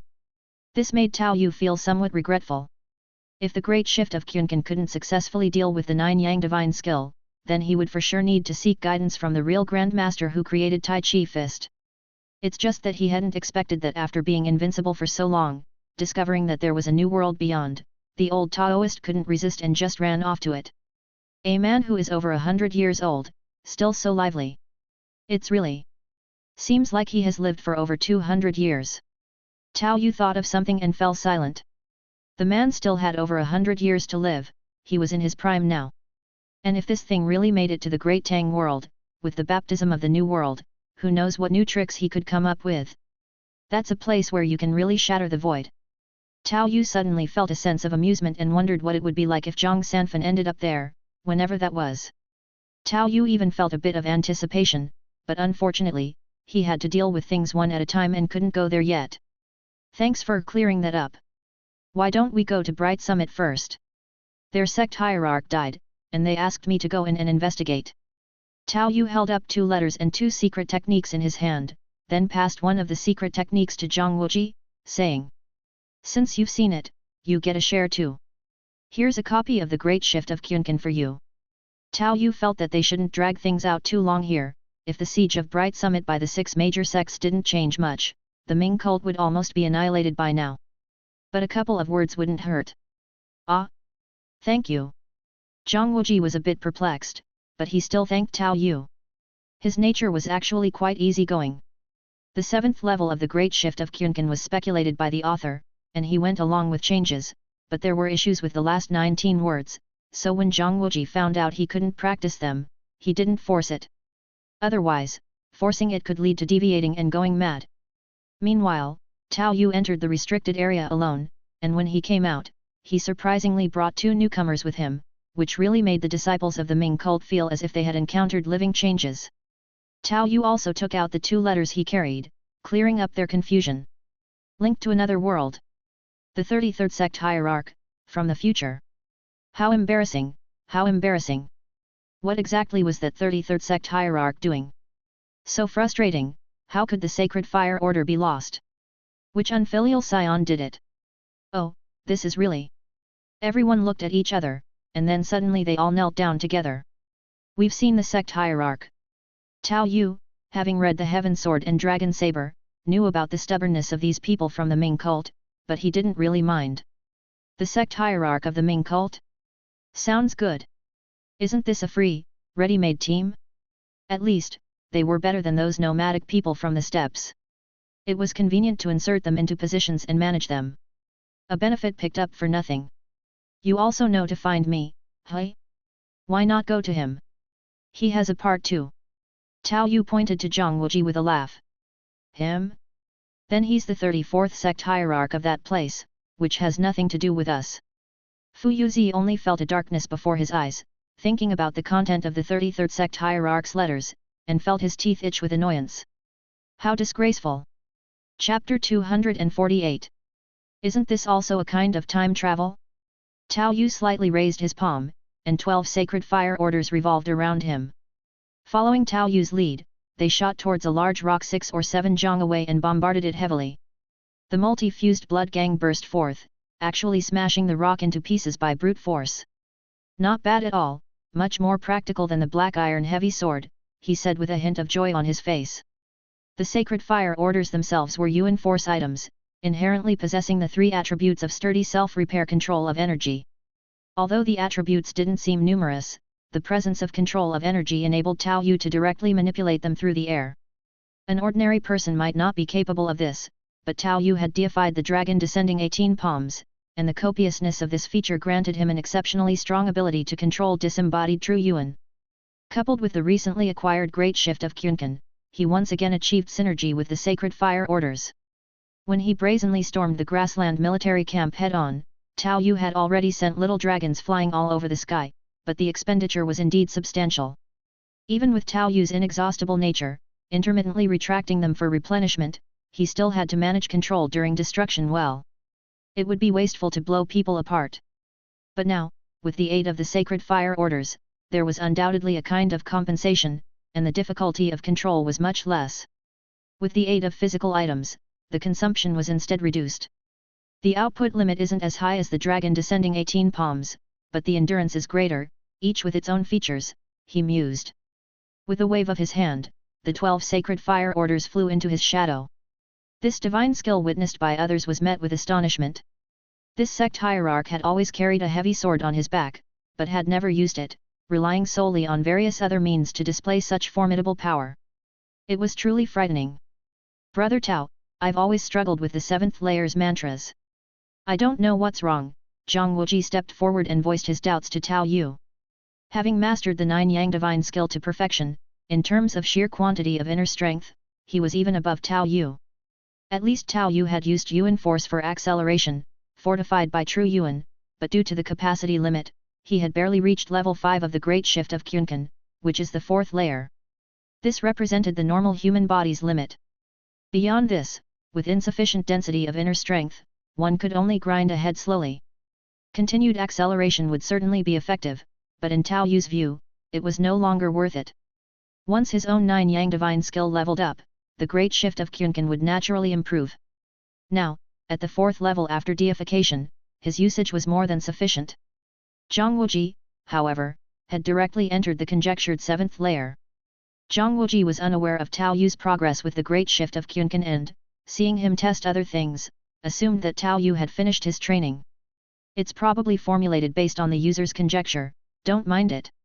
Let's go, didn't you say there was trouble at the Ming cult? We'll take a look. You all come too, Tao Yu said to Fan Yao. Alright, I want to see who dares to attack our bright summit. These unworthy descendants, after we fend off the strong enemy, let's see how to box their ears, came the response. The left and right bright envoys, the 3 protectors, and the 7 scatterers were all rubbing their hands in anticipation. With the sect hierarch, who possessed world-surpassing divine skills, leading them, this was simply like going to harvest vegetables. Yet, at the same time, their gazes towards Zhang Wuji were mixed with surprise and wariness. Where did the sect hierarch pick up such a wunderkind, who reached the 7th layer of the great shift of Kyunkan in such a short time? Though not as awe-inspiring as the sect hierarch, it was still quite shocking. But with the impact that Tao Yu had brought before, their ability to adapt had significantly strengthened. With the world in chaos and other worldly immortals like the sect hierarch appearing, accepting another anomaly didn't seem impossible. Although the 7th layer of the great shift of Kyunkan was astonishing, in their eyes, it wasn't as impressive as Tao Yu's direct aerial manipulation of energy. One was still within the realm of martial arts that could be understood, the other had transcended martial arts. Tao Yu, taking the lead, walked towards the cave and also took a look at his 2 newly mastered abilities. Great Shift of Kyunkan Modified LV5, a top-notch technique for altering vigor, it exhausts all variance in the application of force. The deified Great Shift of Kyunkan, besides the enhancements on its original foundation, primarily gained an additional dissipation feature, dissipating force, dissolving conflicts, which indirectly bolstered the defense of the indestructible Vajra divine skill. Formerly, defending with an energy wall was about a direct clash, but now it could be dissolved and even deflected, greatly reducing the consumption of true Yuan.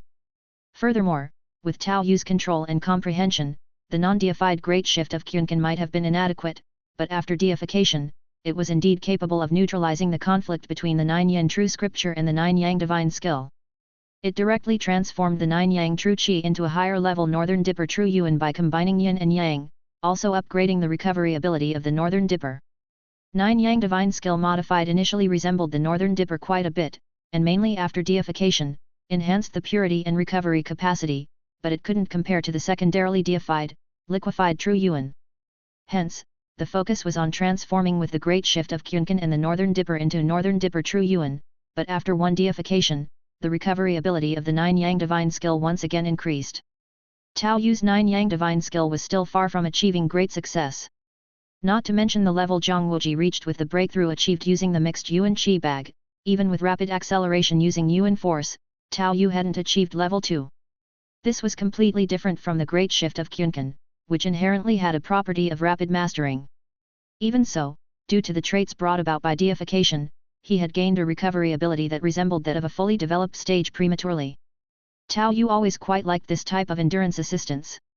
The 9 Yang Divine Skill will not undergo a second deification for the time being, otherwise, if the true Qi of the 9 Yang Divine Skill is also transformed into true Yuan, it may become difficult to convert. Tao Yu pondered in his heart, the Great Shift of Kyunkan resolved conflict by directly converting the 9 Yang Divine Skill into the Big Dipper True Yuan that balanced Yin and Yang, thereby obtaining the recovery trait. In a sense, it was like 1 + 1 = 1.5, there was indeed no conflict dragging it down, and there was a certain enhancement, but it wasn't fully complementary. Perhaps it's time to try and see the renowned Zhang in person, he thought. The harmony of Yin and Yang, truly, Tai Chi reigns supreme. Tao Yu arrived in front of the giant rock blocking the entrance, lifted his hand, and pushed the boulder away without collapsing the secret chamber. It seemed as if he lifted it with ease. Brother Tao's Great Shift of Kyunkan is so skillfully executed. Zhang Wuji said admirably. Although he had reached the 7th level and was confident he could push it open, he definitely couldn't do it with such ease. Tao Yu glanced at him. This fellow sure had a sweet tongue. No wonder he had so many intelligent and beautiful friends given his honest and straightforward appearance. Let's go check it out. Do you have any friends or relatives over at the Ming cult? Tao Yu walked along and casually asked. This made Zhang Wuji's expression turn bitter. My maternal grandfather is a Dharma king of the Ming cult, and several of my uncles are the mainstay of Wu Dang. If they start fighting, I have to find a way to stop them. Wu Dang? I've never heard of this sect. Is it some small faction that has risen in the last 100 years? Why is it provoking my Ming cult? Fu Yuzi was somewhat dissatisfied. Why is it that every little Karami can now make it to the bright summit? That's just too embarrassing. It was founded by my grandmaster and is now one of the 6 major factions in the world. To rise alongside the world's 6 major factions in such a short time, the martial world is truly changing. One of the hermits shook his head and spoke with a trace of old-fashioned sentiment. And to tell the truth, knowing they were about to meet the later generations in 100 years, they were actually quite intrigued. By this time, many explosives had actually been hidden in the secret passages of Bright Summit, but Cheng Kun, having been injured and fleeing from Zhongwuji, possibly thwarted a plan that could have killed everyone above. Seeing this, Tao Yu felt it was a risk to leave them unattended. So he left the 7 scatterers behind to continue handling the situation while he led others directly towards Bright Summit. Yin Tianzheng, you have already established your own sect, why bother getting involved in this mess? Song Yuan Qiao looked at Yin Tianzheng, whose inner strength was failing, and his face bore a color of reluctance. This was Wuji's maternal grandfather. He truly hesitated to take action, and fighting an old man in what amounted to a gang-up felt somewhat dishonorable. There's no need for further words, great hero Song. As long as I live, I am a disciple of the Ming cult, let us begin. After the altercation between the left emissary of brightness, Wei Yuxiao, and the 5 scatterers, with Cheng Kun sneaking an attack, the main forces now turned into spectators. Yin Tianzheng had also exhausted all his eloquence to squeeze out a duel on the arena from the 6 major sects instead of a general onslaught. A lone expert of the Eagle sect confronting the relentless attacks of the 6 major sects. As the last remaining strong figure of the Ming cult, Yin Tianzheng first defeated 3 experts from Shaolin and Mount Hua, then defeated Zhang Songzi with internal strength, and overcame Mo Zhengu with martial moves. Now facing off against Song Yuan Qiao, even though Song Yuan Qiao did not wish to take advantage, only comparing martial moves with him, even just the contest of moves was enough to leave the old man, Yin Tianzheng, mentally drained and dispirited. Coupled with the continuous battles that depleted his inner strength, he now had only a 10th or so left in him. We agreed to only compare martial moves, and since this time we are even, my Wudang will stop here. Song Yuan Qiao sheathed his sword and leaped back, standing in front of the Wudang group, with a trace of regret on his face. While Wudang was willing to hold back, others probably wouldn't miss this opportunity. At that moment, seeing a chance to take advantage, Tang Wenliang of Kong Tong sect leaped forward. Today, let me, Tang Wenliang of Kong Tong, completely annihilate your demonic cult experts. However, at that moment, a furious shout came from behind. What kind of rat dares to speak so arrogantly? Just wait until I return to teach your ancestor a lesson. Several figures leaped out one after another from behind, with the speaker also dressed similarly to Yang Xiao. Following close behind him were several other agile figures. Just from that robust shout, one's eardrums ached, indicating the profoundness of his inner strength. Unexpectedly, the Ming cult still had such formidable masters hidden away. And with his attire so much like Yang Xiao's, many people subconsciously thought he was the other emissary, dubbed as one of the 2 carefree immortals, the right emissary of brightness, Fan Yao. Chapter 249.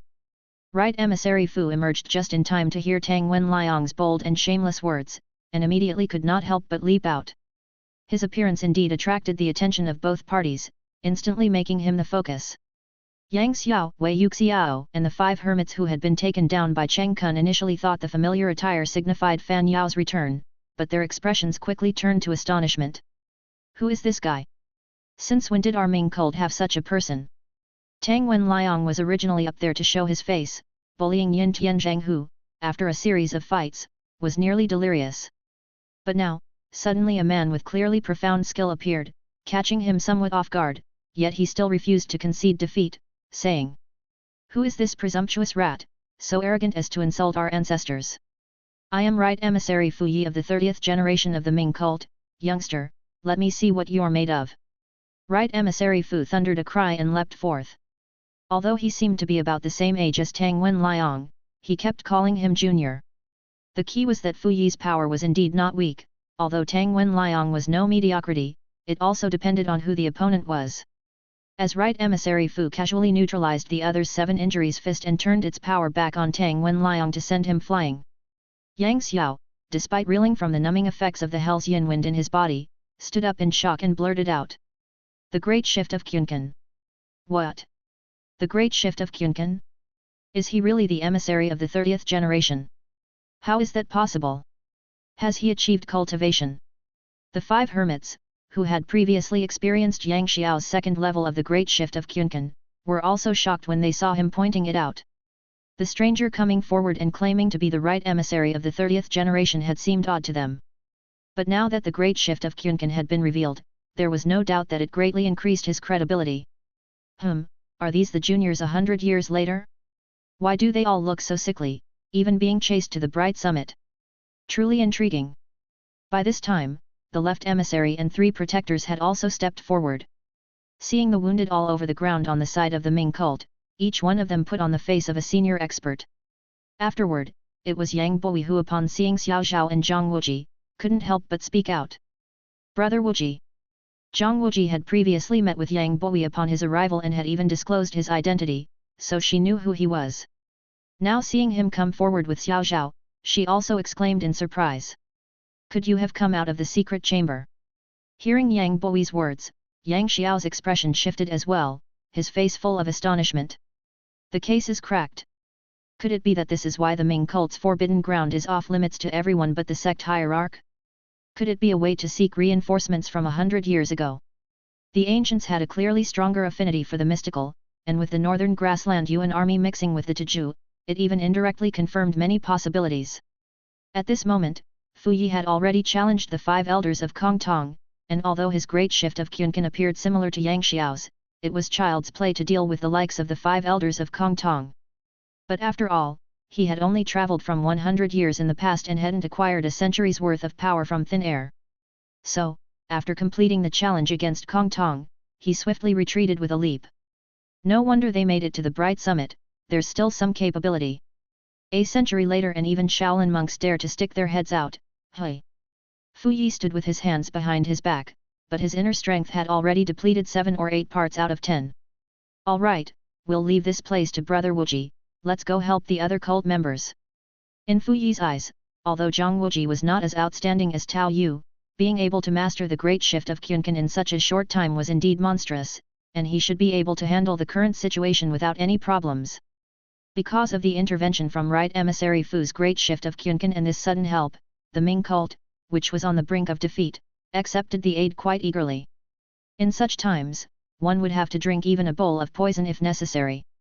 If someone is offering help, no matter the reason, first survive the ordeal then worry about the rest.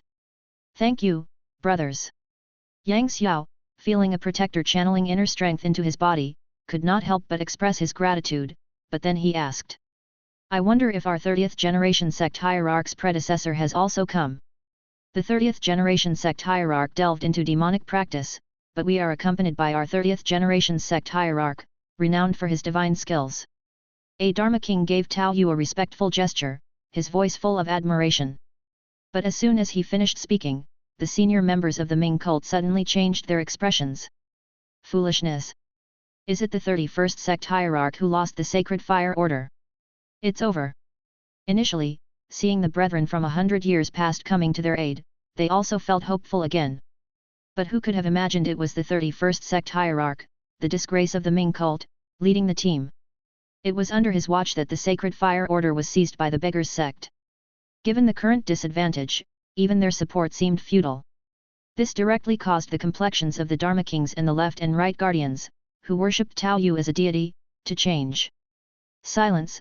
I don't know who the original 31st sect hierarch was, but now our sect hierarch Tao's divine skill is unmatched in the world, definitely not the person you speak of. Shizuoji let out a booming laugh. He was significantly younger than Fu Yi, full of vigor and vitality. Hearing these incompetent juniors utter such words, he couldn't help but rebuke them. However, it was obvious that the experts from the 6 major sects would not allow the Ming cult members to reminisce here. Shaolin's Kongji immediately brought his hands together, chanting the name of Buddha. Amitabha, a single flower is a world, a single leaf is enlightenment.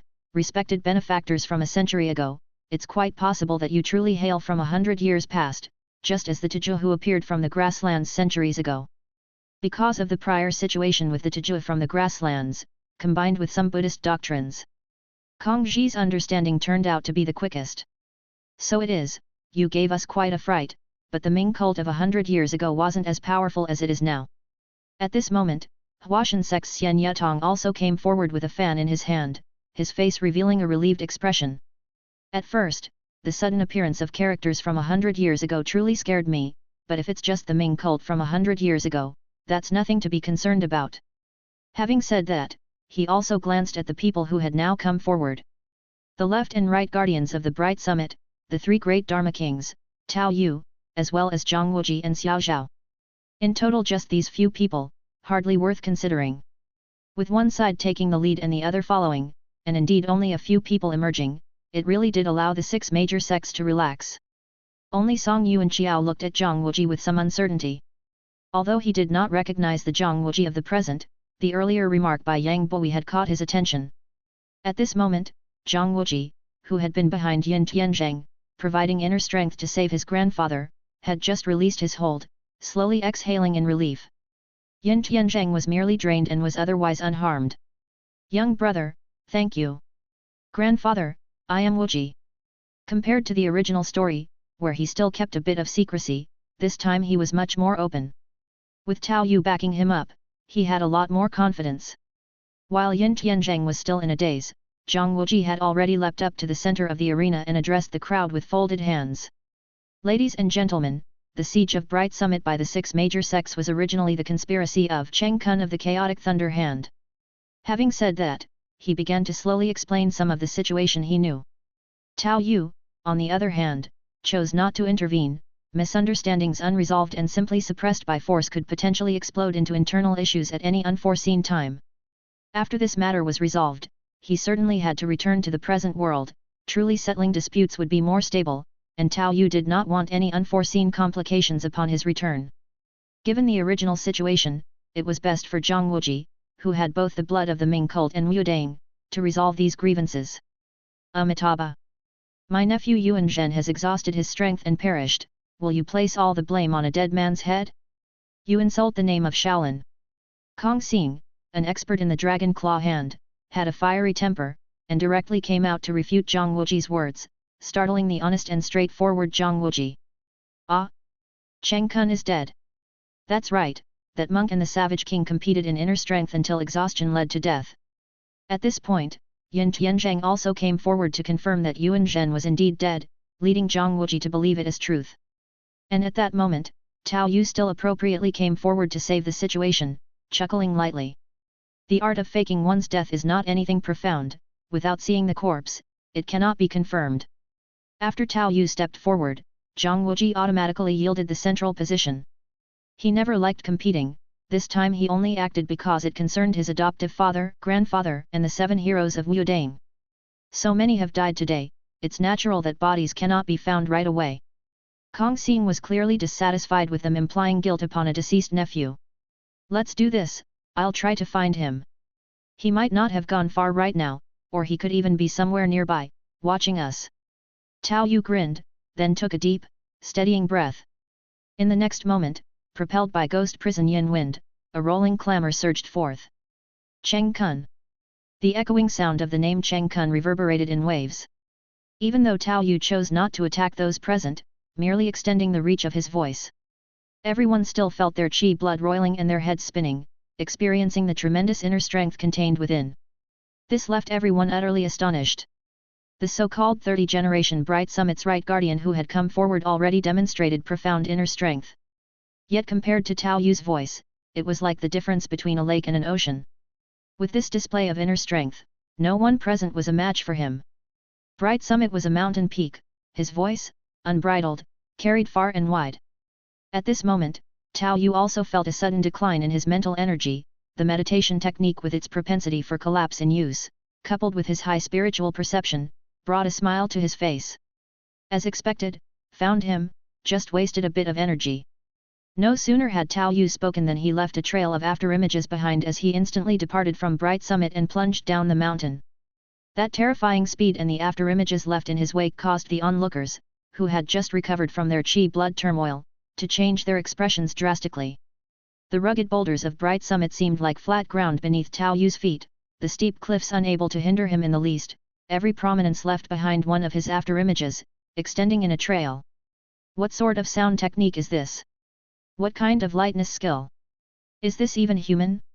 Chapter 250, Frog in a Well. If it wasn't for that damn kid. At this moment, Cheng Kun struggled to endure the rampage of his chaotic inner strength, supporting himself on a boulder as he spat out a mouthful of coagulated blood. After years of painstaking effort, just when his great achievement was about to be realized, he could not help but indulge in the desire to confess. Having successfully ambushed Yang Xiao and the others, he began to uncontrollably pour out his long-suppressed grand scheme, disclosing his actions in his own words. It was precisely because of this that Zhang Wuji was able to take advantage of the Chaos Energy Bag to fully master the 9 Yang Divine skill. Subsequently, Cheng Kun was injured by Zhang Wuji and managed to escape by trapping Zhang Wuji and Xiao Zhao in a secret chamber with a mechanism before fleeing to safety. After emerging, he had another fierce fight with a formidable enemy, and finally had to fake death to get away. Humph, anyway, after today. However, just as he took a breath, suddenly, layers upon layers of echoes began to resonate through the mountains. Cheng Kun! Cheng Kun! The echo was all around him, with no discernible source, as if it was coming from every direction. Who? Who is there? Cheng Kun demanded with a fierce voice. Yet there was no reply, which left Cheng Kun somewhat aghast. Completely unaware of the location of the speaker, it seemed as though the voice was right beside his ear, making him momentarily believe he had encountered something unclean. Afterward, enduring his injuries, he prepared to continue his descent from the mountain. This place is not safe to stay for long. However, just at that moment, Cheng Kun's face turned green as he saw a figure gracefully approach from Bright Summit.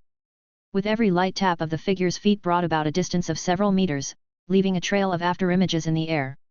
Heading straight for him. Is there such lightness skill in this world?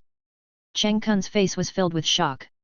Seeing the person coming straight at him, he knew nothing good would come of it, yet the unimaginable lightness skill made him lose even the courage to run away. In the end, he could only press his hands together in prayer. Amitabha, I am monk Yuan Zhen. I don't know what the donor. That's good, if the distance had been any further, I might not have managed it. Tao Yu's expression was very happy, not because he had found Cheng Kun and thus resolved the trouble, but because he realized his attempt was successful. Tao Yu had considered that if Li Qiushui could use similar methods to find the heavenly mountain maiden, with all the deific abilities he had linked together, there was no reason he couldn't do the same. He then felt the diverseness of the meditation technique that was prone to collapse. Hearing the voice of Tao Yu, Cheng Kun's expression changed again. It was the same voice that had been calling his name. Could it be this person's method of seeking him out? Without giving Cheng Kun time to think further, Tao Yu, bothered by the nuisance, used his flicking flower finger to seal Cheng Kun's acupoints from a distance and grabbed him by the back of his neck, stepping lightly towards Bright Summit once again. The Helix 9 Shadows is mostly about nimble changes. When there's a chance, I could learn the reed crossing and cloud climbing skills. Tao Yu, holding Cheng Kun as if he were a small cat, made use of the protruding stones on the steep cliff to once more return to Bright Summit. The spine-chilling views of high and low elevation along the way truly terrified Cheng Kun. Even when he was uninjured, there was a vast difference, there was no comparison at all. Yet, Tao Yu was unaffected, even while carrying a person and a clearly heavy sword on his back, which was utterly terrifying. The next moment, everything spun around him as Tao Yu casually threw him to the ground. Here, is this the Cheng Kun you were talking about? Cheng Kun. Monk Yuan Zhen. Tao Yu, swift as the wind, caused a huge stir by grabbing Cheng Kun, who had been hiding in the darkness, as effortlessly as an eagle capturing a chick. In any other situation, the Shaolin monks would indeed need to carefully explain themselves. But Tao Yu's earlier display of profound inner strength, along with his ghostly light body technique, had already shown them his absolute power. Now, even brazen talking back seemed out of the question. It was Kong Ji who broke the silence. Amitabha, monk Yuan Zhen, there is someone here who wishes to confront you. Do not speak falsely. Cheng Kun's will to survive was quite strong, even in such a situation, he still boldly lied as he argued with Zhang Wuji. The slickness of this seasoned talker was something the currently inexperienced Zhang Wuji couldn't match, as he was twisted the facts of what he had personally witnessed into baseless fabrications by Cheng Kun. This left Tao Yu somewhat stunned as he watched. Indeed, Cheng Kun managed to stir up trouble even after faking death in the original story, but Tao Yu had not expected that even when brought before Zhang Wuji, he would still lose control. Amitabha, I am indeed Cheng Kun and indeed have made grievous mistakes. It was because of these misdeeds that I turned to the Buddhist path. If my disciple Xie cannot let go, then I am willing to die at his hand to resolve our grievances, rather than see him kill the innocent. Tao Yu also listened to the entire exchange attentively, and had to admit that Cheng Kun truly was talented, able to fight against the tide. Applause sounded. Tao Yu clapped his hands in praise. No wonder you could stir up such trouble in the martial world. What a pity, you've been too disgusting in your actions, otherwise you might have indeed had a chance to be the fortune thief left behind. Tao Yu felt somewhat sentimental. Amitabha, donor, your martial arts are peerless. Even that true Master Zhang may not be your match. If you wish to believe so, then let's agree to disagree, as I lack the strength to refute you. Even amidst the turmoil, he subtly stirred trouble for Wu Dang, a task done effortlessly. And seeing a turn of events, the 5 elders of Kongtong once again spoke up. Right, and even if it's true, not all of Xiesun's deeds were instructed by Cheng Kun. He is the one who stole our 7 injuries fist, and we still seek justice.